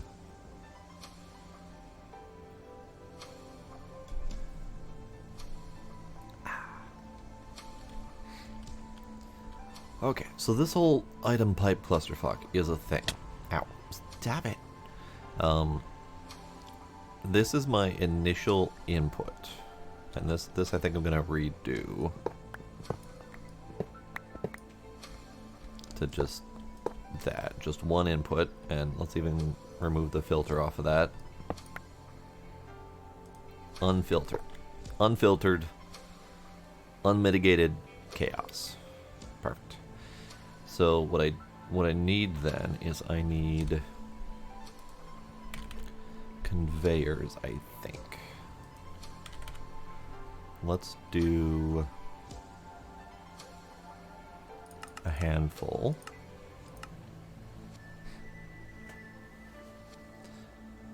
We'll start with the one of them. And the thing I don't know is if the conveyor is able to pull out of this front slot, the fuel input slot. It shouldn't, but if it does, that's a problem. So I need to configure, import. And then if I connect... It's taking so much concrete, dude. Connect. Perfect. Okay, I don't have to do anything. Awesome. And then, I mean, it's a 12 chunk plus building. Did you expect any less? Not really, I guess. Okay. Ow. Stop. Keep getting bats in here. Okay. Let's... What are the spawn conditions for a bat? Dark, deep. Okay.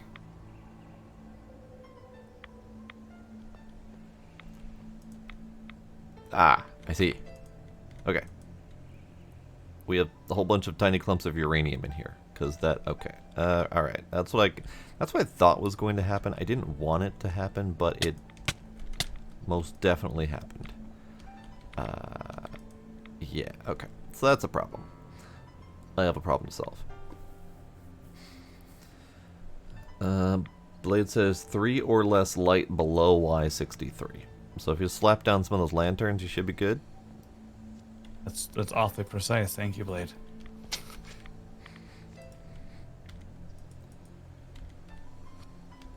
I made an oopsie. And this is the oopsie I was thinking would happen and was hoping would not happen. So I have two options. I have the option of either separating out my input and output fuel lines or filtering all of my inputs on my centrifuges. I think that is probably the easier answer. So let's do it. As much as I don't want to. Filter, extract, depleted fuel. I need to do all of them, and that's a problem. All the LEUs at least. Or LE whatevers.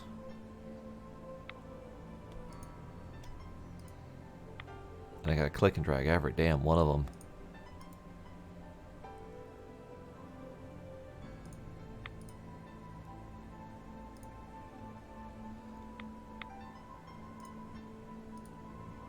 Okay. And then we do another one. Oops. And this is where I need several of the inputs with a filter, so I can configure said filter. So over here I got as far as LEP 241, so then we need LEA 242, LECM, LECM, LECM, LEB. be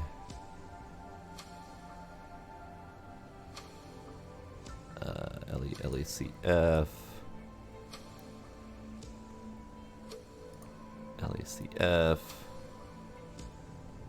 Okay, I think that's it. So that's 6, 7. I messed up the quantities a little bit, but whatever. Pine is bullying Voluna? Oh no.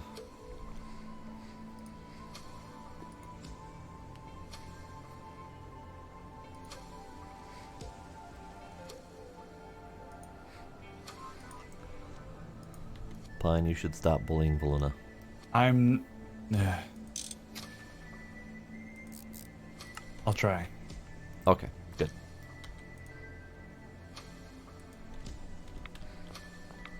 Ah, balls. I go under. I go under. Oh, okay. Now I have way too many tiny clumps of uranium in here. I don't know how to solve that problem at the moment.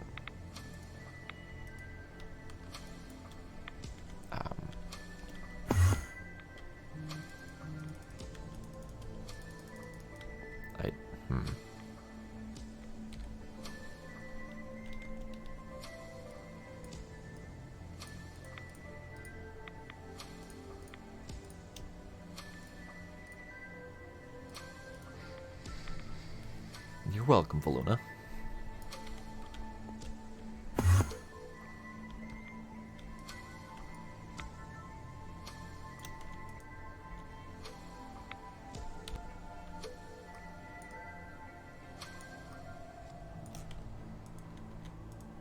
No. No tiny clump of uranium. No, you stop it. Filter, extract these things. Only. Only those things.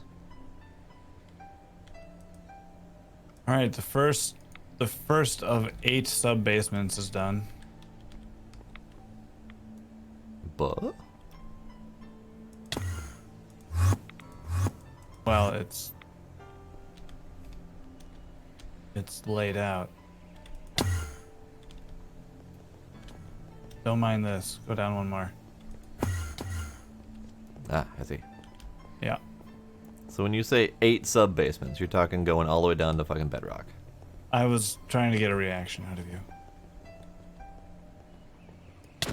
Ow!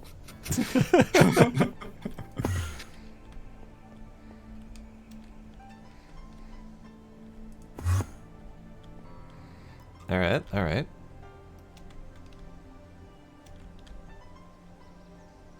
A lot of extra space for stuff.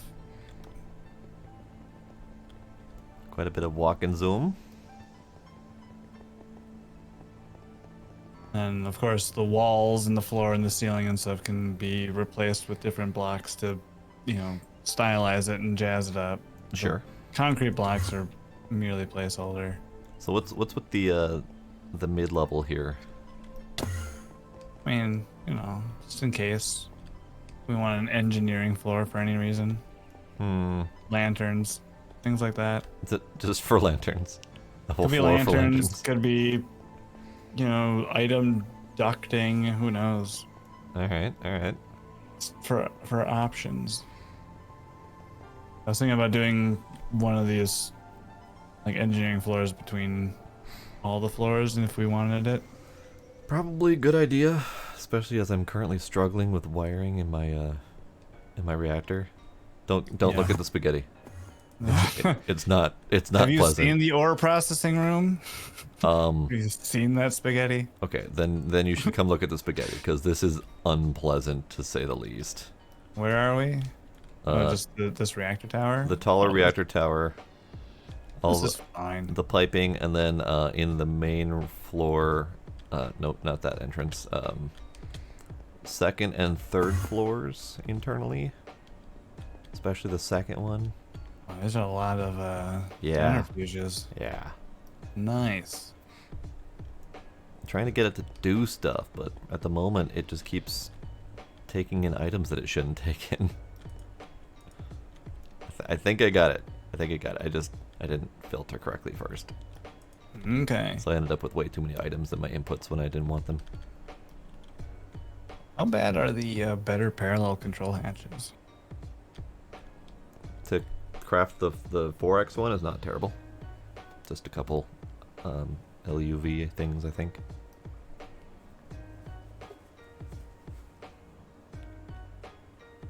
No, oh, like the 16 one, yeah.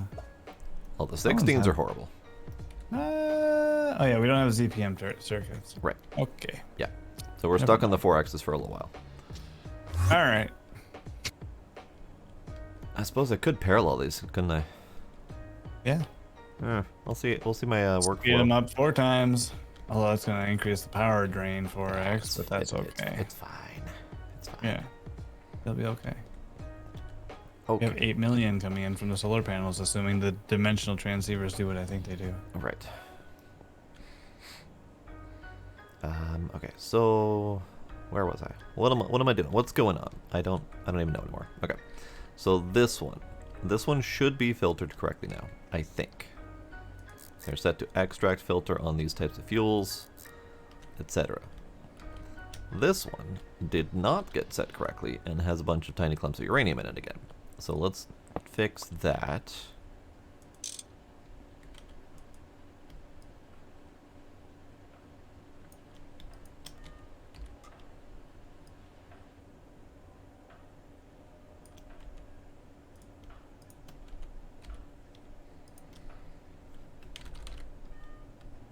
I need more item filters.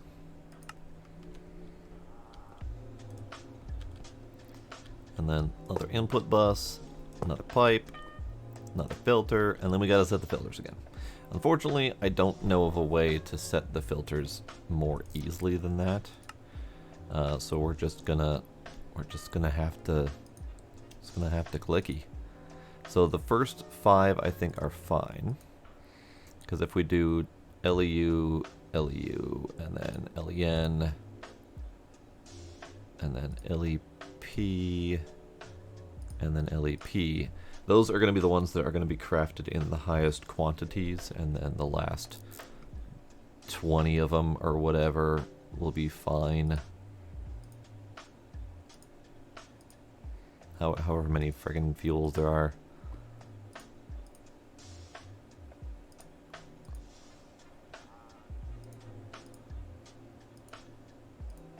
Yeah, that's not too bad. Would be nice if there was an easier way to do it.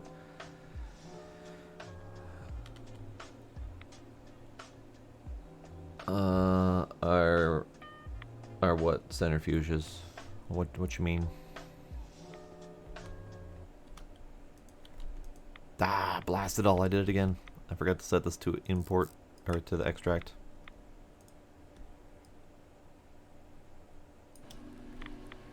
The green machines are the big version of the centrifuges, yes.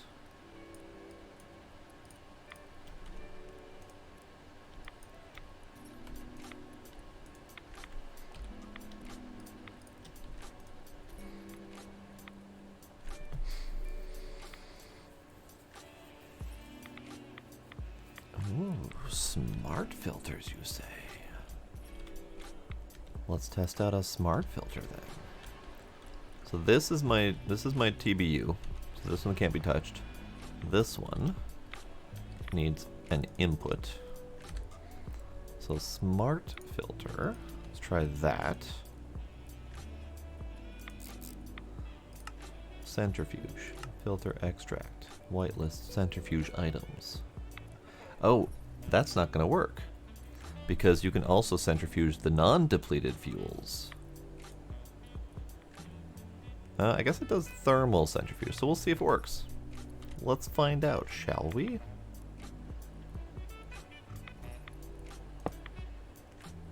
Let's see if it's smart enough. Ah, shit. I can't actually access the import after that. Oh, damn it.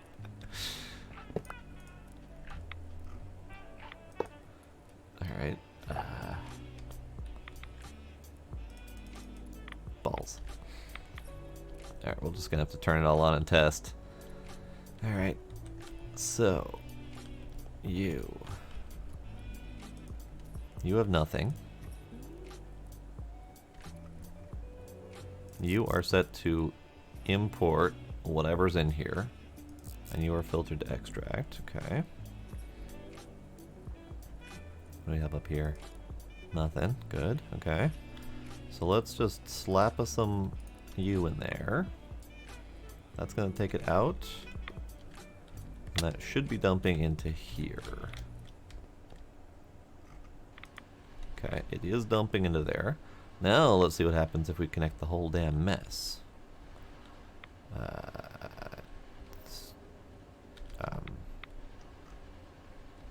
Sure.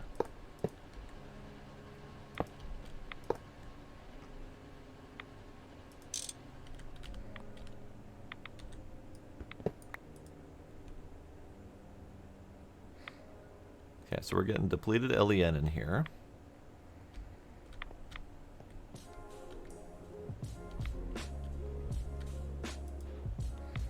It should be fine.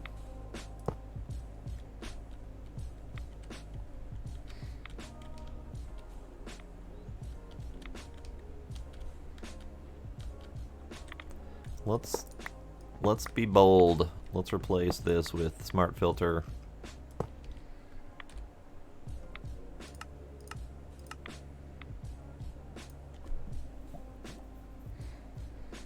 Maybe eventually.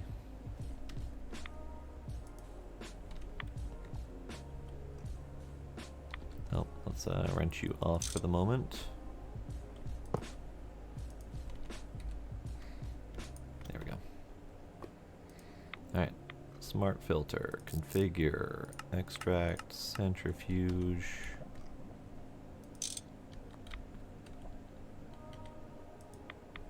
Okay. I think Blade, I think you're onto something.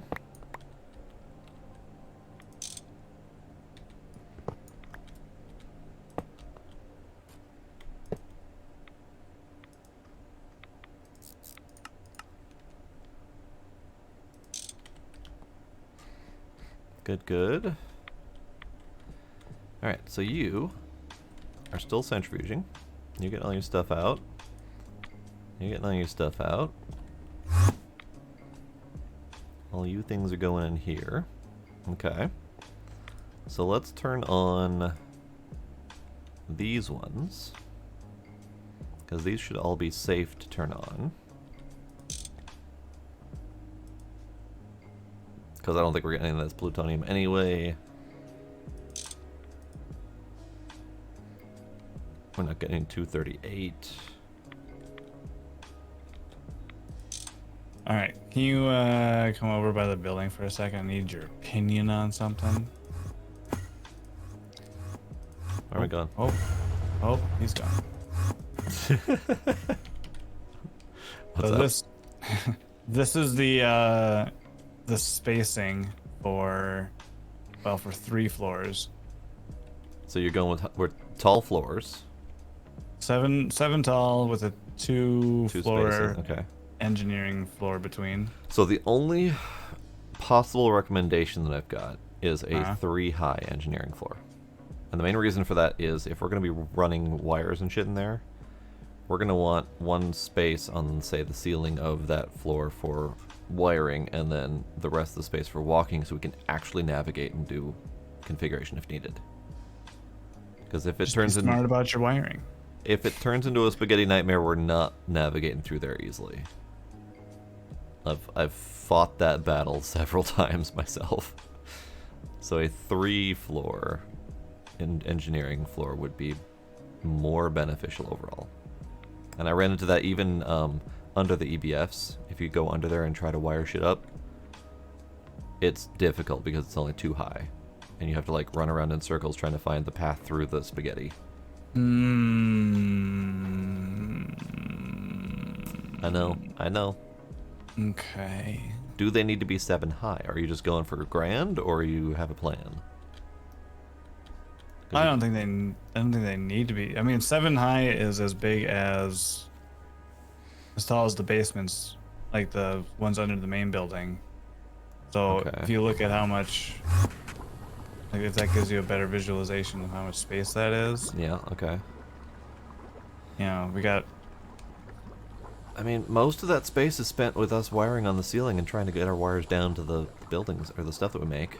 It is, but I mean, the assembly line is a tall machine. It is, yep. The EBFs are tall machines. So if you Yeah, want and if we look I at guess the EBF floor is probably a better example because that is not just wiring along the ceiling. That's and then looking at the alloy blast smelter, that one is also that one's 5 tall, and then the wiring. Right. The one thing to consider though is some of the other screenshots of like recessed walkways. So instead of, like, for example, a 7-high floor, you could have a 7-high floor that has a cutout in the center, kind of like how we have in the clean room, for some of the taller aspects of things. Like, for example, the big-ass machine that we both find very impressive, that I can't remember which one it is.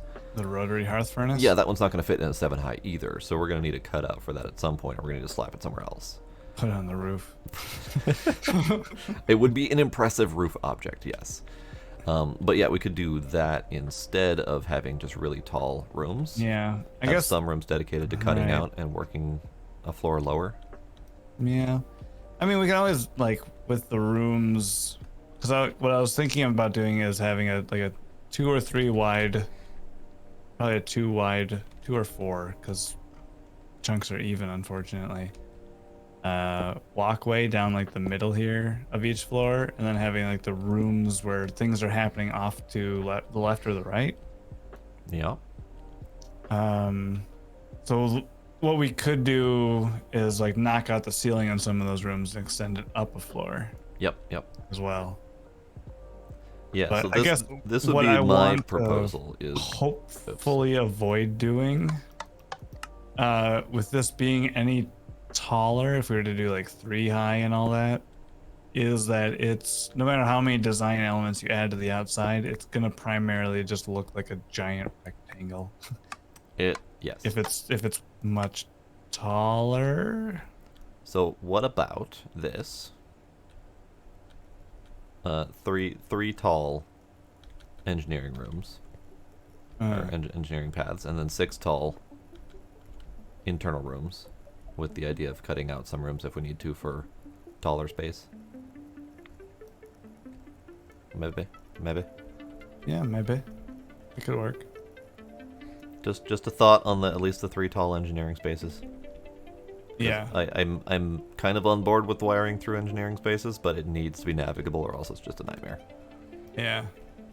I'm just with like the way we have our EBS currently set up is they take 6 spaces, so they're 4 tall plus the conduit and then the interfaces, and then we're right up onto the ceiling. That is true, but if you look at how I have the alloy blast smelter set up, I have essentially that space shrunk down a little bit, so that the interfaces aren't up on top of the conduits, they're adjacent to the conduits. It's true. So that can be slimmed down a little bit. It doesn't need to be 2 or 3 high.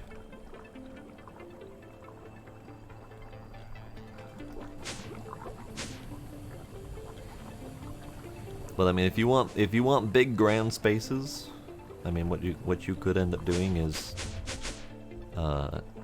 like this big long area here. Yeah. One of the floors could just be, 6 wide catwalk on either side, and then the entire center section could just be a big ass alley of EBFs and alloy blast smelters and whatevs.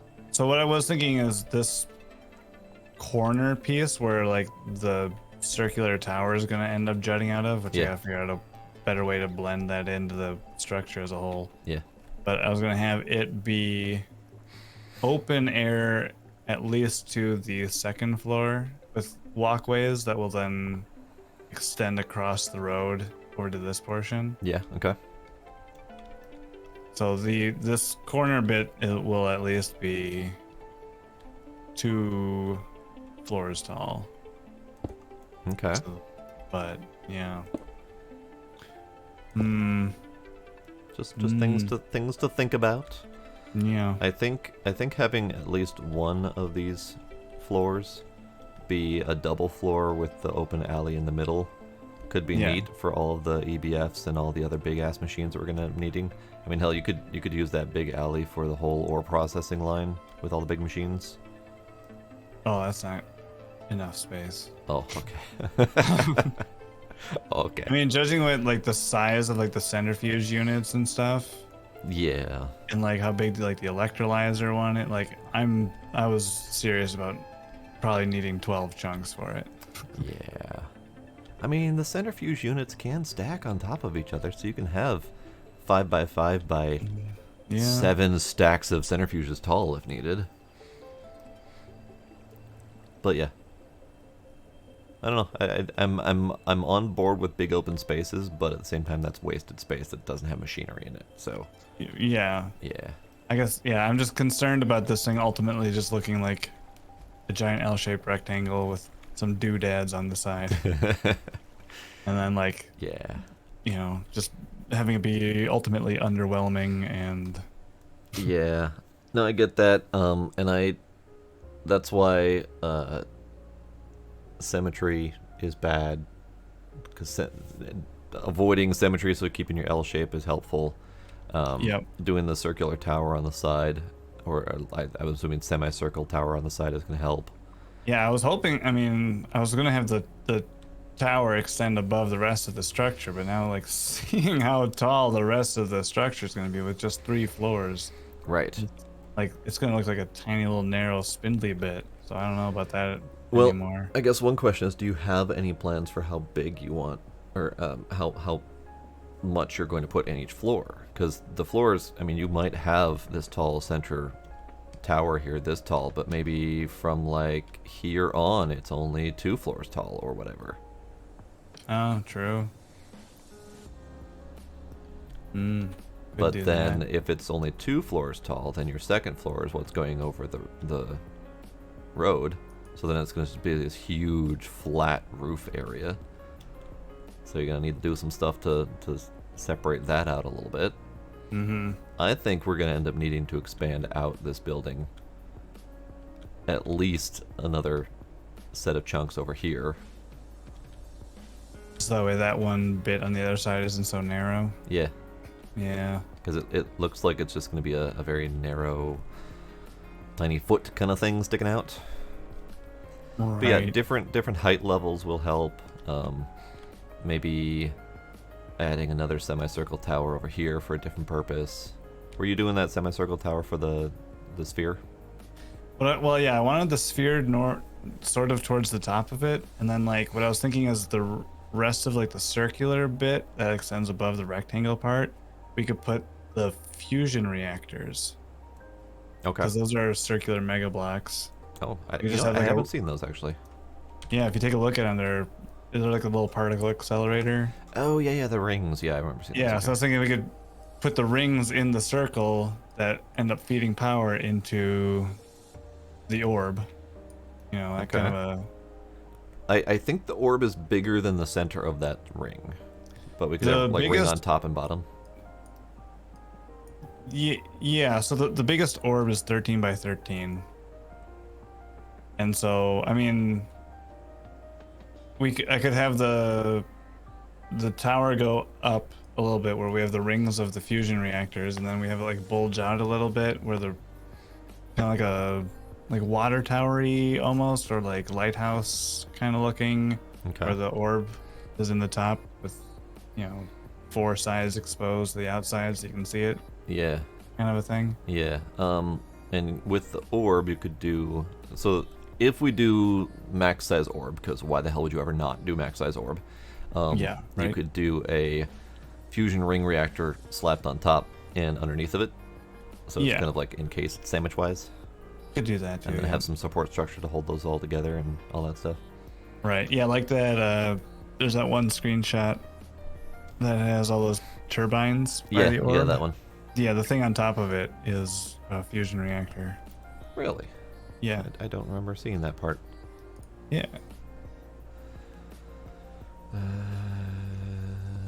Screenshot. Oh god, it's so far up. There it is. Oh, that's what that is. Okay. Yeah, I see it now.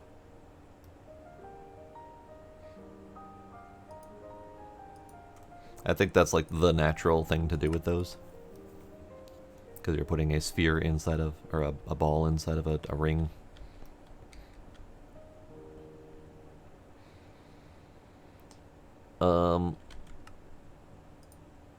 Dracona, the answer to that is big.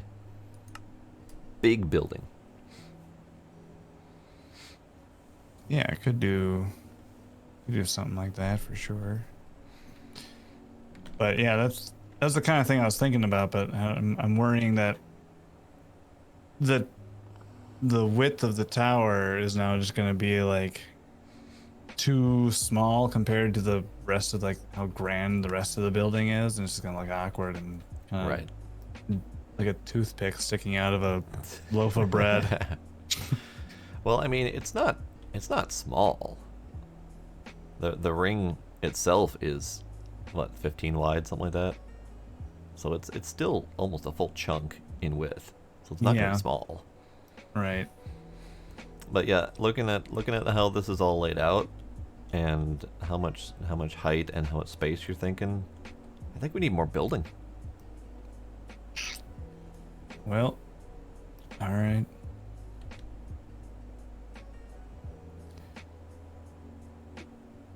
Yeah, good luck. Oh, thanks. Okay. How are we doing over here? Anything melted? Anything exploded? Nothing? Okay, good. Oh, you're getting something.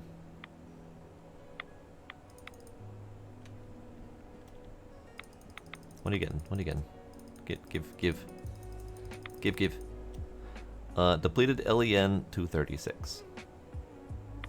I'm pretty sure you're not supposed to be getting LEN 236. You are supposed to be getting LEN 236. Okay, good, perfect. So you're doing fine. You're getting what you're supposed to be getting. I don't have a way to get that in there. It's fine. What about you? Are you getting anything? No. Ow. LEN 36. I need this to be accessible. Yeah, whatever. It's fine. You go over there.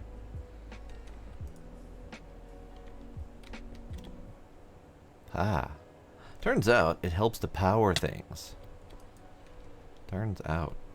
Let's do that.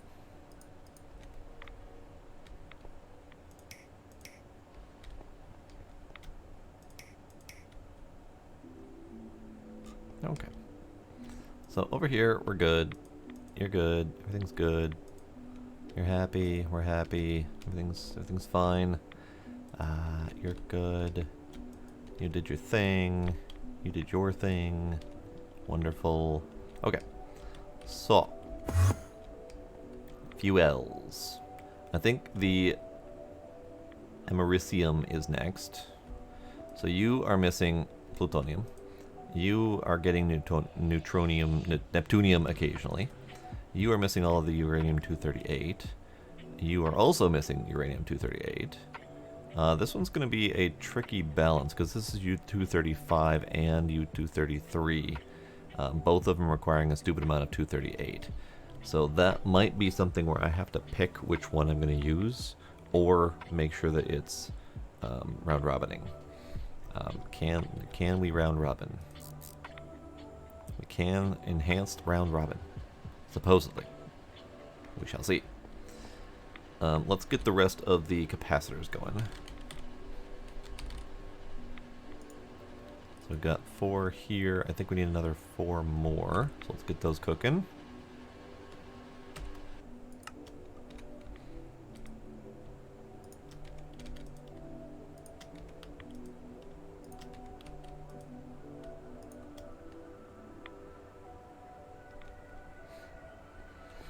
Alright, so before I cause myself any problems, off.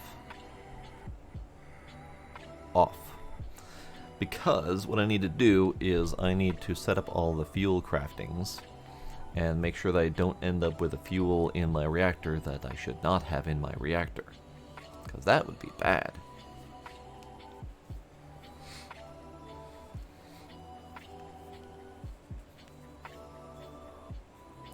Sort of Draconai.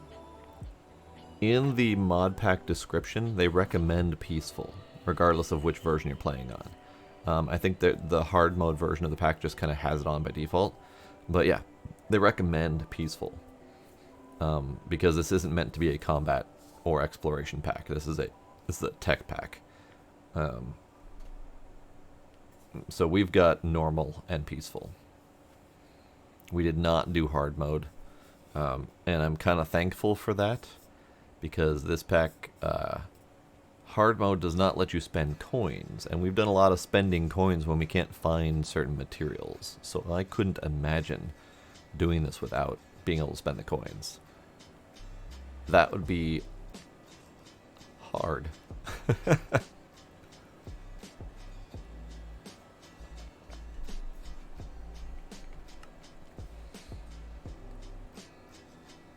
Yeah, you can't spend coins on hard mode. It's real hard.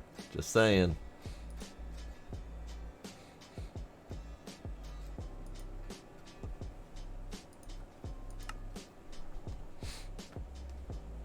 Oh god, no DML in hard mode either. Oh no.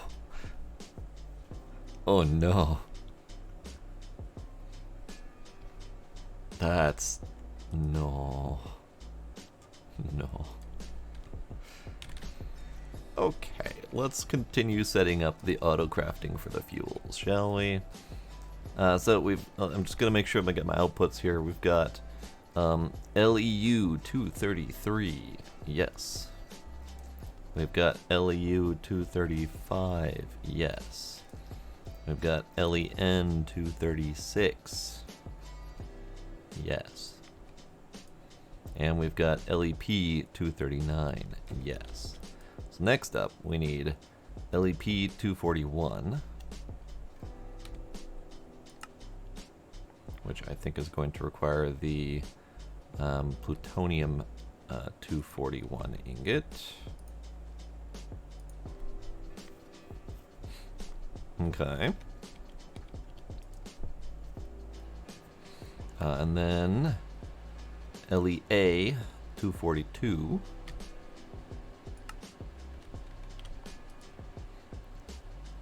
And then LECM 243. LECM 245. LECM 247.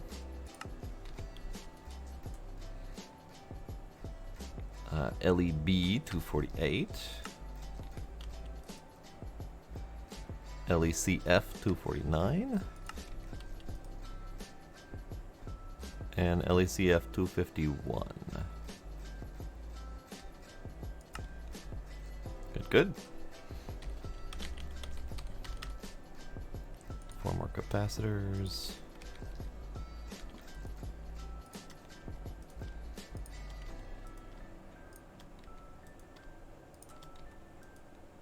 Alright, I'll get across the board here.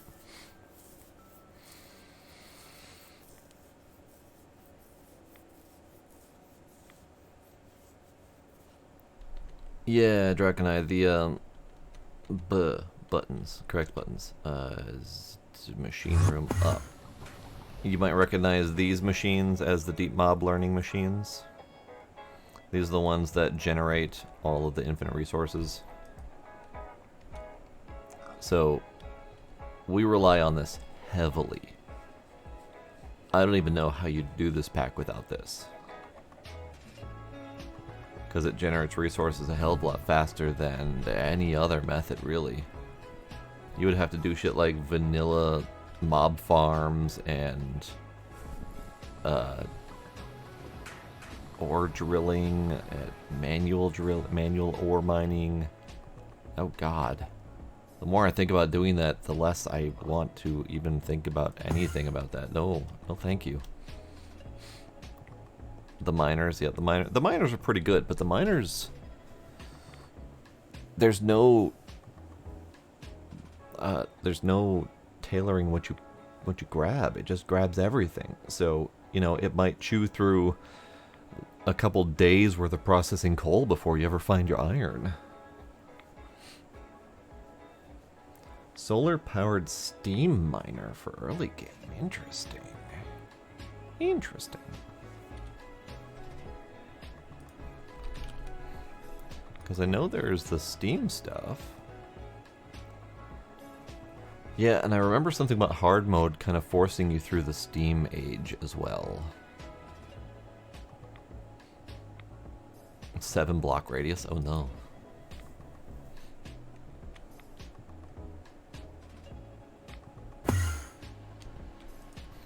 Alright, so we are full on tiny U-233 again. So U-233 might be something I'm going to end up having to void because it just keeps backing up everything else. But, okay, so let's... I don't know if I have an easy way to solve this, or to test this. Because what we've got here is the filtering on this reactor. And the filtering on this reactor. Let me pipe a little bit. Alright, so what we've got in this one is LEU-235, LECM-247, and LEB-248. So I need an item filter on... Oh, sorry, I need the conveyors? What did I do down here? What did I do? What are you? Yeah, you're the conveyor. Import. Yeah. No filters, just import. So just conveyor, import.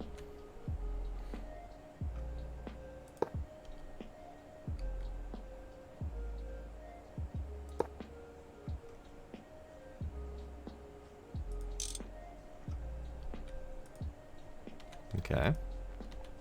Double check my filtering.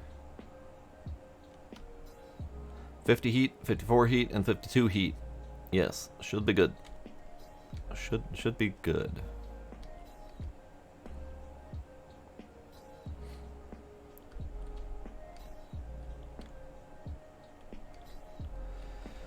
Am I ready to turn on the creation of the rest of the fuels and hope for the best?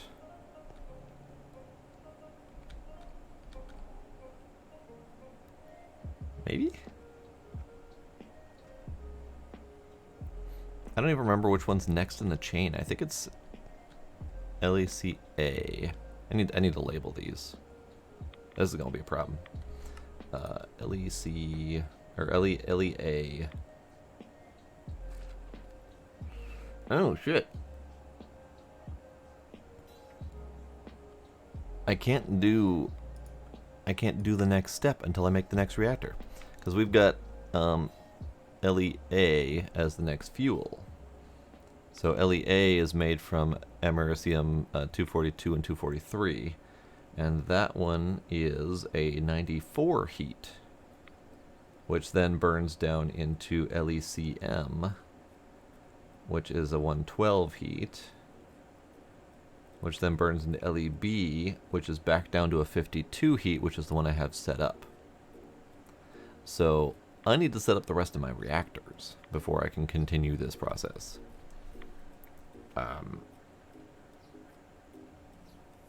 Okie dokie. Okie dokie. Let's pause and set up more reactors.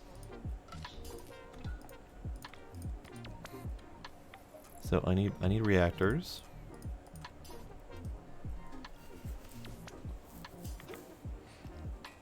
More reactors. Reactor cells. All of the reactor cells. Okay, so back to my tool. The tool that you can't see at the moment. There we go. I still don't know why it won't capture the whole thing. But it's good enough. So next reactor. I did my 54 heat. I need to do my 70 heat reactor. And knowing what I know now, I need to remove that one. And that one. Tack them on there and there. I think that'll work. Probably. Generate BG string. Copied.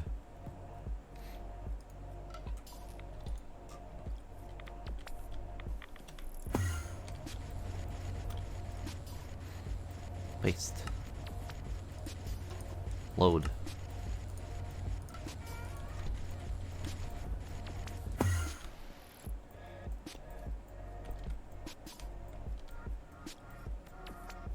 Reactor. Also, I need reactor casing.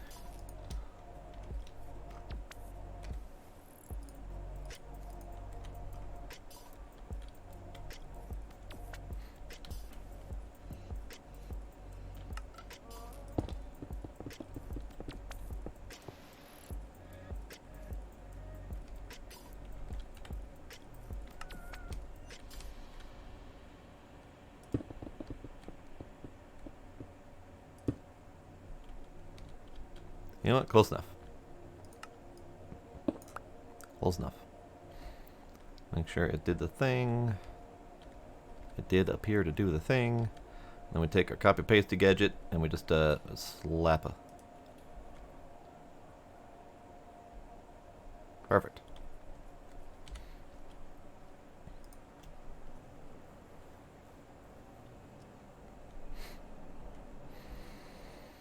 And I'm just going to go ahead and do the next one as well.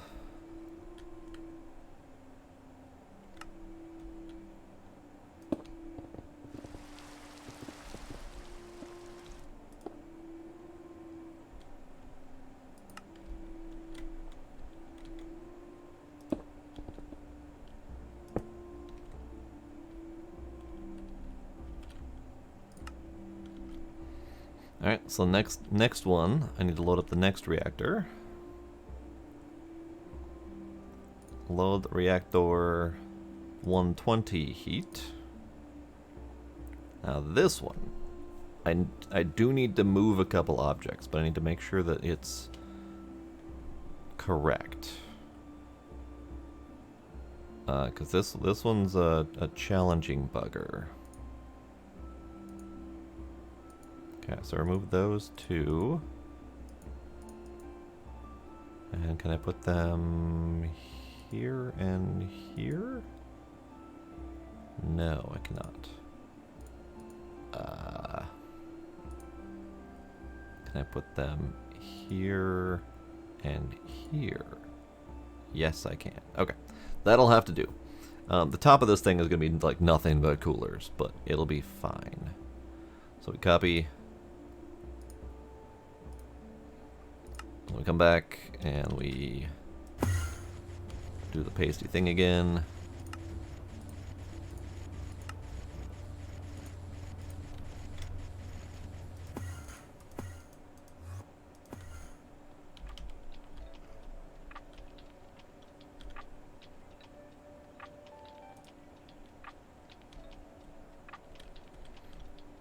Okay, so I need to basically destroy this whole thing. Start over.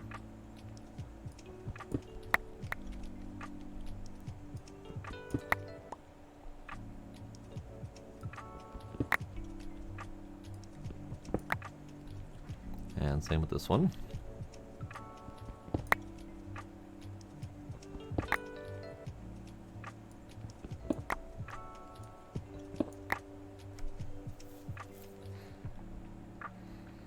Ah, I see. I see.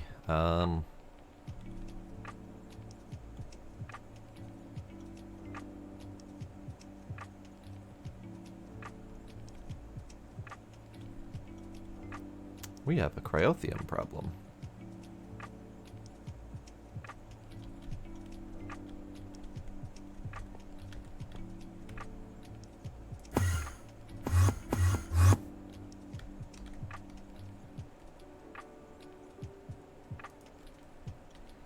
And I think it's more of a cryotheum throughput problem than anything else, because we have plenty. Interesting.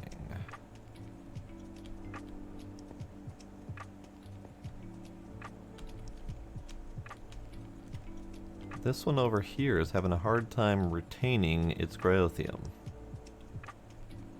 This whole line over here is having a hard time with that.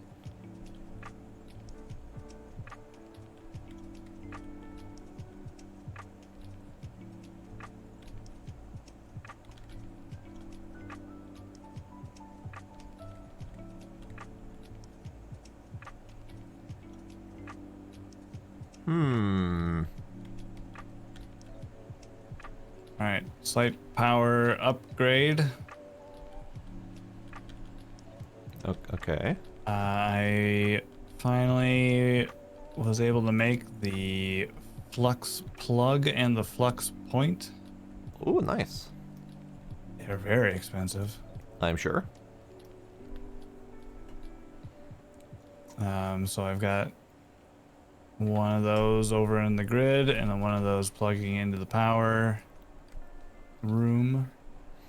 And so we should be able to pull all the power from the solar panels now. Nice.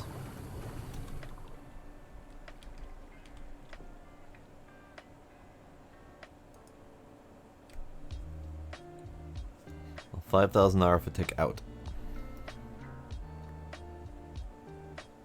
I don't know what that means. That's what's current. If you right click on it, you can see it's the disable limit is turned on.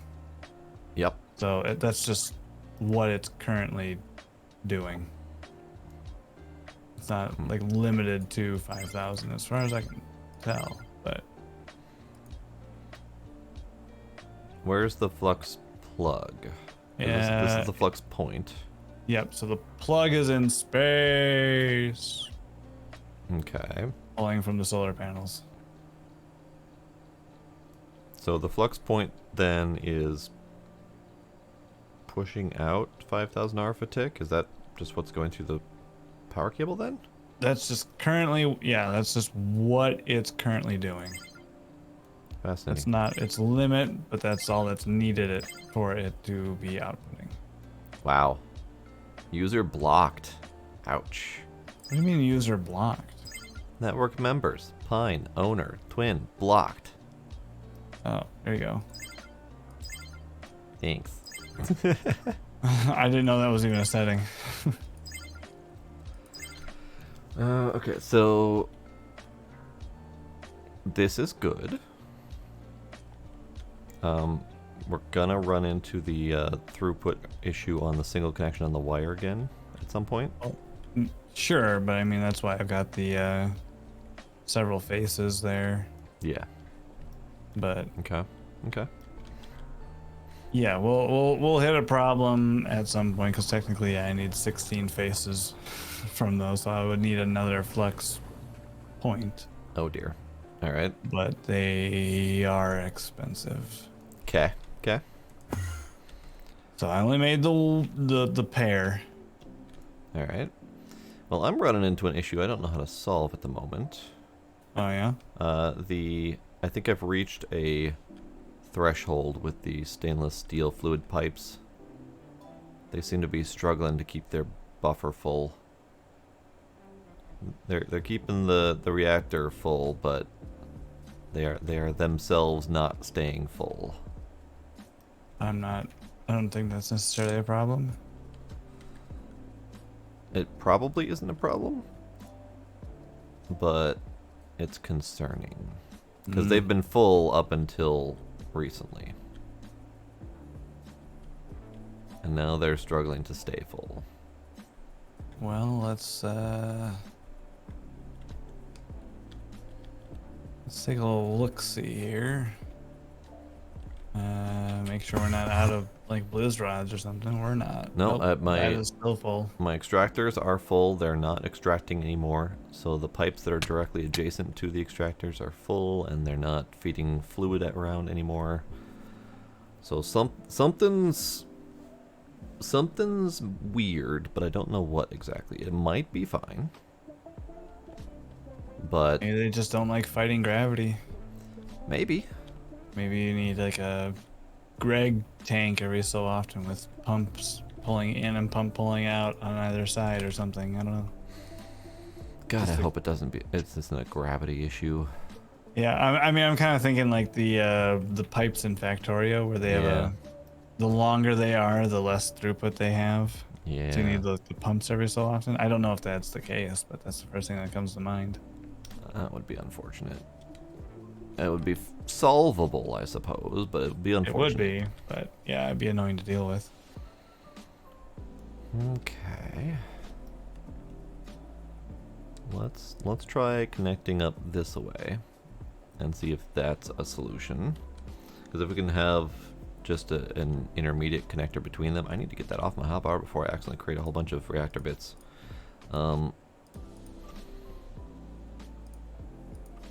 Yeah, if I can just pipe through here.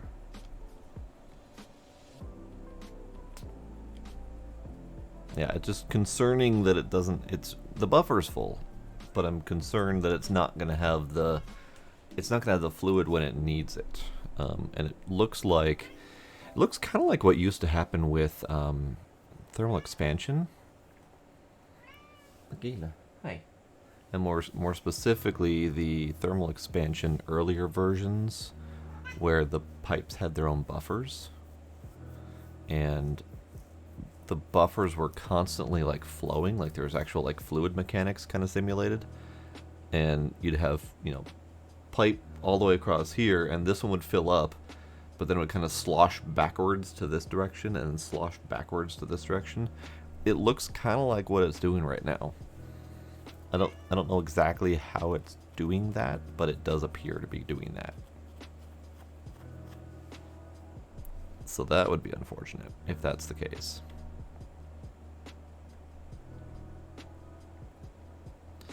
But let's see about getting this thing done. Any more coolers?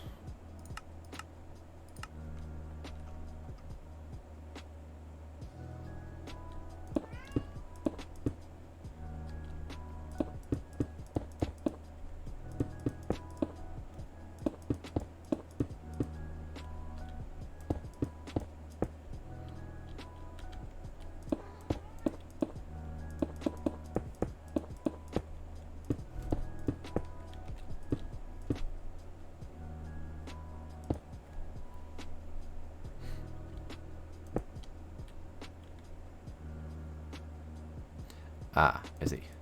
Alright, I might need to do that. I think the rotation went weird on that. So yeah, let's do that. Balls.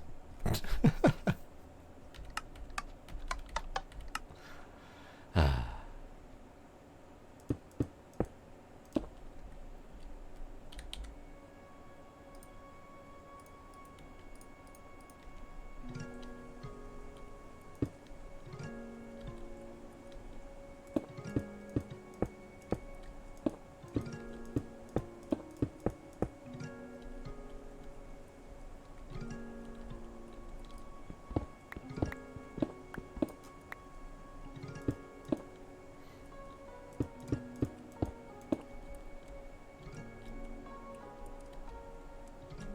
Well, now I don't remember which pieces go where.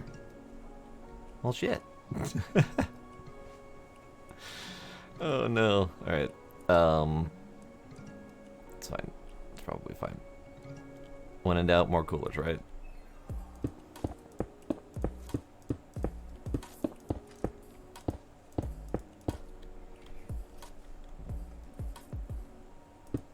Ah, that's what I needed. Okay. Yeah, those go there. These go here.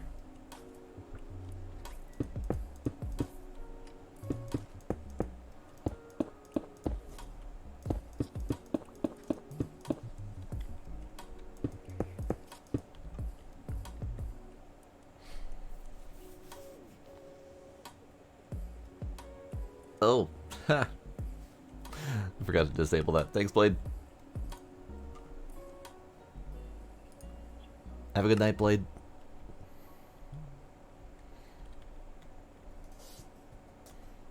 Okay, so let's try connecting up the fluid things. So if I do that there, yeah, okay. Ow.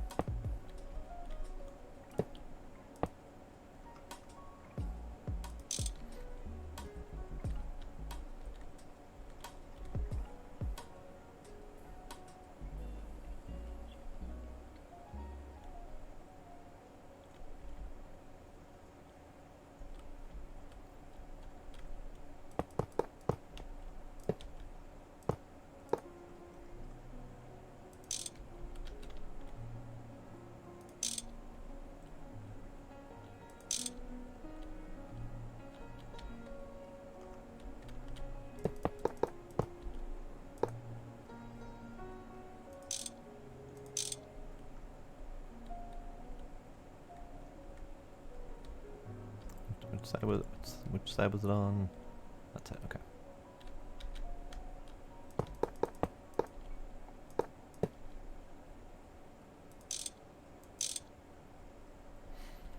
Okay, we'll see if that helps at all with the fluid problem. Because if they're all interconnected on a closed loop, maybe that helps rather than having dead ends. I don't know.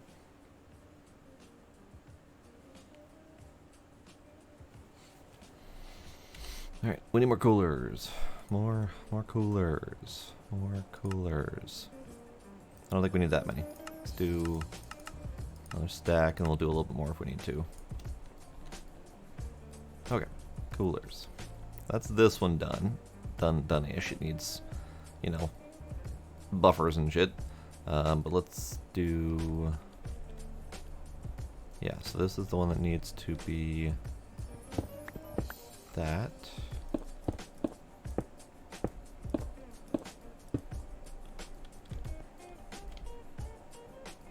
And this needs to that.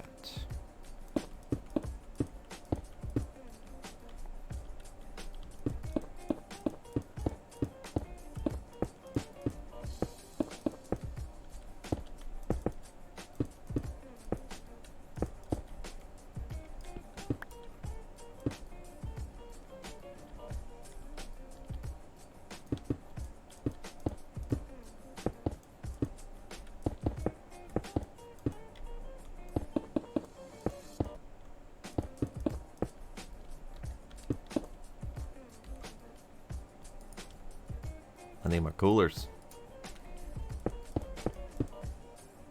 I fell down.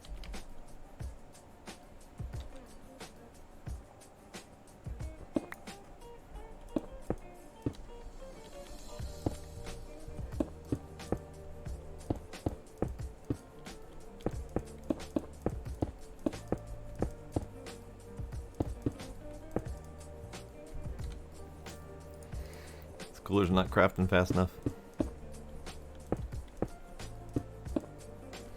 Let's do the buffer part first, or next. I don't have nearly enough buffers. Let's craft some of them. Shit. Didn't realize that had an achievement. Alright. Hooray! I mean, it's essentially the top tier wire, so it makes sense. It is the top tier wire, yeah. I need more buckets. It's kind of fun that we've made one. That is a little fun. Nope, hammer.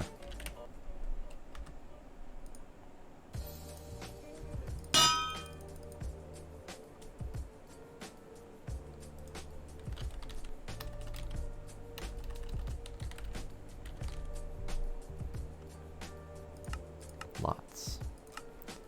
Remember all those iron plates that I crafted up as a test? Yep. Yeah, burned through them all. Nice. Yeah.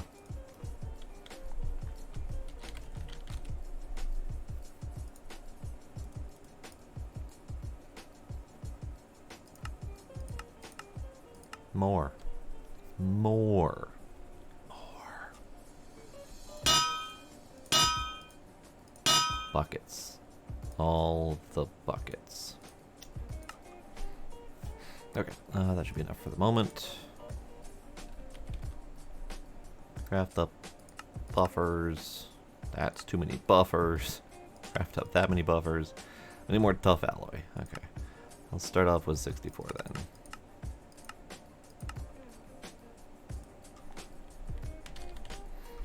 Grab more coolers so I can do this thing.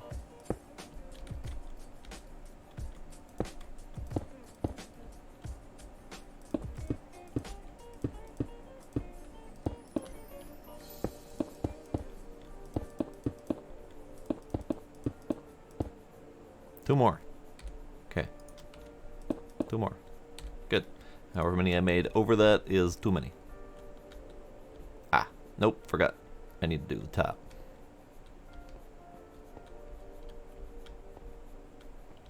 Okay, good.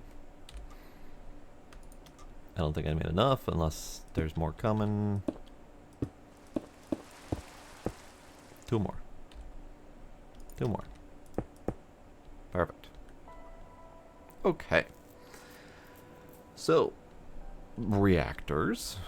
Lots and lots and lots of reactors. Let's clear out the spaces that need to have buffers in them.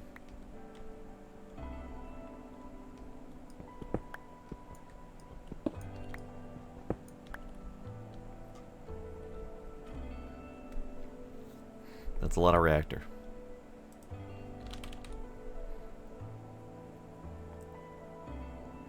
Let's do... Oh, the buffers aren't making yet. Buffers aren't making yet. Oh.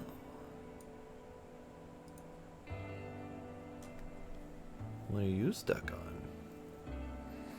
You were stuck on making a lot of hoppers. I see. I see. So we're auto-crafting a little bit. We can do casings next then. Oops. I think that's enough casings. I think I actually made too many casings, but it's fine.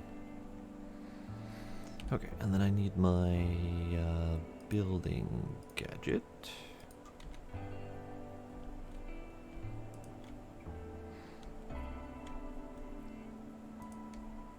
Here, can you come down to the ground between the two buildings for a sec? I'm gonna throw something at you.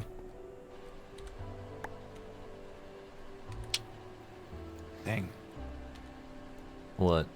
Well, the quest requires one trinium ingot, and it didn't trigger for me holding it, so I was just wondering if you picked it up, if the quest would trigger. Interesting. Which quest is this?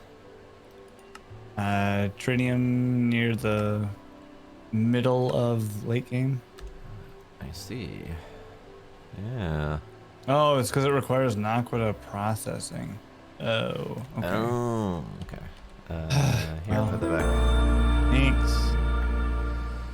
Shenanigans, Raid Party of 5. Hello, Shenanigans and crew. How you guys doing? Laser Raid. Shenanigans, Kit Kat, hello, hi, welcome. I'm making reactors.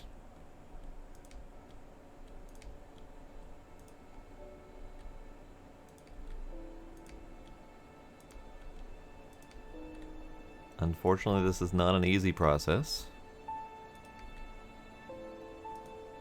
But it's fine.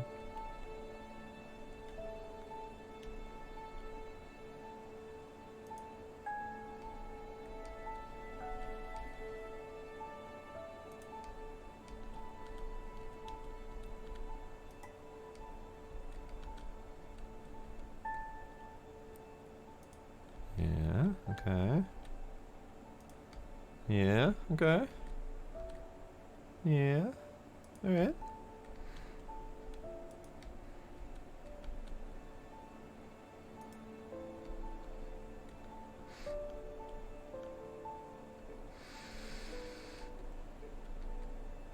Mages with evil villain science stuff in their basement? I have several questions.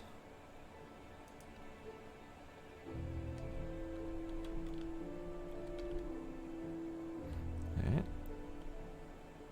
And then... Eh? Eh. Eh.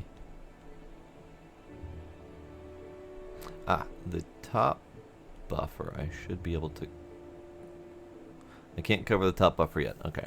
I might need to do that one by hand. Because these ones in the center are important, but these ones on the side are not.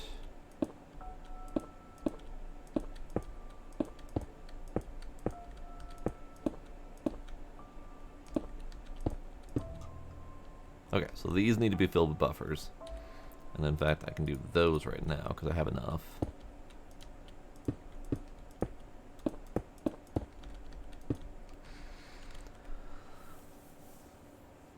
Kiba, hello, welcome. Alright, well, let's do this part, because I have it, and it's here, and I'm waiting for things to craft. So we'll do that and that. That'll be fine.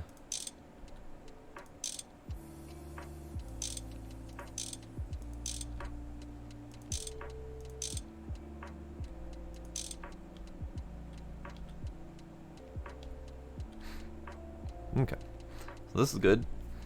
We're getting places. There's a whole lot of reactor going on here. I need those buffers, please.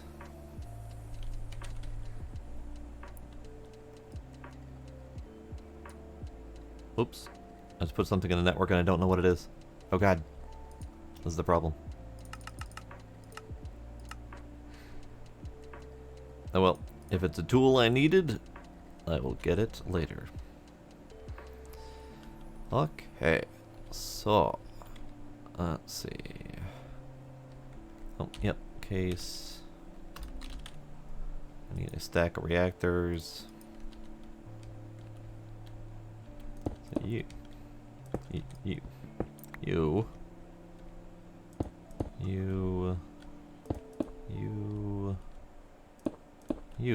okay. Good. Now the buffers by hand. Alright, did the thing. Yeah, I did a thing for sure.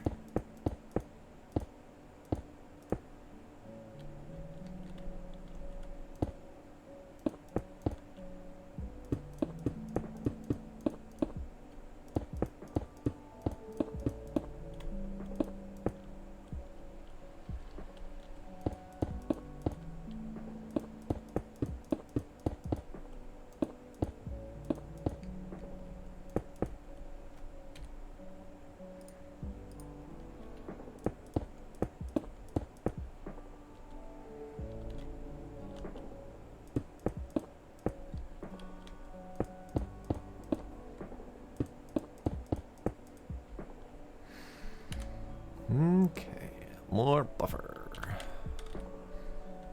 That means I'm gonna need a lot more buffers. Can I craft another 64? No, I need more pockets, more fucking pockets.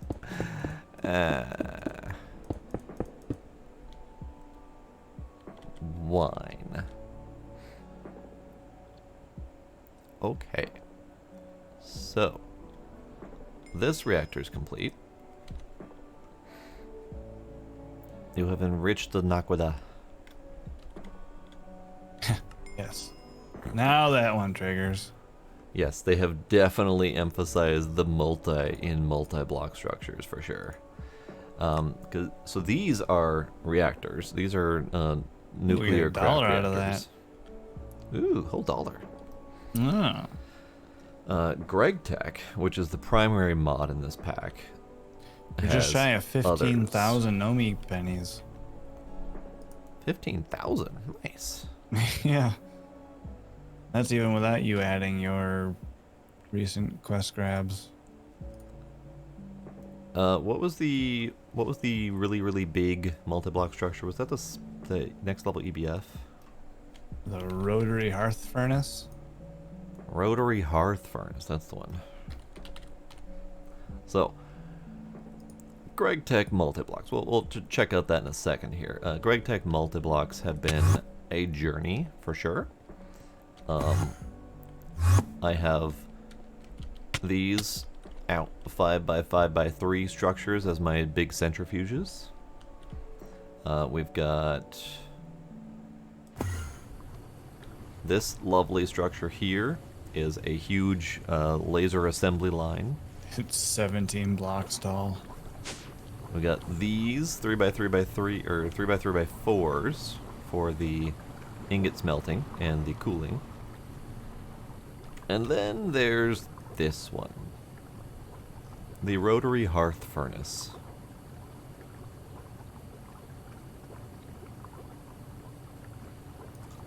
That is a, what, 11 by 11 base? Or is it 13 by 13? I didn't count. Yeah, it's 13 by 13. 13 by 13 and 17 tall. Jesus. She's a chunky one. It's a little bit hefty. A little bit too much junk in that trunk. Yeah, I don't even know if we'll need it. Oh, we'll need it. I mean, we'll want it. I don't know if we'll need it. Oh, we'll need it. Oh, okay.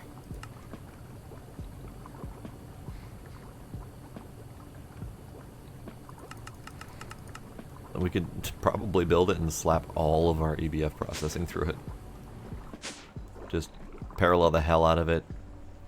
17 inputs, all of it. Yeah. It's gonna double in size just from all the automation stuff we're gonna have to slap to the side of it. Yeah, I wonder, because I know you can only have one parallel hatch. Yes. But yeah, if we can just ram everything through that to do 128 recipes at a time and whatnot. Like, 256 is the top parallel hatch. Sure. Yeah, so 4 stacks of stuff going through it. Yup. Mm. Hey, kitty. Hey, kitty. Shut your That mouth. could get wild. I think that sums up this pack. That could get wild. That could get wild. Yeah, the thing that I'm wondering,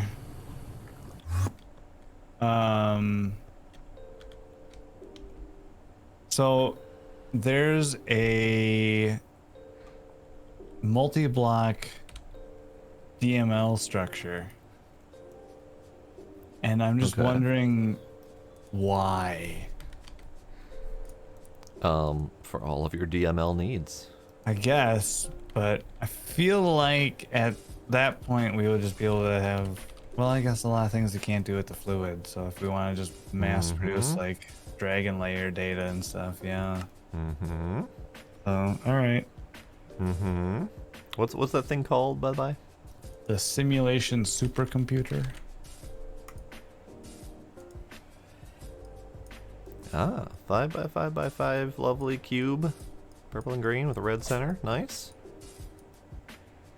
Ooh, a glowing red center because it's a glowing blocks of omnium in the center. Yeah, 26 of them. Uh-huh. Which will be fine because at that point we'll have the creative tank and it doesn't matter. Right, yeah. I'm working on it. The quest says you should strongly consider making one of these with your second Heart of the Universe. So the first one goes to the creative tank. The second one they very strongly recommend making the DML thing with. Interesting. Okay. Yeah. Interesting that they very strongly recommend it, and you were wondering what the hell we'd even use it for. Right, yeah. I'm like, by that point, we'll just have everything. I assume it's going to be for all, like, the layer data and stuff like that. Oh, yeah, we'll because need. so many things need to come through with the... Because, like, one universe creation data that the tier 10 needs 4 stacks of stellar creation data which we get 1 or 4 of from a tier 1 microminer with ultra dense hydrogen.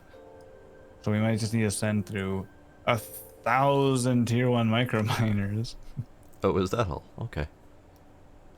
To get, yeah, for each heart of the, yeah, so that's gonna be, it's gonna be, what's ultra dense hydrogen? A 9x9 of dense hydrogen, which is a 9, or a 3x3 rather, of dense hydrogen, which is a 3x3 of solidified hydrogen. Oh, that's not so bad. Just a lot of hydrogen. It's a lot of hydrogen. Alright, while those buffers are cooking up, let's continue back with the item piping. This is just going to be here.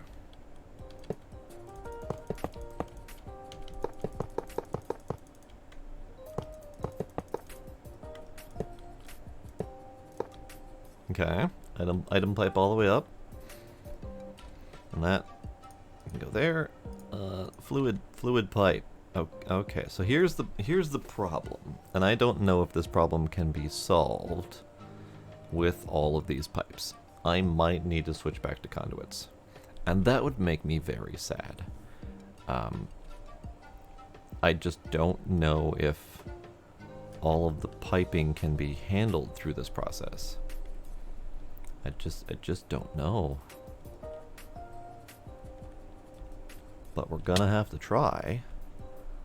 Let's see, actually, how is that handling? So it's handling about as well as it was before. But we're gonna pipe it all up, and we're gonna see how it handles with all the extra piping.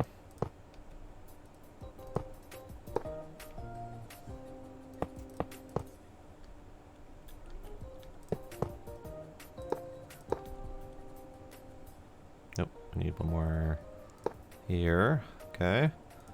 You.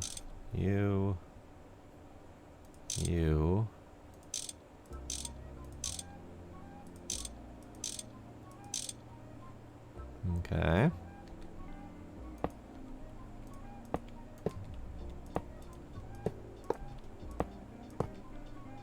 Oh, right. More pipes. We're gonna need so many friggin' pipes, I'm just gonna take them all.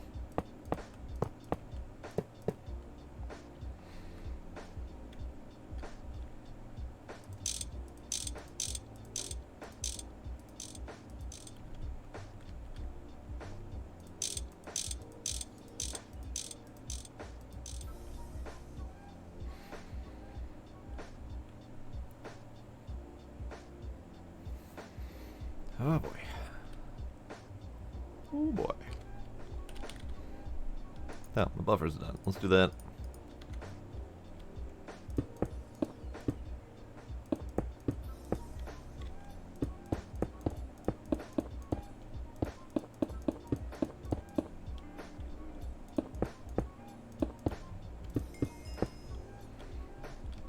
Hooray, we finally have hydrogen. Finally, gosh, it took us so long to do. This is such a hard element to get. Harder Yeah. than Rich Nakoda. Yeah, took us longer for sure.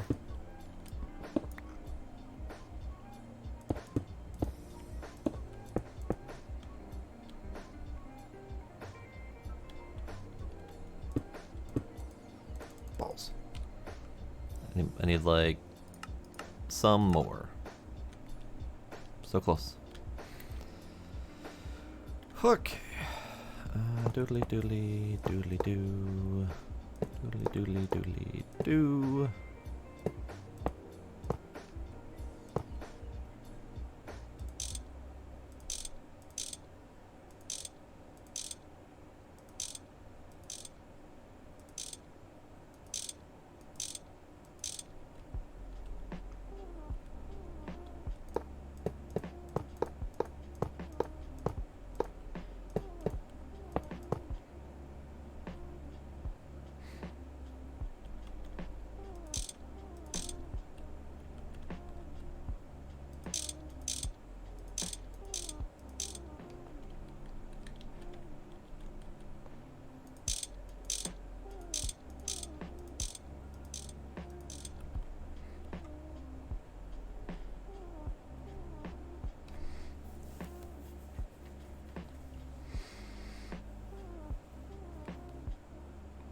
Yeah, so the fun part about this pack, and I'm with you there, Shenanz. I had never done Greg Tech before. I had always shied away from it because of how difficult everyone has made it out to be. And from what I'm learning, that was with good reason. Greg Tech is not for the faint of heart, for sure. But the thing about this pack, and I didn't entirely understand this until we were started on it, this takes all previous versions of Greg Tech and somehow manages to merge them together. I don't know exactly how it accomplishes that, but pain, I'm assuming, is the way it accomplishes that.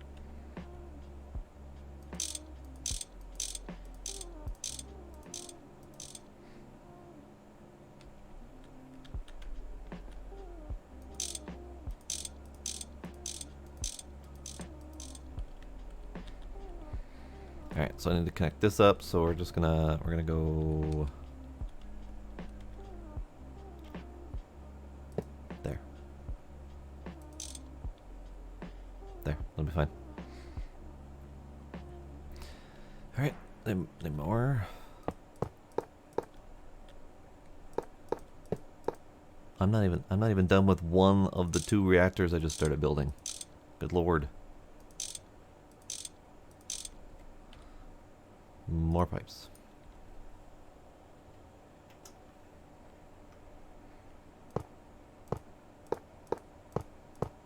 Oops. Let's kill those. Messing with my flow.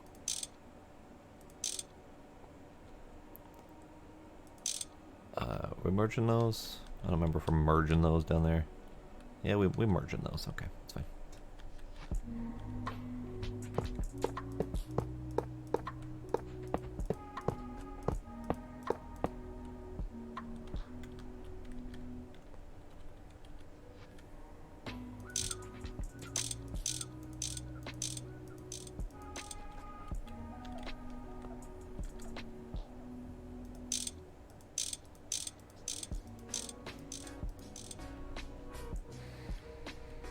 Okay, so let's grab the last of the buffers. Let's make sure that this reactor is fully built.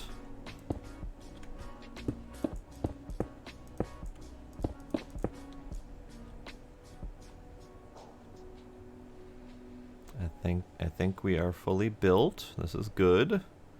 Now I have like a bajillion more pipes to do. But let's pause before I do the rest of the pipes on this one and see if we can get the previous reactor finished building. So this is the one that supposedly can handle 70 heat, which is 3 other fuels. Not the LEB that I need though, so yeah. An entire bajillion more pipes to do, yeah.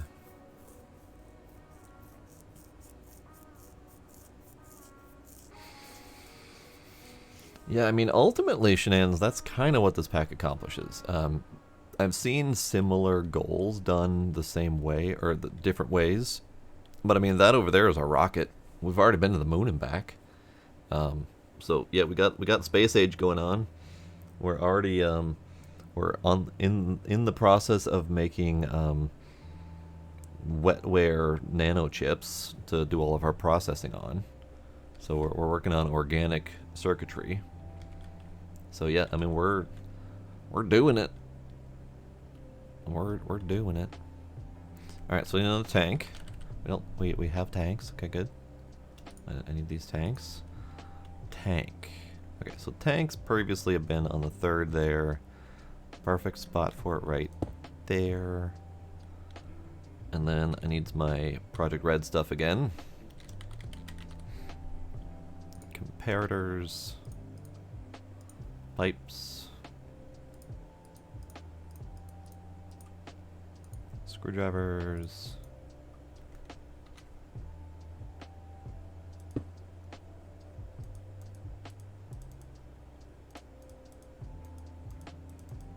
Interesting. I got a random tick of red on one of these.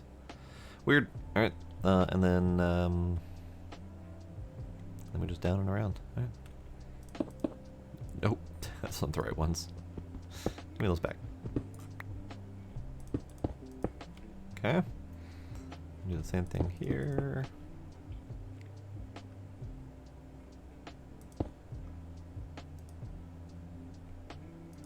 Tank.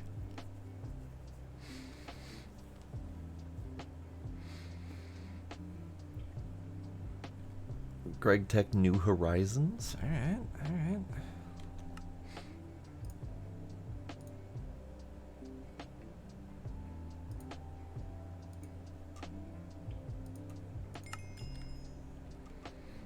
You're just blasting through all the Naquita stuff. Yeah, man. Although now it comes to a halt. Oh, okay. Alright, so we'll put those away. Got it, okay. So, let's configure this tank, just quick. You are set to push out this side and receive this side. So I'm gonna connect you there and there. Okay. Let's hook up the fluids.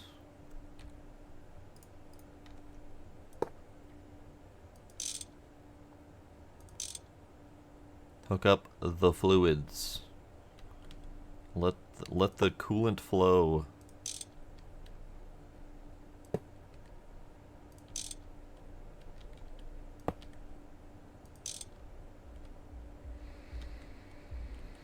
All right. Coolant is flowing. But it is not flowing well.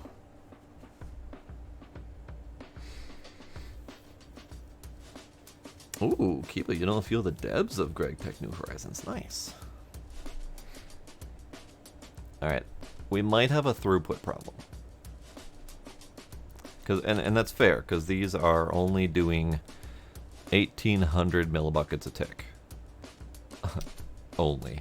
1,800 millibuckets a tick. So it might just be that this is not going to fill up until the rest of the piping has caught up.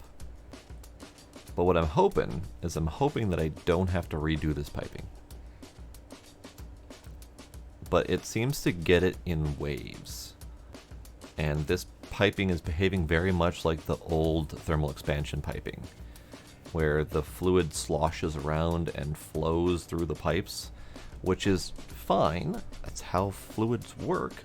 But A, extra calculations behind that, making the server chunk as I'm building this, and B, makes the fluid very inconsistent in its flow. We don't have like a full pressurized throughput.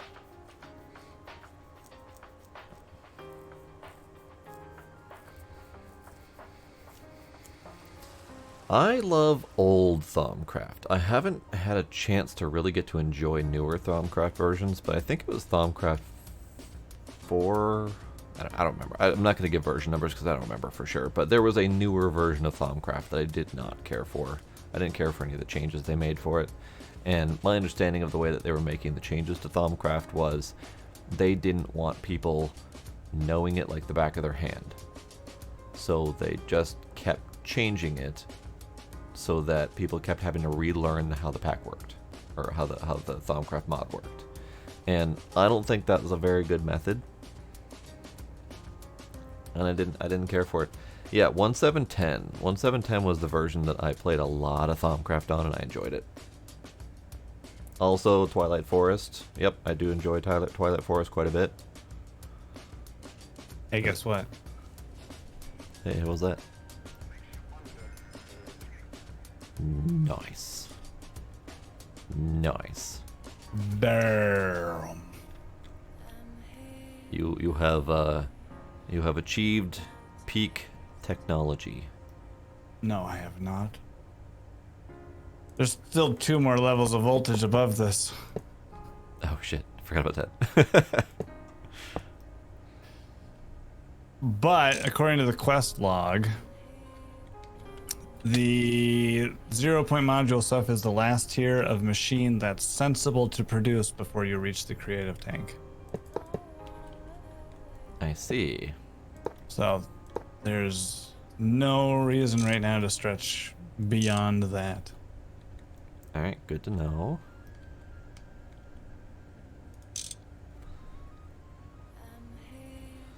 So even though the fluid is not flowing well, it is flowing. All of my buffers do appear to be... No, my buffers are not... Wait, hang on. I can't actually point at this one to see. There it is. Okay. See, all of my buffers do appear to be full, so even though the pipes are not filling up to capacity, they do appear to be working. So we'll call it good for the moment, and just keep on keeping on, and hope that it all works out for the best. Also, I think I'm going to put a pin in it for the evening, but you feel free to continue on. Okie dokie. What time is it? Oh, it's kind of late. Yeah. Alright. Oh, if you want to finish your reactor or whatever, by all means. Yeah, I might do that. We'll see. Alrighty, sounds good. Okay, bye. Later, dude. So, Pine is gone. We're on our own. We're doomed. Alright, so this reactor's good.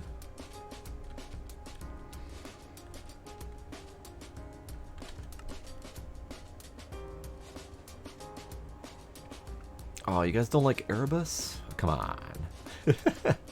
That was a nightmare to navigate, though. I enjoyed it thematically. I enjoyed the bugs. I enjoyed that there was lots of new enemies and all that stuff, but it was a nightmare to navigate, for sure.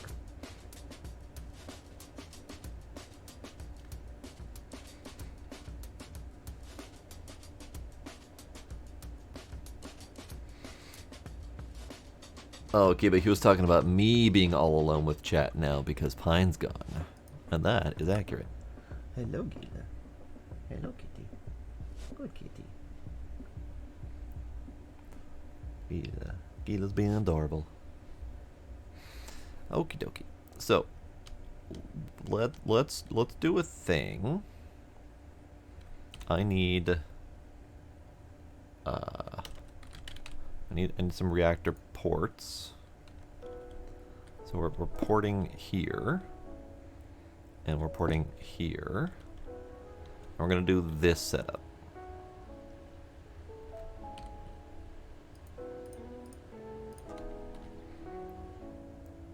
So we do item pipe and item pipe. Item pipe and item pipe. Oh hey, it's a Pine raiding party. Go figure. Hi, Pine's raiding party. Alright, we need the filters.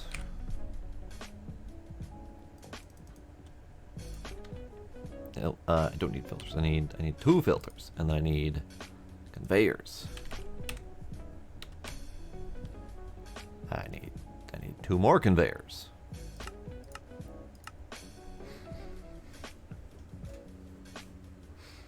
Gila is always adorable. He truly is. He's laying here, flopped over on his side, and then I reached over and I touched his little foot, and he immediately grabs on with his claws to hold my hand there. Hey, kitty. How you doing,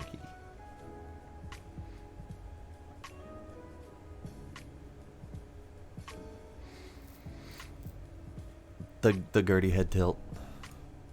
I do love a good puppy head tilt.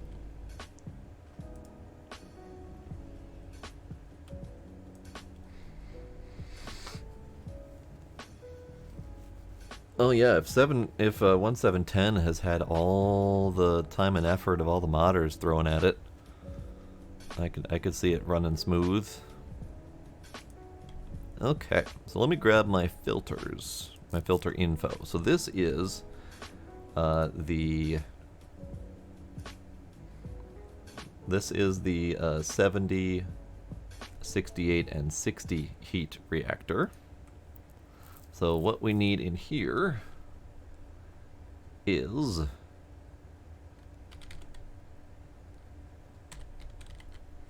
LEP 241, which is a 70 heat fuel.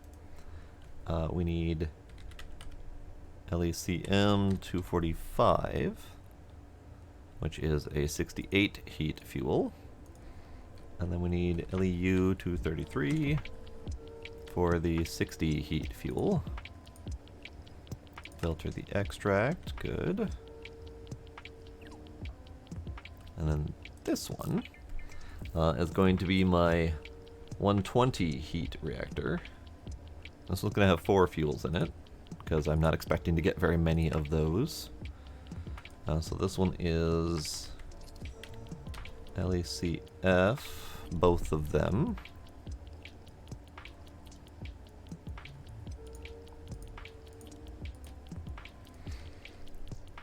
LECM 243. And LEA 242. So we got a 94 heat, we got a 112, 116, and 120 heat reactor. Or, cool. Fuels. There we go, fuels. Alright, so those should, in theory, work.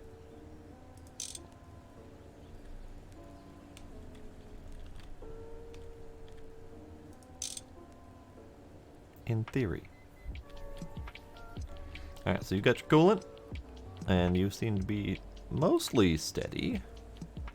This is the part I'm concerned about, is the fuel levels, or the coolant levels constantly flowing. It doesn't feel comfortable in terms of reactor meltdown process. And this one just hasn't been piped yet, so it's not going to happen. Alright, so then we're good. Let me just feed these back.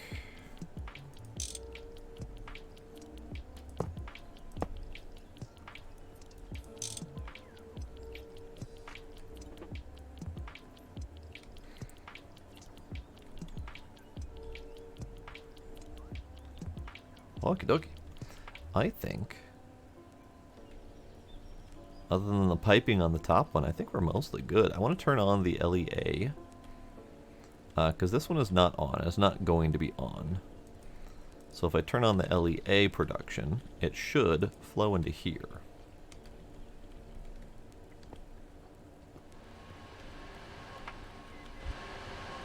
Yeah, we're now burning through the cryotheum, because it needs to fill all those pipes I just put in there.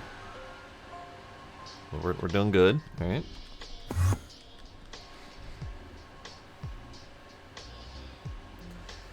Yeah, and that's the thing I find with many games that have heavy modding communities, is at some point the game keeps trying to advance and the modders keep trying to keep up. But the modders almost always make the stuff that people ask for a lot faster than the devs ever can. So then the modders end up making the mods that do the things that people want them to do. And then if the game devs decide that they're going to add those features, they either don't want to copy the work that's been done, or they feel like they have a different take on how that mechanic will work, or something like that. But they end up putting in a mechanic that is already in a mod, and it still ends up not ever really doing it justice. So then the mod sticks around, and then you have two different competing mechanics, and it's a constant struggle with any game that has heavy modding community. Sometimes I've seen it happen with space engineers, where a mod maker gets contacted by the devs and they ask them to put their mod into the game, basically. But I've also seen that not go well, and it ends up not being the best version of what it could have been. Alright, so I need the LEA fuel. I need to label these, I really do. So you are LEP, you are LEA, so you need to be turned on. You are generating fuel. And that is the 94 heat fuel. So that should go into the top reactor, which is not on. like so. And hope to God I don't melt down one of my other reactors. Ow. Okay.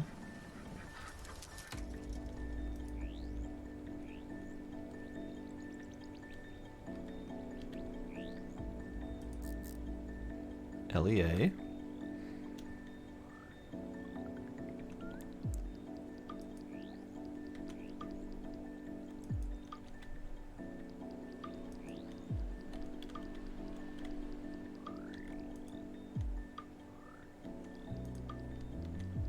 Where'd it go? Ow.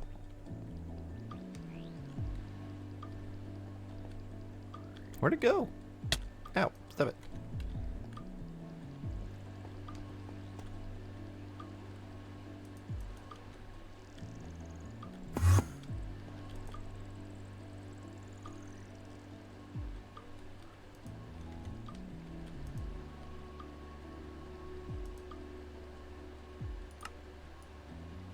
I need to configure it to go.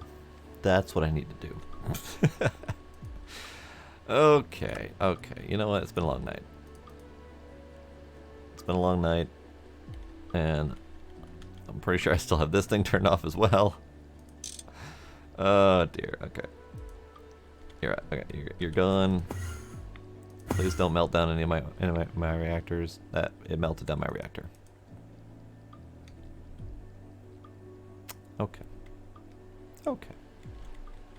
So the filtering is still a bitch, and I still don't know how to do it correctly.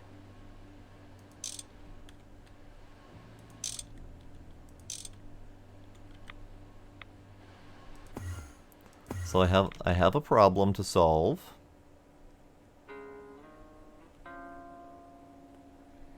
I have a little bit of a meltdown problem to solve.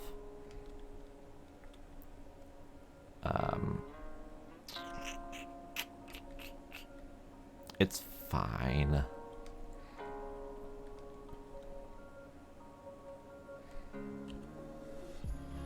It's fine.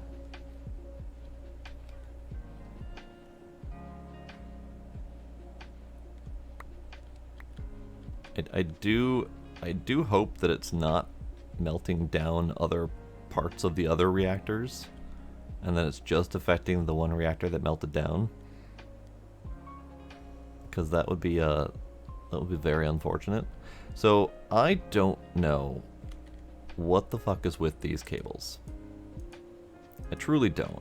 I have no idea what's up with these and why the filtering doesn't work as expected. It's just obnoxious. So I may need to go back to using the ME conduits, or the Ender.io conduits, because it's the one that I know how to make it function correctly. I was hoping I could use these, but if these are going to freaking melt down my reactors, then that's not going to be very helpful for anyone. So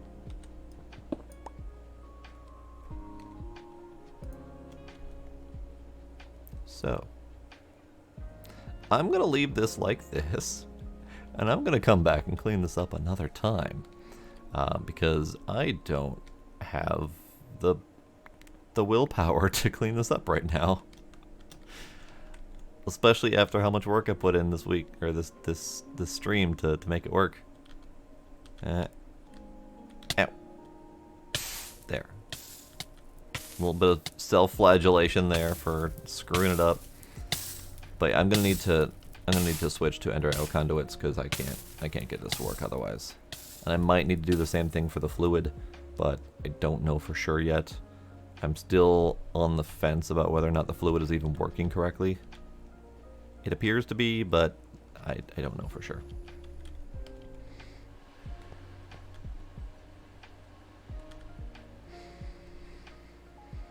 Yeah, I've had similar issues. I took down one of Blade's servers one time with chickens. Far too many chickens. Forgot to limit my my mob spawner, and it spawned thousands of chickens in like a 6x6 area, And it was bad enough that every time I logged into the server, I had roughly 10 seconds of 1 frame per second to do anything. So I would log in, I would swing my sword to kill the nearest chicken, and it would kick me out, and I would log back in, swing my sword to kill a chicken, and I did that for like 2 hours until I muscled through enough to kill enough chickens to actually have some frame rate, so that I could then go turn off the mob spawner. Because I couldn't move enough to actually get to the mob spawner to turn it off. So I had to do about 2 hours of 1 FPS murdering chickens to have a chance to turn the thing off. That was fun. This one, thankfully, is not murdering the server, so this is safe to leave as is. It's not going to do any more harm than it's already doing. It's bad. So what I might end up doing is I'll clean that up in my off time. I'm probably going to rewire all of the piping to make sure it works correctly. And then I may end up just finishing the automation. I did most of it on stream. You know what I'm doing. You know what this whole thing is doing. You know the wall. It's just going to be a matter of breeding up all the different types and getting it to flow correctly where it's supposed to without melting down my reactors. So that's what we're going to do. And I'm probably going to do that in my off time over the weekend because it is Thursday. We're not going to play again until Tuesday. So I got some time to sort this out. Ow. Ow. Step it. Bad. Bad pipe. Bad. So yeah, that's what's going to happen. So unfortunately, tonight was a little bit of a fail, but you get the gist of what I'm attempting to accomplish. And not all of them can be winners, so, you know, shit happens. So, Shenanz, Draconeye, Midnight, Kiba, Kinder if you're still out there, Pine maybe, whoever else came in from the raid silently. I think there might be Kit Kat out there. I do appreciate y'all being here, hanging out with me, watching me fail, apparently. And, yeah. Good times. Tomorrow, I don't know what we're doing. Possibly Icarus. Not sure. We'll see. And then, Saturday, I think we're doing ghost hunting. So that's my short-term plans. So yeah, thank y'all for hanging out. And we'll see y'all next time. Bye.